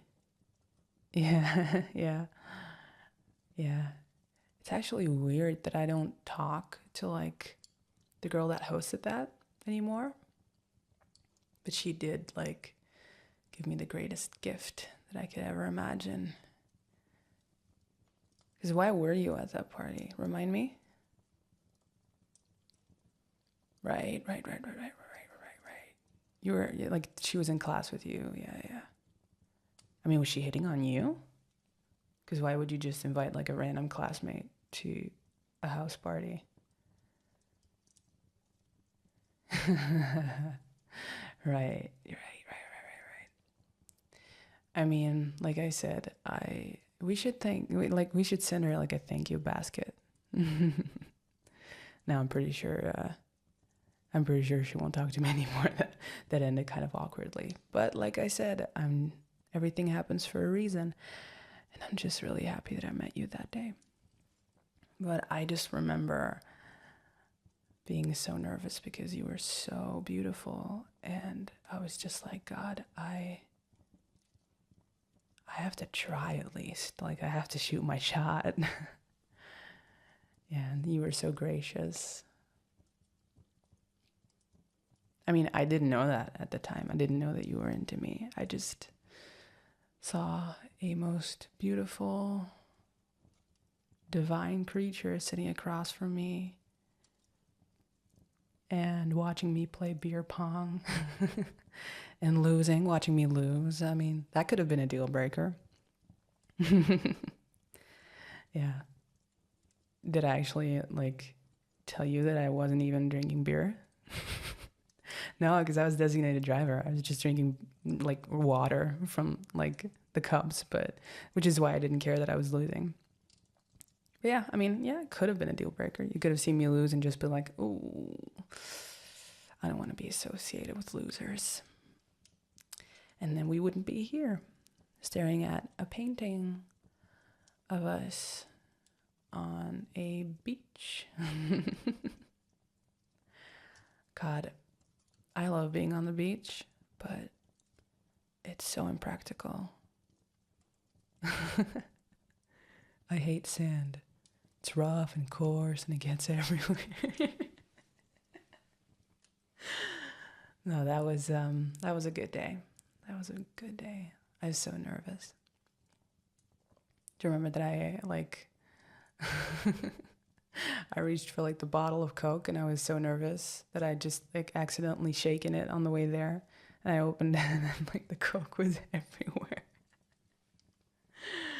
Yeah. I mean, it was a good excuse to go into the sea and like wash myself off. So I guess that was a win-win in the end. Because seeing you like run into the sea like that, that's definitely one of my favorite like visuals. Like if I die tomorrow, I think that image is gonna be ingrained in my eyes. Like I that was so beautiful. You were so beautiful. You still are. And I can't believe that it's already been 6 years. Yeah. Okay, I mean, that's okay. Like, credit where credit's due. That definitely one-ups my llamas. That's such a fun thing to say. I'm gonna start saying that every time I'm like in line at the coffee, like in the coffee line, just like, this really one-ups my llamas. Yeah. Yeah, it did. It really did. Yeah. God damn it. Now I have to think of something better than a freaking commissioned painting of us next year. This is gonna suck. I mean, yeah, I hope there's gonna be a next year. I don't want to think about any possibility where there's not a next year, or the year after that, or year after that. I want, by the time we're finished, I'm gonna need like 10 of these paintings in the house. Yeah. And they're gonna run out of like pictures to use, so it's just gonna be like a selfie that I took that I sent you wearing like zombie makeup or something, and it's gonna be that, or it's gonna be what else we got? Oh, that photo of you when you were a kid, where you were drinking from like the crazy straw. I love that photo. Yeah, yeah. I mean, anniversary and not. I'm probably gonna have that commissioned at some point, just to hang over our bed, just to have something to look back on when you're not here.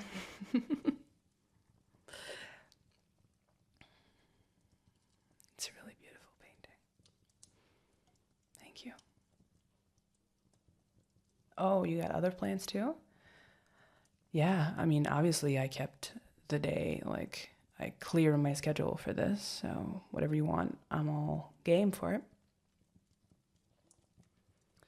Okay, if I had to guess where you had made a reservation, I would say either that Italian place on the corner that we've always wanted to go to, or maybe just a really fancy McNugget meal at McDonald's. I mean, I'd be into that.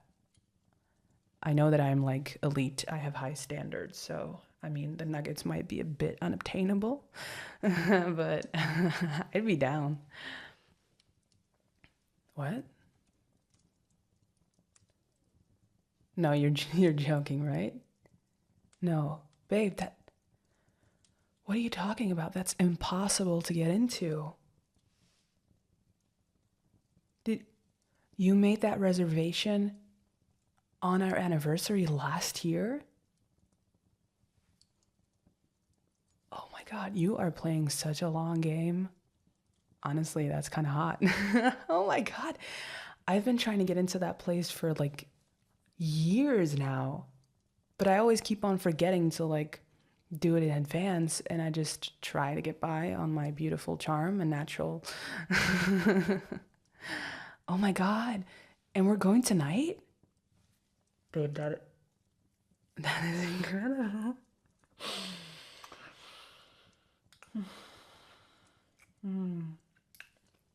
Before we go, I'm gonna need you to pronounce the words haute cuisine for me, though. Haute cuisine, because that's what we're gonna do. We're gonna have a Michelin restaurant that serves haute cuisine. Look, I'm already letting it go to my head that we're going to a fancy restaurant. Look at me. Yes, I'm already feeling very food criticky. Oh my God, I can't believe that you did that. That's perfect, babe. You are so... I love you so much. This is the perfect day. I know it's already, like, I know it's like just started, but this is the perfect day. Thank you so much. And after that, you wanna... I mean, no, I'm not gonna fish for details. I mean, you'll only tell me what you want to tell me, but I can just say that I'm not very good with surprises because I get too excited. But okay, fine. I mean, you've already spoiled quite a bit of the day, so, and I'm already so excited. But yes, okay. We'll keep some surprises for the rest of the evening. But before we go, I just want to, I just figured I just got something I want to get out of the way first before we do. And I've been meaning to talk to you about it. And I just want to get it out of the way before we do all the fun stuff, okay? Can you just, like, take a seat? No, I don't mean to ruin the mood, but I just want to get this off my chest before before we do, like, the fun stuff, okay? Okay, are you ready?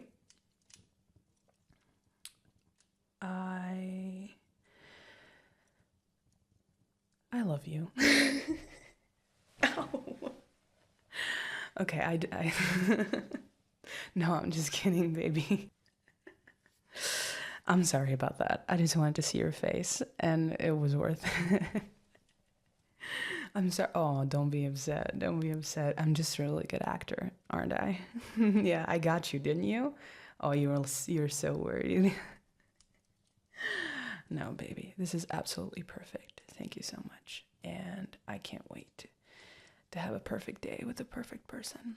So here is to us and our anniversary and how blessed I am to get to have you in my life, and to many more beautiful, beautiful adventures that we're going to have together.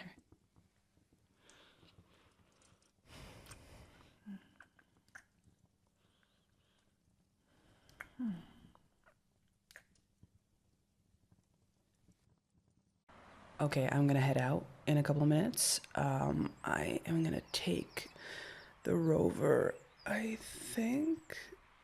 Do you want me to bring something from the store? What? No, I'm going golfing, remember? I set that thing up with Chris and Jerry, that I was gonna go golfing with them at 9. Why? No, I didn't forget about that. I might have forgotten about that. Fuck, what time is that? I mean, okay, 12. I can do 12. If we, let me think about this. I went through it. I'll be home. It kind of depend on traffic, but I can be back at 12, baby. I know, I'm sorry, I forgot. It's because I didn't put it in the schedule, and no, it's not on you. It's on me. I messed up. No, I would not dare to miss lunch with your parents. I promise. I'll be there. I might be a little bit late, but maybe we can kind of spin it. right? Maybe we can kind of say that I was at work doing an important shoot. Or, okay, how about I did some golfing for charity? That's a good one. They don't have to know. And then when I show up in my golfing gear, they're going to be like, oh my God, she did something for charity. Yeah. I'm sorry, baby. I really am. I totally forgot about it. Look, if it means like a lot to you that I'm on time, I can call them and say that I'll just pass on it for now. I'm sure they won't mind going by themselves. Are you sure? Because now I feel bad about it. Okay, 100%. Check, double check. You're not gonna throw this in my face later if I'm 10 minutes late because traffic was horrible? Okay. Okay. I really am sorry. I am gonna make this up to you, I promise. So lunch, what are we talking in terms of like fanciness, in terms of how do you want me to be prepared for this? No, I am. Of course I'm nervous. It's your parents. I like your parents. I love your parents, babe. But I still kind of feel like I need to impress them, even though we've been together for over 6 years now. I can't help but feel like they don't really like me, or maybe they just pretend to like me. That's just maybe my social anxiety going through the roof. But no, I mean, I'm sure they do. I mean, they'd be doing a real good charade if they've been going at it for like 6 years pretending to like me. So, I mean, I'm not like, I guess I'm just nervous. Sorry. You know what actually might do a lot of good against the anxiety? Going out for a walk with like little tiny white golf balls that you would hit and that you would like walk up to and hit again and maybe lose a couple of them in the bushes or like in water. Yeah. No. It's gonna be fine. We planned that ahead, so far ahead, because our schedules lining up is like a rarity. And so, I mean, we've been talking about it for quite a while, but yeah. Yeah. No, I am. I am looking forward to it. I'm just now with the lunch thing, it's kind of getting in my head. But you know what? That might be an advantage because I might be like so like out of my head that I'm not paying attention. Because the thing with golf is that you kind of, if you focus too much or you want it too much, it's not going to happen for you. So sometimes you just have to go there with like a bunch of other stuff in your head. So you don't pay attention to golfing, because that's when I find I play the best golf. Yes, another useless foster fact for you. Okay, no. I am going to change. I am going to be there early enough so that maybe we can we could start a bit earlier and then I could be home sooner. And then hopefully I won't be late at the lunch place. Which place are we meeting at?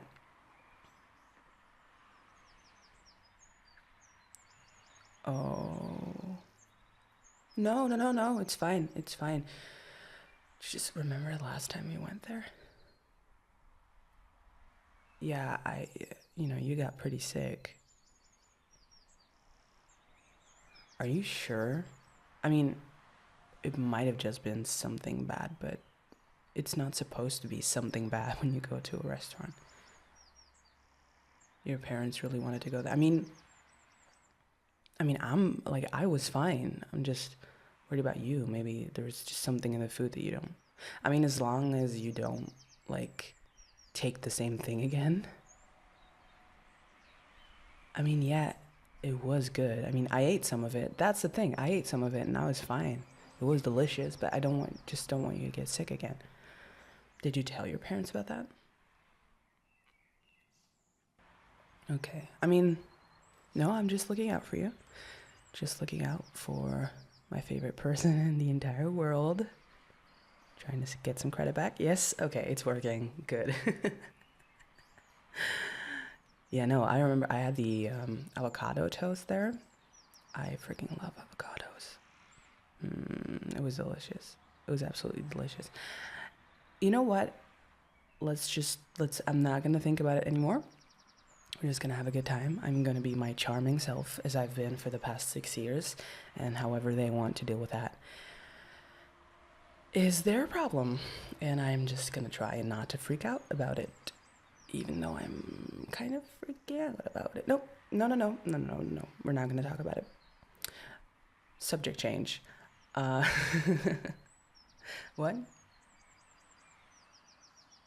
No, I mean, I'm, I'm. I was gonna say I'm kidding, but I'm not really kidding. If I'm being honest, I just really want your parents to like me. I know, I know they do. I mean, I know they should by now. I'm trying really hard every single time I see them, and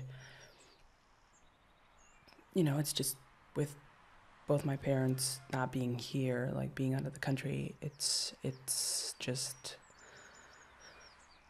kind of I just this is so stupid.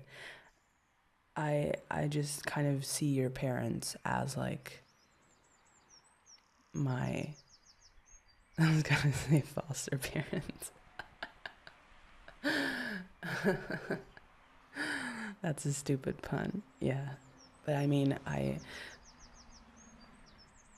guess I just see your parents as like my parents when I'm here.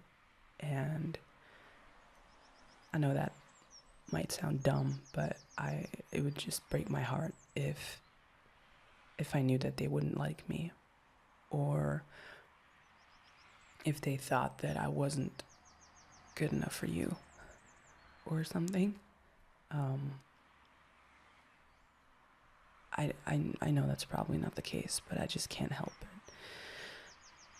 I have this need that people like me, and I just can't bear the thought of those people, not wanting me around, because every single time I get like invited to your place, like your parents' place, and I walk in, I just feel this warmth and this lovingness and this they care about you so much, and you can see that in everything about you. You can see that in the way that you like talk to people, and the way that you just are in life. Like, you're just a gorgeous person, and they raise you so well, and I love them so much, and I just want to be good for them. I want to be the right partner for you, and I want them to see that. They do. Really? Okay. That's good. I'm okay. I'm sorry about this. I had a weak moment. I oh I am going to get changed, and I'm going to do everything in my power to be there on time, and I'm going to be myself, because that's important. I'm not going to pretend to be something I'm not. That's just the job. Yeah, I know. Silly joke. Thank you. Thank you for calming me down. You know how I get in my head sometimes, but yeah, I love them too. That's the thing. Like, I just want them to like me. Okay. Okay. Okay, I really, really gotta go right now, but I will see you at lunch, okay? I love you. See you, baby. Babe, oh my god. Come here. You gotta see this. I just opened TikTok. Have you seen this fan edit of me? I got tagged in this. Look.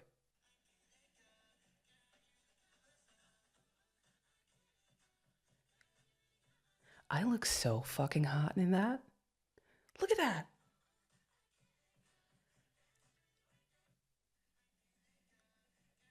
Look at that. With the hair flip. God damn. Where did that come from? Tell you what, I opened that and I was like, my mind went like, who is that? And like, how did someone manage to edit that together to make me look that hot? That's insane. Oh my God. I reposted it. I know. I never repost like fan edits or something. I was just caught off guard. It was just really, really nice. Honestly, I was having kind of like a bad day. Saw that. Instant mood lift. See? Sometimes it can work for you. What? Yeah, you want to watch it again?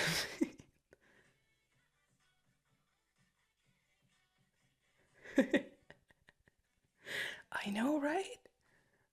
I can't, like, yeah. See, people love Alex Monroe. I can't help it. I portray her in such a gritty, realistic, kind of dark way because she has such a complex tapestry of feelings and emotion. I know it's mostly the hair flip though. I mean, I never, I feel so stupid when I do that hair flip, especially that day because I remember there were so many takes of that. And in the end, I just kind of felt like my neck was just giving out. So I was just like, I'm probably just gonna snap my neck. If this takes 3 more takes, I'm done. Um, but I felt like such an idiot doing that. Like, you know how there's people that just make trying to be sexy look so effortless? I always feel like a golden retriever. Just like, I'm just happy to be here. I don't know what's going on. So I felt really stupid doing that scene. But I mean, hey, if it looks like that, gotta watch it one more time. Sorry.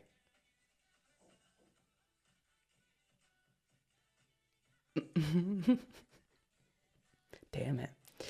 Okay, if I could frame a video and put it above my bed, we can take the photos of us down. The photos of us are not that important, baby. This fan edit.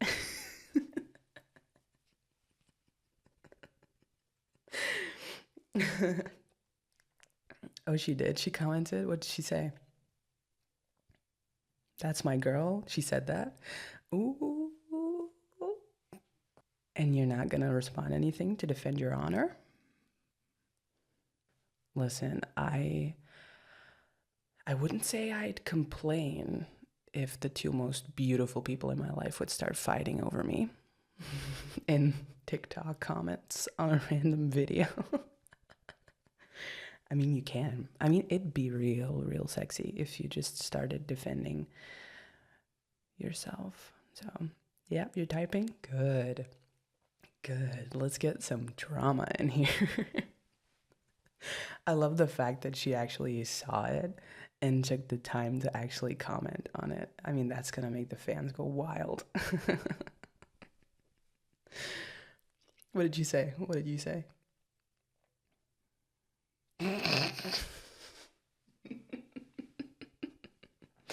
I love you so much. I love how stupid this is. Yeah.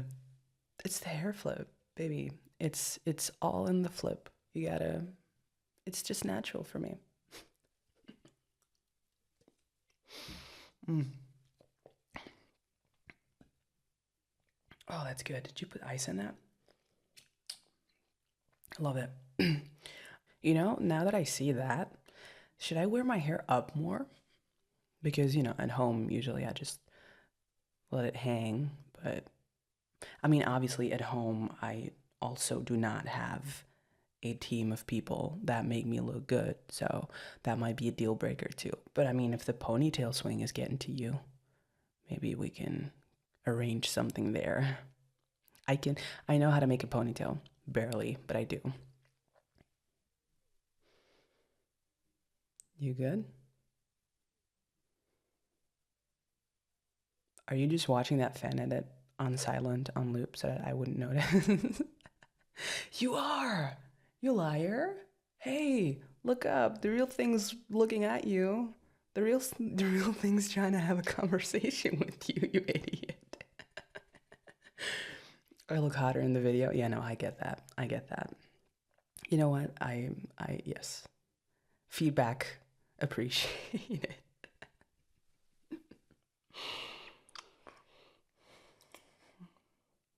Do I? I know I look hot in that.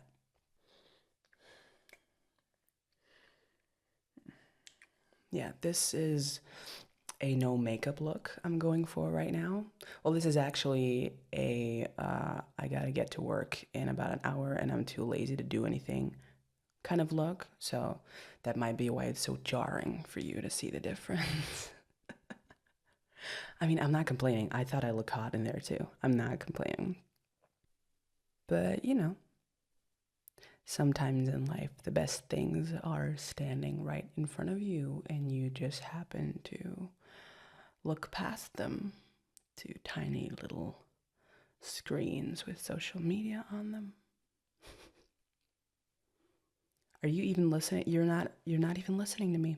Oh my God. Hey. Hey. Did you save a link of that on your phone? Are you sending it to your mom? Don't send it to your mom. What are you doing? Hey, don't say. Okay, now I'm embarrassed. Don't send it to your mom. What is wrong with you? What did she say?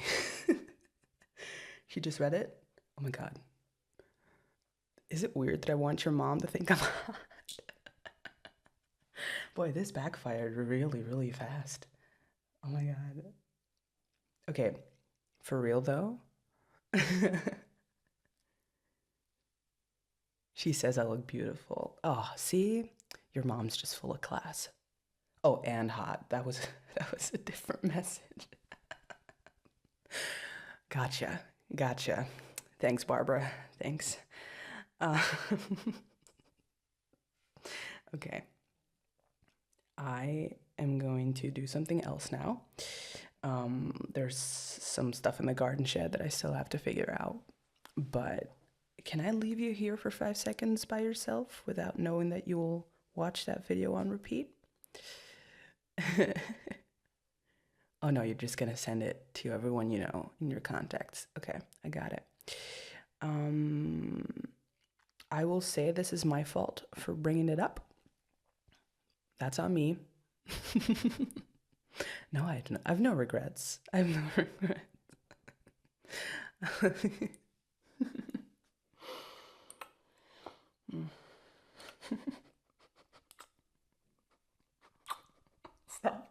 Stop laughing. You're making me laugh.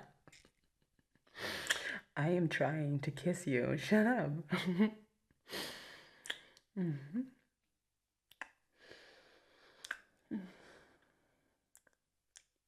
I cannot do that hair flip in real life. That was take 17 or something. So if you just turn around and you let me do it 16 times, maybe I can try and recreate it. I'm not gonna try. Babe, I needed like a chiropractor to fix my neck like for a week after that. We're not gonna try that again. I love you though. What?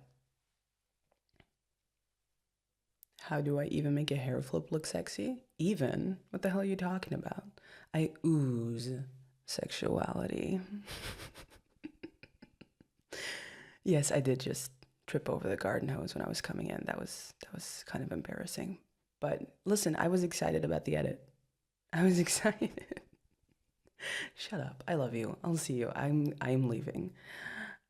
I'm leaving. Bye. Stop looking at it.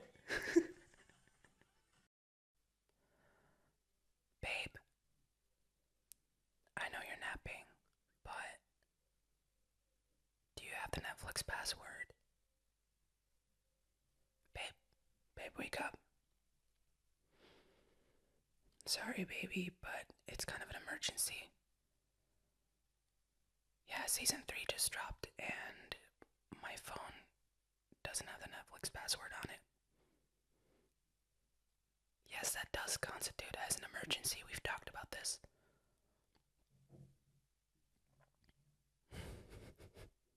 Hey,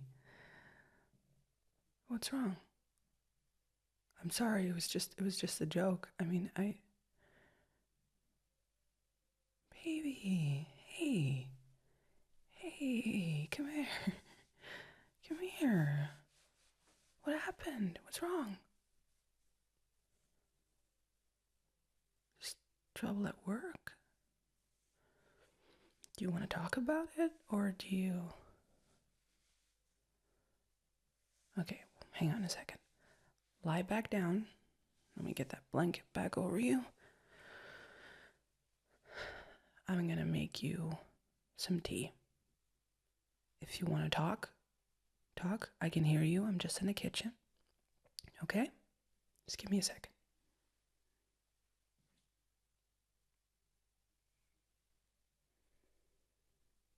Okay, I still had a pot, so just feel free. And scoot. Okay.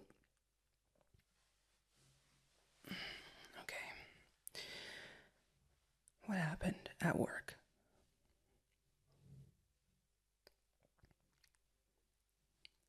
You had a fight with your boss? I don't really like your boss. I hope you leave soon. I mean, ever since that guy got in charge, you come home so much just stressed and having like impossible deadlines and crying, and it breaks my heart to see you like this.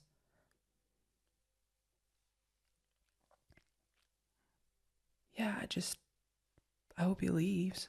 I hope you get a better boss, somebody that actually treats you right and sees you for the wonderful person that you are, and not just someone that he can yell at.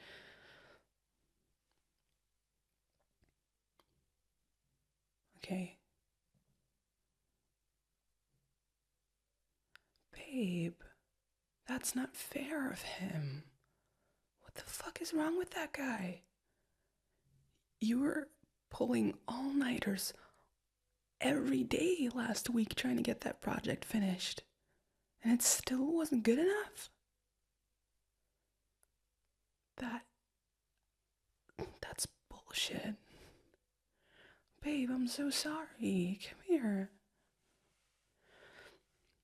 No, it was. It was good enough. It was good enough.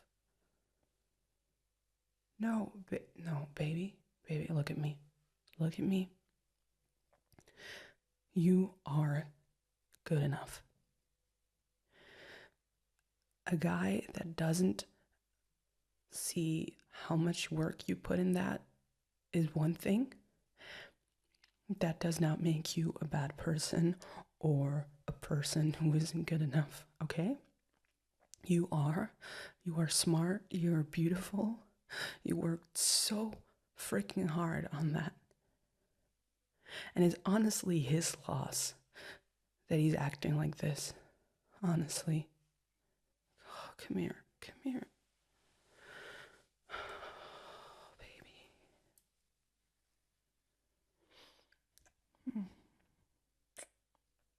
I'm so sorry, baby. You deserve so much better. You do.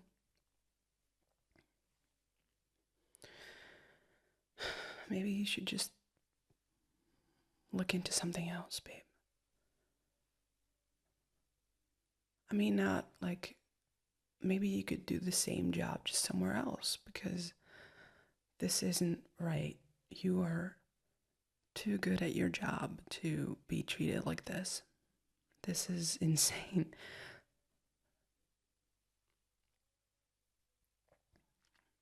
I can help you if you want.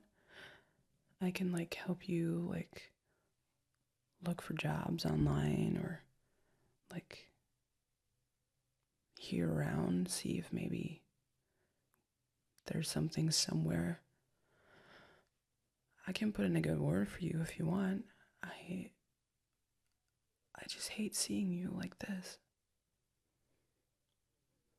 Baby, you don't deserve this. It's pissing me off is what it is. No, it is. It really is.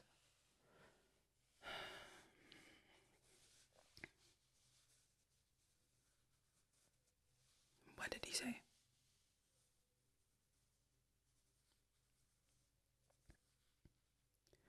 He said, you're a waste of an office desk.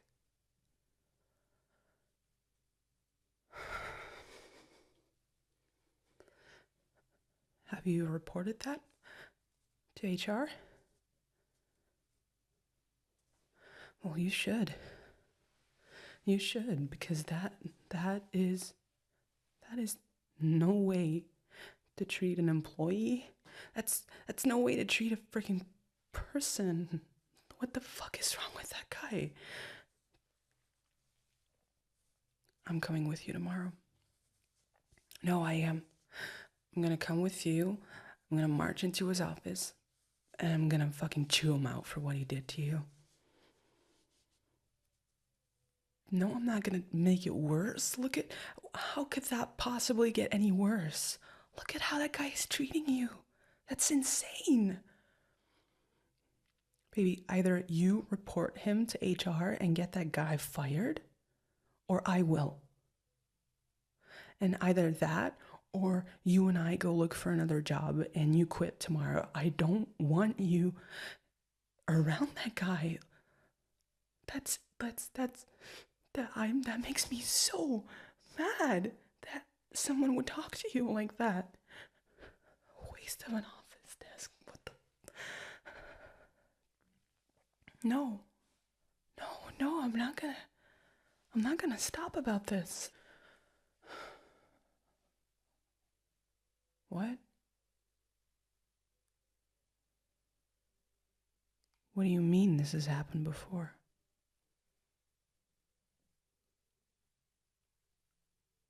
Are you serious?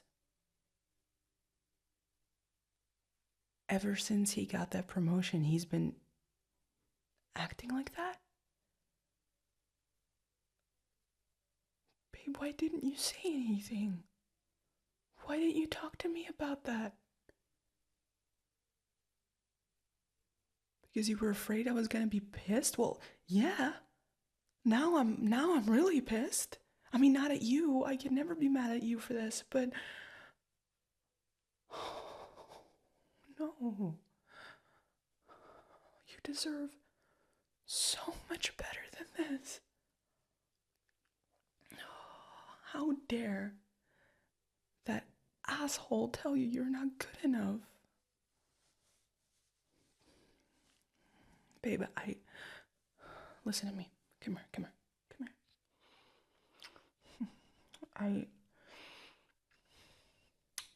I don't want to tell you what to do.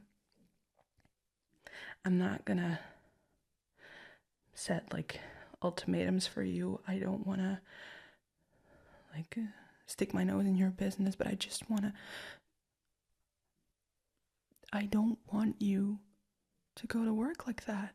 I don't want you to, and you've come home every single day just stressed, and I just thought it was just work, and I wanted to give you space about it because you didn't talk about it, but I don't want you to go on like this.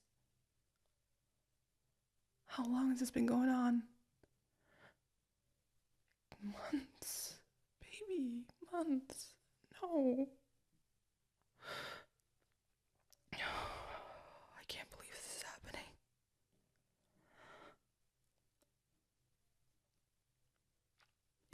Please, promise me you're gonna try and do something about it. Please.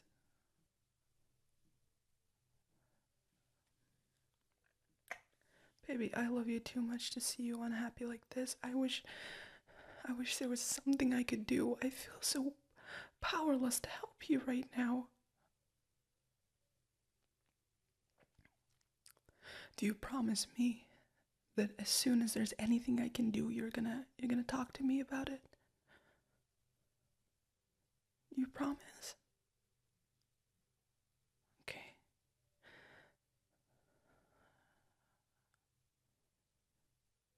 And this might be a bit selfish of me, but can you please promise me that next time you're gonna talk to me about it? I feel so bad for not knowing this has been going on for months.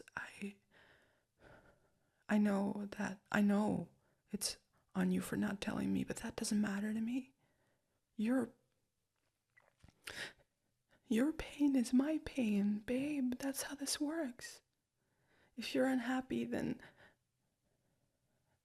I'm unhappy, and I just want you to be happy. You deserve to be happy. You really do. Okay.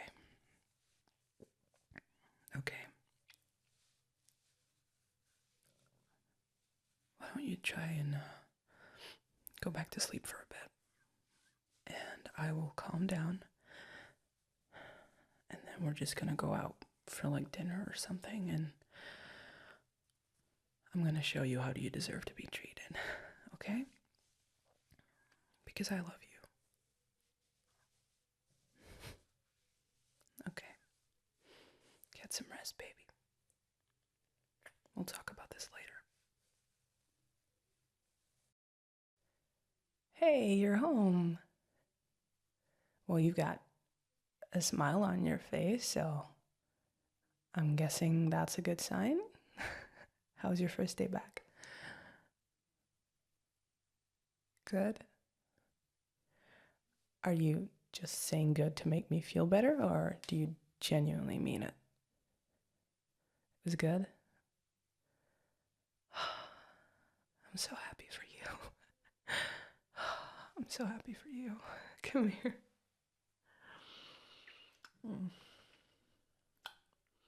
Hi, baby. Okay, tell me everything about it. Okay. Oh, I got some wine for the occasion. I wasn't sure whether it was going to be like celebratory wine or like drown your pain in alcohol kind of wine, but I mean, it's the same bottle, so do you mind if I go get it?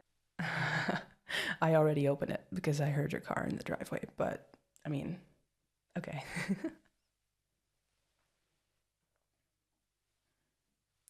All right. Here is to us, to you, and to the fact that for the first time in a long time, you actually had a good day at work.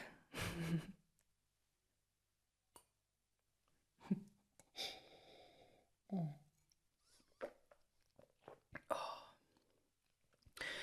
That's really good stuff. And I'm happy I saved it for this beautiful, beautiful occasion. What? With a lot of standing? Are you like, you're kind of, do you want me to like rub your shoulders for a bit?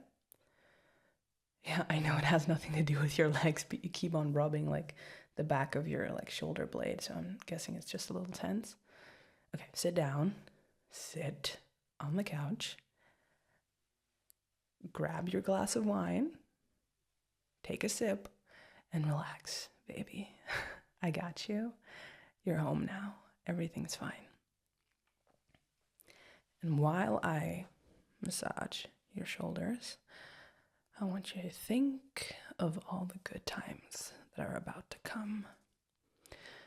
And I want you to think about the fact that I am so freaking proud of you for standing up for yourself at work and for taking your own life into your own hands and making it better. Honestly, I'm so freaking proud of you, baby. I love you. And yes, I've run out of things to say, but just know that I really, really mean it. I'm very proud. Ooh, yeah. I can tell that's kind of a sore spot, huh? Yeah.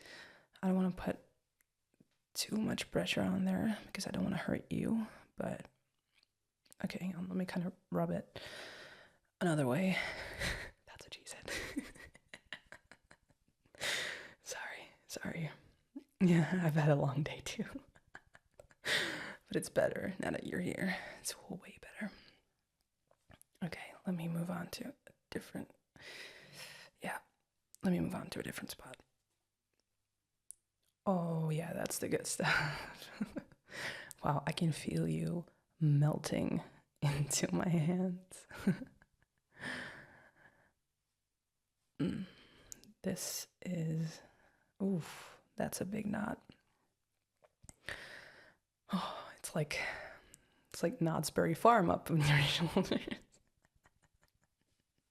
What? Shut up. I just thought of that. I'm sorry. I deserve credit for that. That's a good one. You know you love me and my puns. Shut up. Don't pretend you don't. Yeah.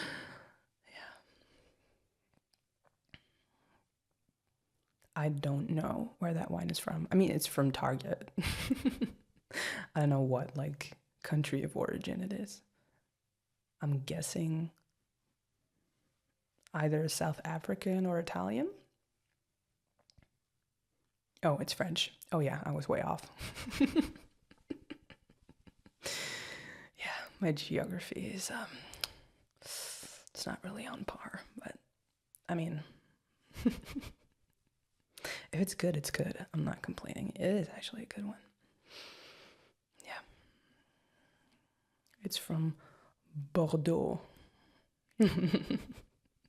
No, I'm just reading the label. Bordeaux red wine. Yeah. Ouais, c'est du vin. Du vin de Bordeaux. Vin rouge, en fait. I mean, I'm not going to speak any more French into your ear. Unless you want me to. Si tu veux, je peux voir ce que je peux faire. Ouais. Je t'aime. Je suis si fière. Yeah. What does that mean? Oh, well, Google it. You'll find out. Okay. I can feel you kind of like loosening up. No, I didn't say anything. I was thinking it. I didn't say it because I don't want to ruin the mood because we're relaxing and we're not going to make any more sexual innuendos for today. I mean, we'll see what comes, but yeah, sorry. I did that one on purpose. Sorry. Anyway, relaxed atmosphere. Yes. I want you to be like totally relaxed, like just not thinking about anything concerning work, not think about anything that has to do with drama.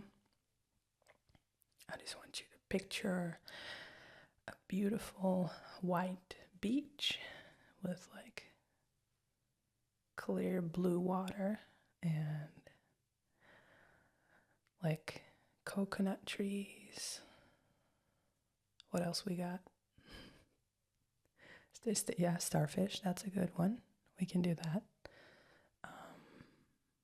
Like those tiny shells that you like to collect sometimes. That'd be cool. Yeah. Oh, slippers in case we step on the shells because that would hurt. Yeah.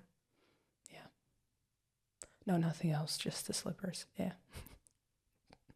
It's a nude beach apparently. I mean, it's just fantasy. Shut up. Don't undermine my beautiful fantasy landscape that I'm setting for the two of us. Shut up. Yes. Yeah. And there's like small little fish and crabs And like, if you like dive underwater, it's so clear that you can see all like the fish swimming like beside you and in front of you, and it's peaceful. It's just really peaceful, and it's just the two of us.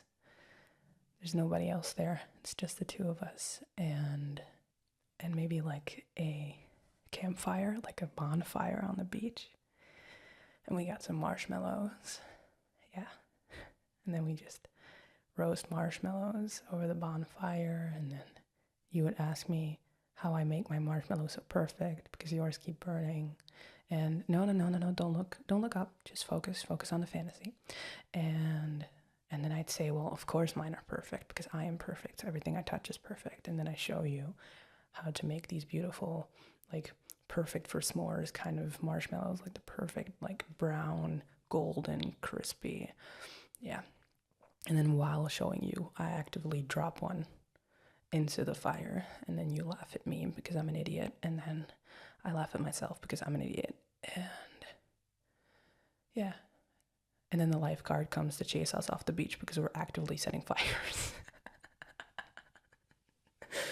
Sorry. I can't help myself. I'm a storyteller, babe. This is what I do. It's in my blood. Yeah. Sorry.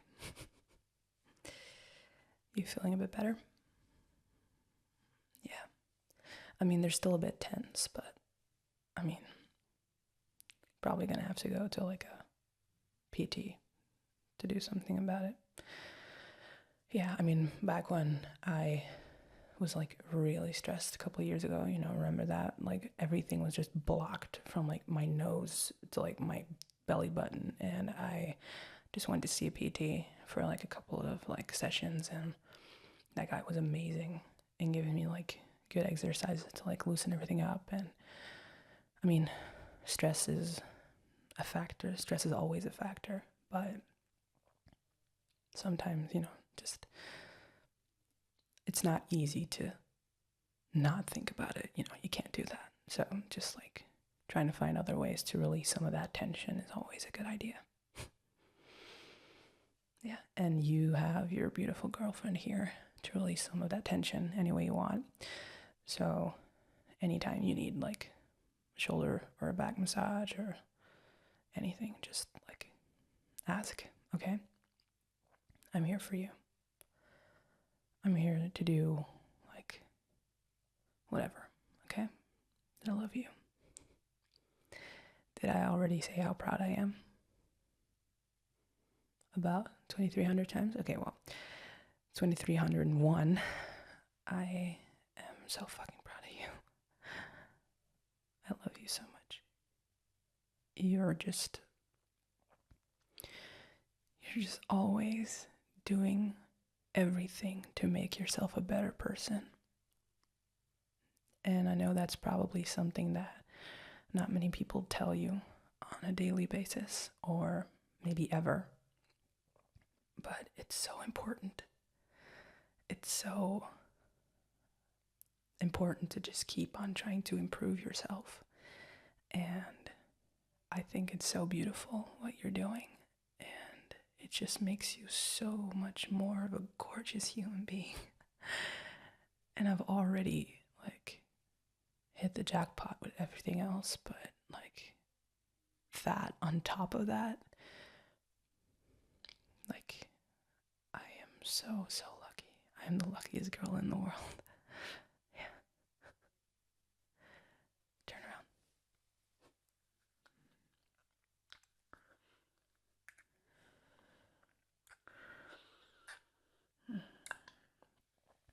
Do I taste a hint of vin rouge on your lips? Yeah. De Bordeaux, de France. Yeah. Not from Italy or like Afrique du Sud. Yeah. I don't know about that last one. Afrique du Sud. But I'm not going to think about it. Might be wrong. Sue me. Haven't been yet. But apparently they make good wine. They had like a whole section in it. A Target. Yeah. Didn't go for it. Okay, how about there is some leftover quiche in the fridge, but how about we let the quiche be for now and we just go out and get some dinner? How about that? Yeah, good for you. Good for me too, because I can't wait to parade around the beautiful creature that I get to call mine. Yeah, and you deserve it. Okay. Sure, do you want to get dressed? How about we go shower? Yeah, I mean, yes, together, babe. We gotta save water, we're in a drought. And then afterwards, we put on some nice fancy clothes and we go out and pretend that we're the hottest couple in town. Which, I mean, is there much pretending anyway? Okay, let's go. Hey, you good to go? I think it's best if we're gonna go with the Rover because it's already parked outside. So you don't have a bag yet? Why don't you have a bag yet? We gotta go. What? I mean, what do you mean you're not going? You can't not go, babe.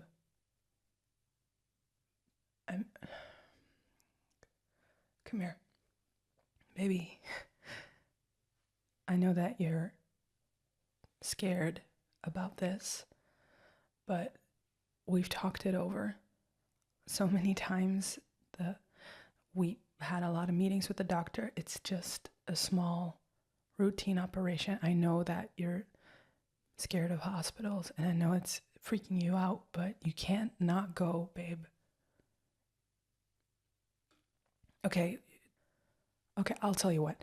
How about we just leave right now, and as soon as you're taken away, I'll drive back here, I'll get you a go bag, and I'll be back before you're even woken up again. How's that? Baby, you can't not go. Hey, come here. Listen, I know that this scares you, and you have every right to be scared about this, but there is no risk involved in what's gonna happen, okay? You're just gonna go to sleep for a bit, and then you're gonna wake up, and it's gonna hurt for a little bit, and you're gonna need to have some aftercare for a little bit, and you have to stay in the hospital for one night. That's what the doctor said. But I'm gonna be here every step of the way. I told you, I have no work tomorrow. I took everything off my schedule. You are all I'm focusing on, and I'm gonna be there for you, anything you need, okay? Okay. Let's talk about it, okay? Let's sit down. I'm gonna send a quick message and tell them that we're gonna be a little late. No, it's fine. I mean, they'll just have to wait. I mean, it's a good thing that they're Westbound fans, if you know what I'm saying. I can maybe get some sway in there. But I'll just send them a message and we can kind of talk about this. I want you to be comfortable, but I also just want you to understand that there's no reason to freak out about this, okay? Okay, sit down. Okay.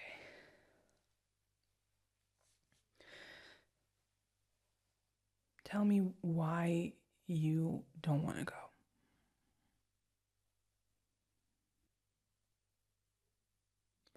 Okay, I get that. I get that it feels scary, and I know that you have troubles with falling asleep. We've talked about that, and that it's really terrifying for you, the anesthetic and everything. I get that. But I think counterpoint to that would be getting anesthetic is easier than falling asleep, and you fall asleep every night. Well, most of the nights. So that's not really as big of a challenge because you also don't really have a say in it. You just count backwards and then you're just gone. Yeah, I've had surgeries before, and I remember just being kind of scared about them as well. And then I remember just the doctors and the nurses just talking to me and putting me at ease. And I woke up after that and everything was fine. So, what do you mean if you're gonna wake up, babe? The chances of something like that happening, I mean, yes, they do happen, but A, they don't happen like at huge hospitals like this. And B, even if they do happen, they have like, do you remember how like I had that friend that we don't really see anymore, like Helen? You remember her? She was a nurse. And I remember one night I was like talking to her about like anesthesia and like surgeries and everything. And she told me like what people don't realize is that there are so many fail safes in anesthesia. Like if something happens where you don't wake up like from the usual thing that they do, then there's like a plan B. And if that doesn't work, there is a plan C and a plan D. And I'm pretty sure it goes all the way up to like G or H. And she said that she never had anybody like that didn't wake up from plan B. And she's been a nurse for like a lot of time. So like plan B, baby, that's the second one. And there's like, I can't count. There's like 7 or 8 of them. So the chances of something happening during that surgery are so astronomically small. And I get that you're worried about it. I'm not saying it's not valid. I just want you to know that it's like, it's so safe. And I'll be there with you every step of the way until they like send me away. And even then, I might be dramatic and make a scene about it just because I want to. That's the love of my life right there. Just like yell at everybody. I'd be into that if you wanted to, if that will make you feel better. Yeah. You okay? I promise you, I'll stay there all through the night if you have to stay there, and I will tell you bad stories, as you know I'm really good at. And I'll bring some games. I'll bring you a phone charger so you can Tinder all you want. You know, you might get lucky. You might have like a really hot doctor coming in. Who knows? Flirt with them, you know, get her number, maybe like see where it goes. Yeah, I mean, not necessarily a deal breaker. If it makes you leave right now, I will let you hook up with any doctor you want. And I will say right now that I regret that statement. I retract it, and this has never happened.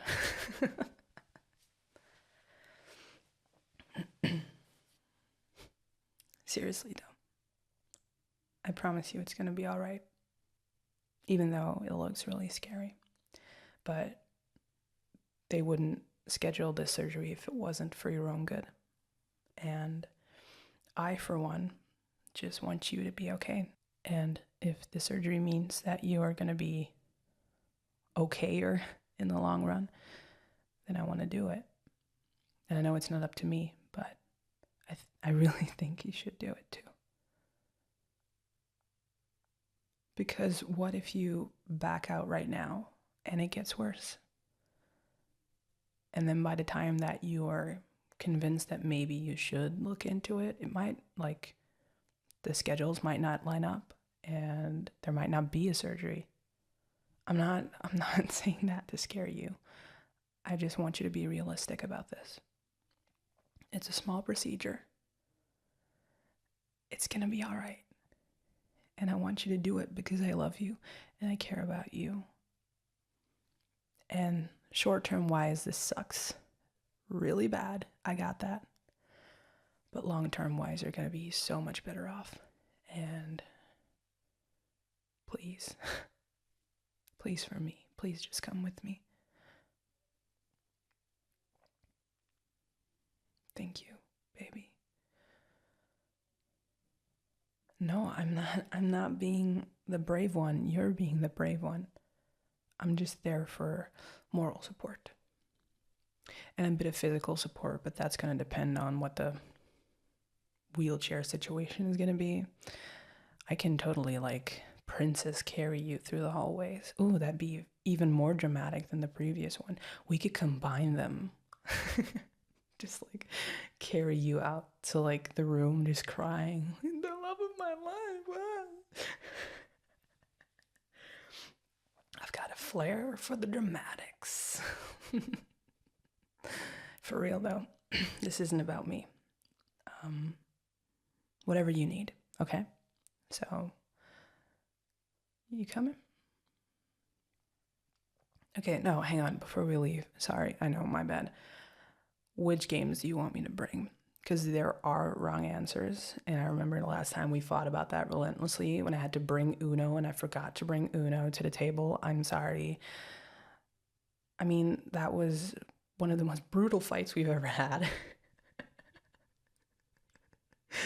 I still remember it because that was like board game night with like Sophia and her husband, right? I still remember the shocked expression on their faces when you started like yelling about like +4s and stuff. And I'm sorry, I will not make the same mistake again. You tell me, should I bring Uno? Okay, baby, I solemnly swear with all of my heart and everything, all the other organs, I will not forget to bring Uno in your go bag. And if I do forget to bring it, then you are welcome to walk into the nearest operating room, steal a scalpel, and just take your pick. Yes, I promise. I know those are heavy words. It's a heavy promise because I will not forget Uno this time. Yes. Okay. Now, you good? Okay, let's go. Hi, babe. I'm eating a lollipop. Oh, what am I doing here? Oh, bomb threat.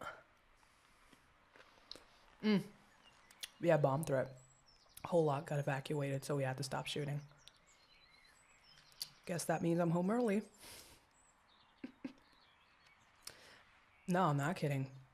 I just have no other way to deliver that news. It was a bomb threat. Then there wasn't, but then we lost so much time that it was just like, okay, well, let's pick this back up in the morning. So now I am here. And I stopped at 7-Eleven to get a lollipop because I just wanted a lollipop.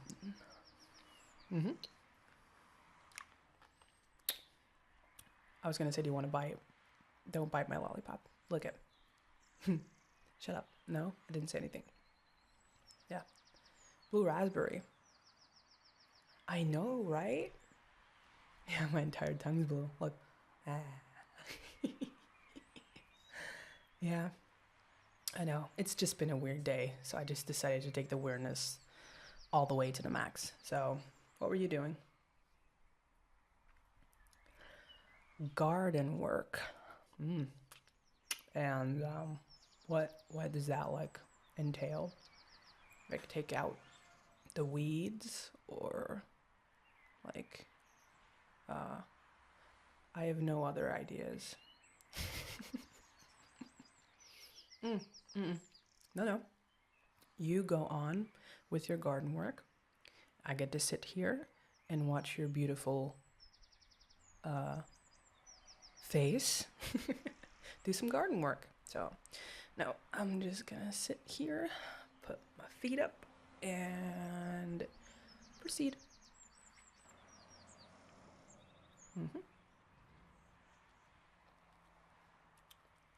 Well, I mean, then don't use the leaf blower if it makes too much noise.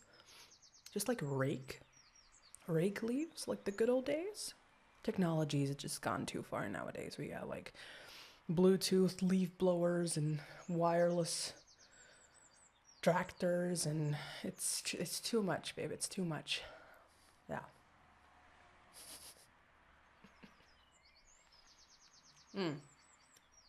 Do you want to kiss because you're jealous of the lollipop, or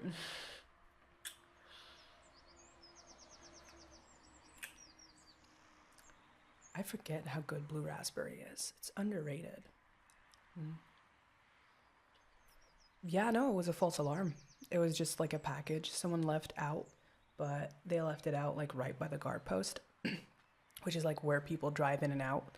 So it was a thing that, anyone could have put it there. So they thought it might be like, they thought it might have been foul play, but it's just like an Amazon thing. Yeah. It's incredible how much you can disrupt like an entire building with just like one last package. I'm not saying it to give you ideas. I'm just amazed by it. Like, yeah, I mean, like special police force had to come, like just like control explosion, that whole thing. I mean, just somebody's like tablet just got blown the fuck up. Yeah, it's insane. I mean, I hope that guy's proud of himself because he cost like, I'm pretty sure like over the entire lot that cost like thousands of dollars, maybe millions. So, yeah, exciting. I mean, exciting is the word for it, I guess, but yeah, it wasn't all that funny in the moment. Where like a poor like guard had to walk in on set and just shut everything down and be like, "Hey, we're gonna evacuate." So, yeah. Yeah, I mean, it kind of sucked because we were doing like a pretty intense scene. And so I was like crying and I was like in the zone all the way. And then the guy just walks in and like we all let's like file, like single file walk out of that lot, just like crying and like, so yeah, it was kind of funny. Like, I'm pretty sure it looked more dramatic than it felt, but I thought it was really funny. Yeah. Did you see it on the news? I'm pretty sure they kind of kept it quiet. Oh, they did? Oh, bomb threat. Yeah, that's exciting. It wasn't like a big deal. Yeah, I mean, it's fine now to be home early, but I'm pretty sure that's just gonna end up in like a longer shoot on like another day to pick it back up. So it's not gonna be a win-win. Probably gonna have to shuffle some stuff around in the schedule, but as long as like our vacation doesn't get like messed up. I mean, yeah, they could if they decide that like that Friday is the only day that they can get stuff planned, then it's gonna be like, yeah, sorry, have to go to work. So, I mean, yeah, that's just the reality of it. It's like $1 million machine. I'm just like a little cog in it. So, my little plane tickets to Europe don't really count as a way to disrupt the entire machine as much as an Amazon package does, apparently. But don't say that. Don't joke about me putting packages there. Because I will, and that's not good. Pretty sure that's a fireable offense, babe. But thanks for the suggestion. There's no bad ideas in a brainstorm, but can you imagine if that just kept happening? People just kept on like putting packages there in case they like when they don't want to go to work. Yeah. I was gonna say that'd be funny. It wouldn't be funny at all. It would be funny for the guard, like having to walk in for like the 15th time to be like, sorry guys, here we go again, wrap it up. Yeah. No, it's not really that funny. Yeah, I think it's like gum in the middle once I get to it, because I can kind of feel something hard in it. Nope, don't say it. We have a limit on innuendos. We promised that last time when I was freaking out. No more innuendos than like 3. I get 3 every day. Yes, and you get 3 every week because you're not as good at those. I get that. It's fine.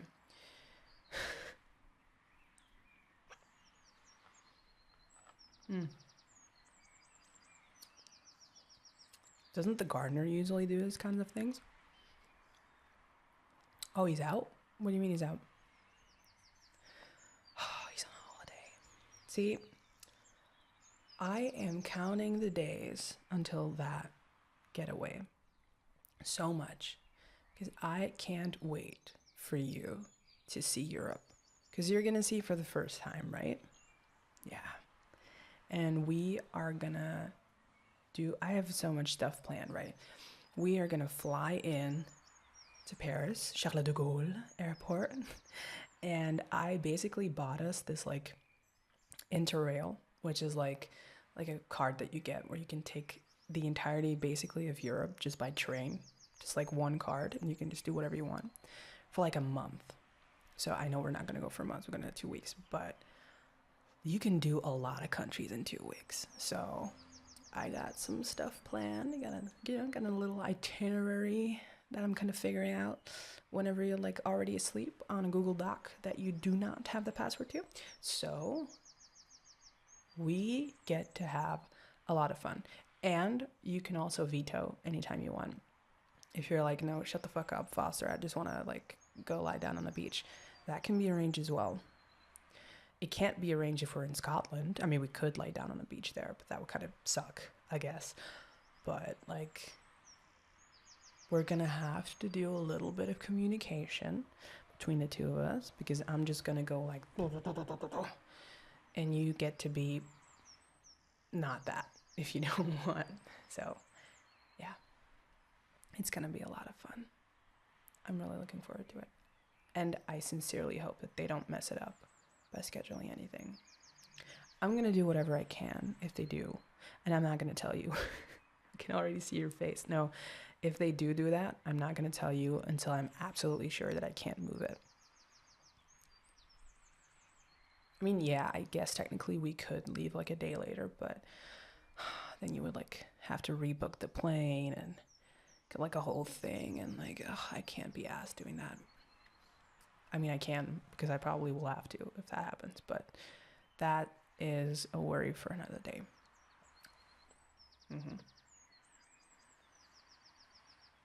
I can still see some leaves in the pool. Yes, I am gonna stand here and boss you around. Isn't that like half of the job description? I'm just being a perfect girlfriend. I'm just pointing at the mistakes and we're gonna work together to fix them, i.e. I tell you what the mistake is and you fix it.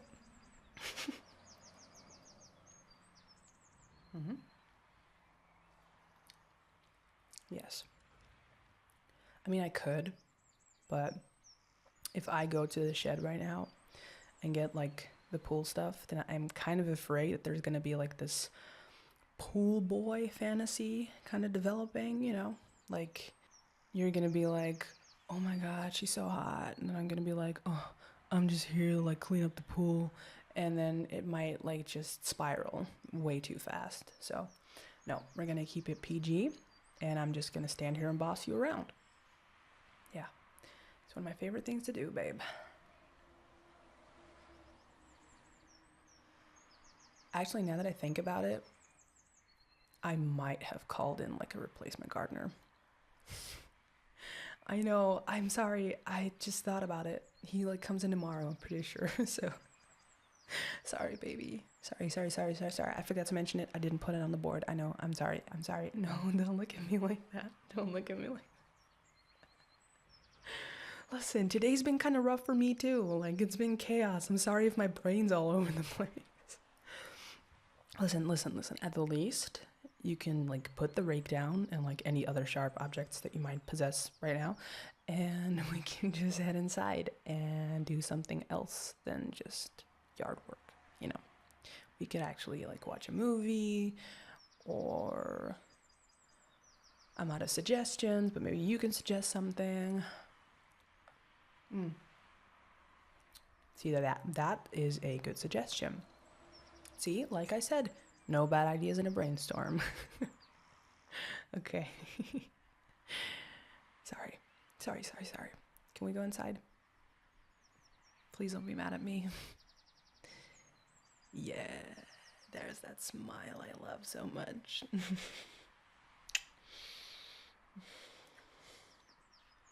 Yeah. You want to share the gum?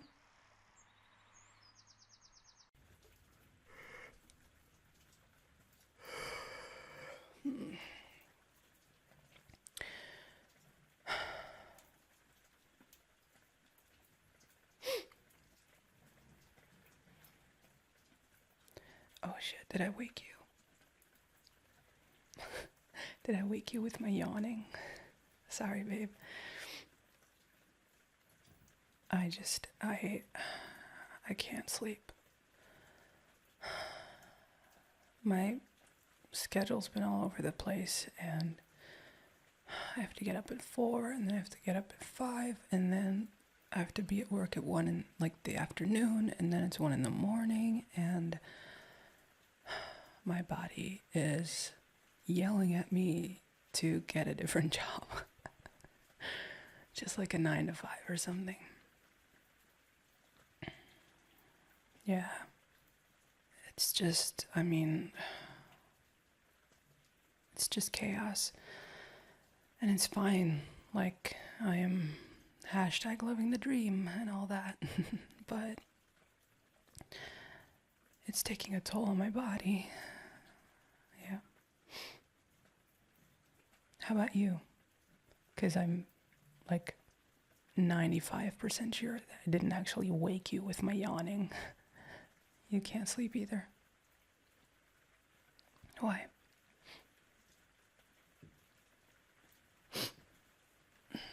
Wait. Hold on.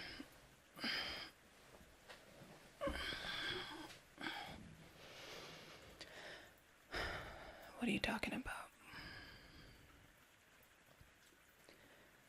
What do you mean you're worried? About what?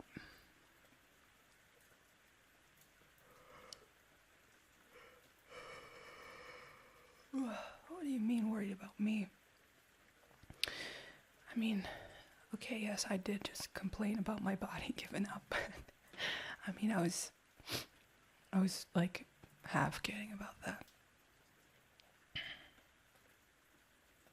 No, it's just, I mean, this is just my job.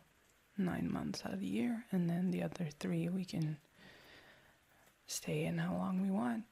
And we don't have to think about early call times or call sheets or schedules or, I mean, it's just the things that we signed up for. Well, I signed up for. You didn't sign up for anything yet, unless we go sign some papers right now. But I mean, doubt they'll let us in at like 3 in the morning. Okay. Come here. How about we just lie awake together and suffer together tomorrow from lack of sleep, but we just have a little bit of us time. Yeah, I mean, we have some us time throughout the days, but when was the last time we actually had like a solid hour of just like talking in bed? This is where all the good conversations happen. I mean, yeah, this is where other stuff happens too, but honestly, I am just like, I'm glad you feel the same way. Like, I would want to, but I can't right now. Pretty sure I would pass out after 5 seconds. Yeah, wouldn't be much fun. But talking's nice. Kissing's also nice, if we can maybe find some middle ground in that.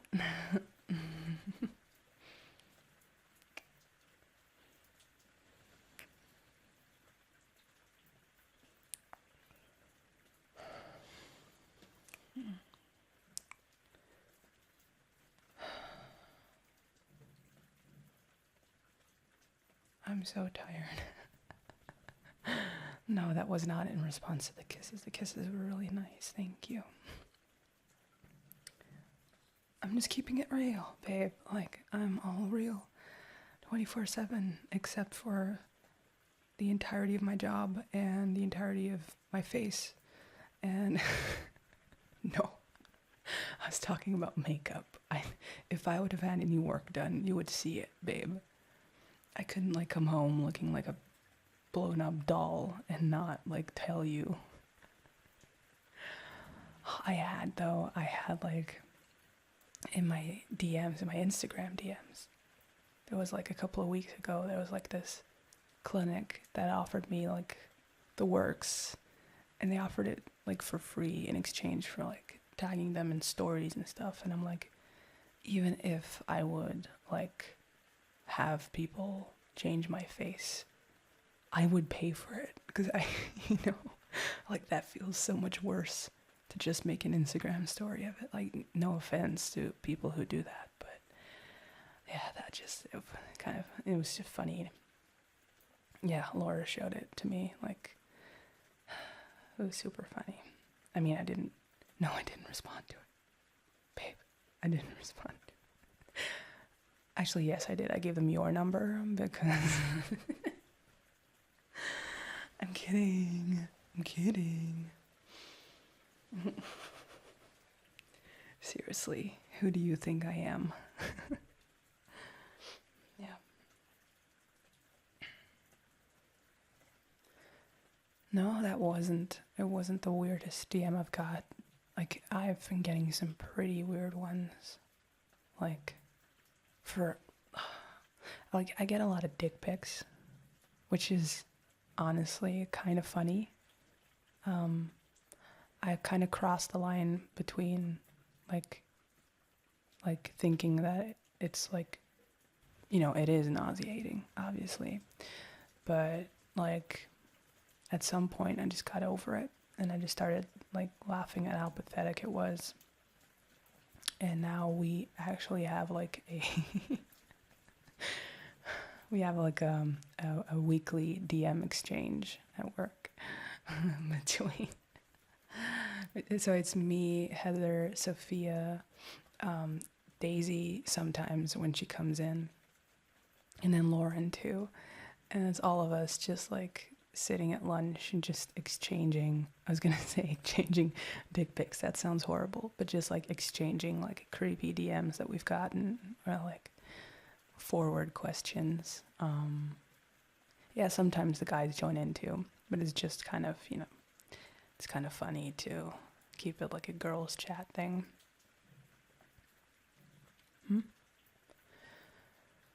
Yeah, I mean, it is horrible, but I mean, honestly, like I said, it's just, I just don't really pay attention to it. I feel worse for Laura because she has to filter through all of those DMs to just pick out the right ones for me to respond to. So she has to go like spam, dick pic, spam, marriage proposal, dick pic with a marriage proposal, spam, actual fan who asks a question. So yeah, whatever I'm paying her, it's not enough. I'm kidding. God, I love Laura. She's so much fun. She's a trooper for what I'm putting her through.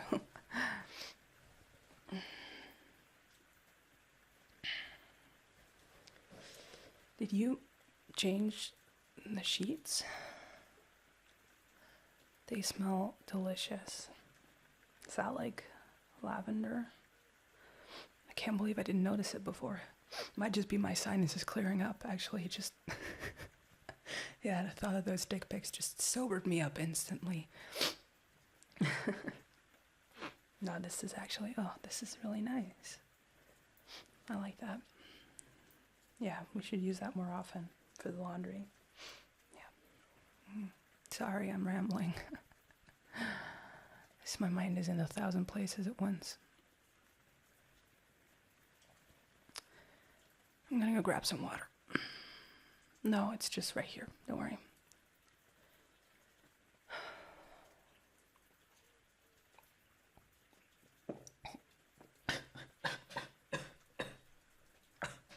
Oh my God.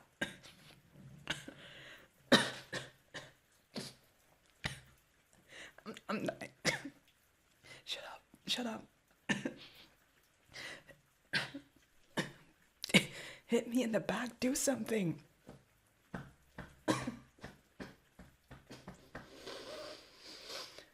Oh my God, I just almost died. Oh yeah, you were just laying there, just thinking about that life insurance policy, huh? Why does water always betray you? Because the only thing to help when you choke is just more water, but that doesn't solve anything. Okay, I'm gonna try this again. Stop laughing at me. Babe, I'm serious. Stop laughing at me. I will throw this entire glass of water over you right now with 0 regrets. Yeah, that's what I thought.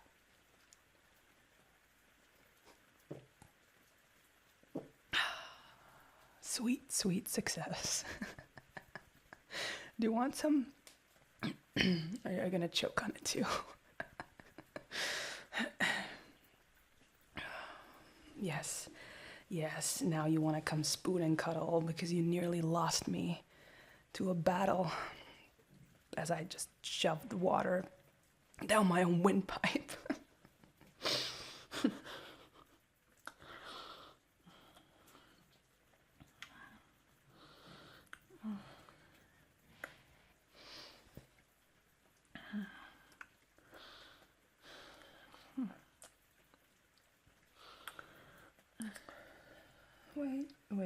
Wait. I'm not done with you yet.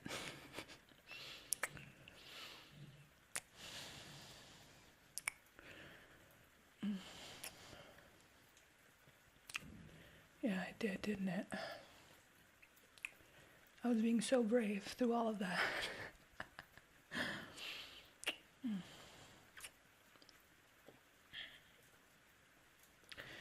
You know what? I might actually have to lie awake more often, don't I?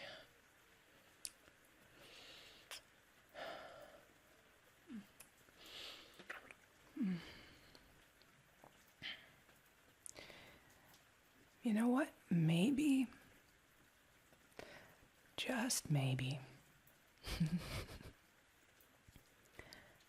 maybe I still have some energy left in me after all. Yeah? Well, I mean, we gotta fill our time with something, don't we?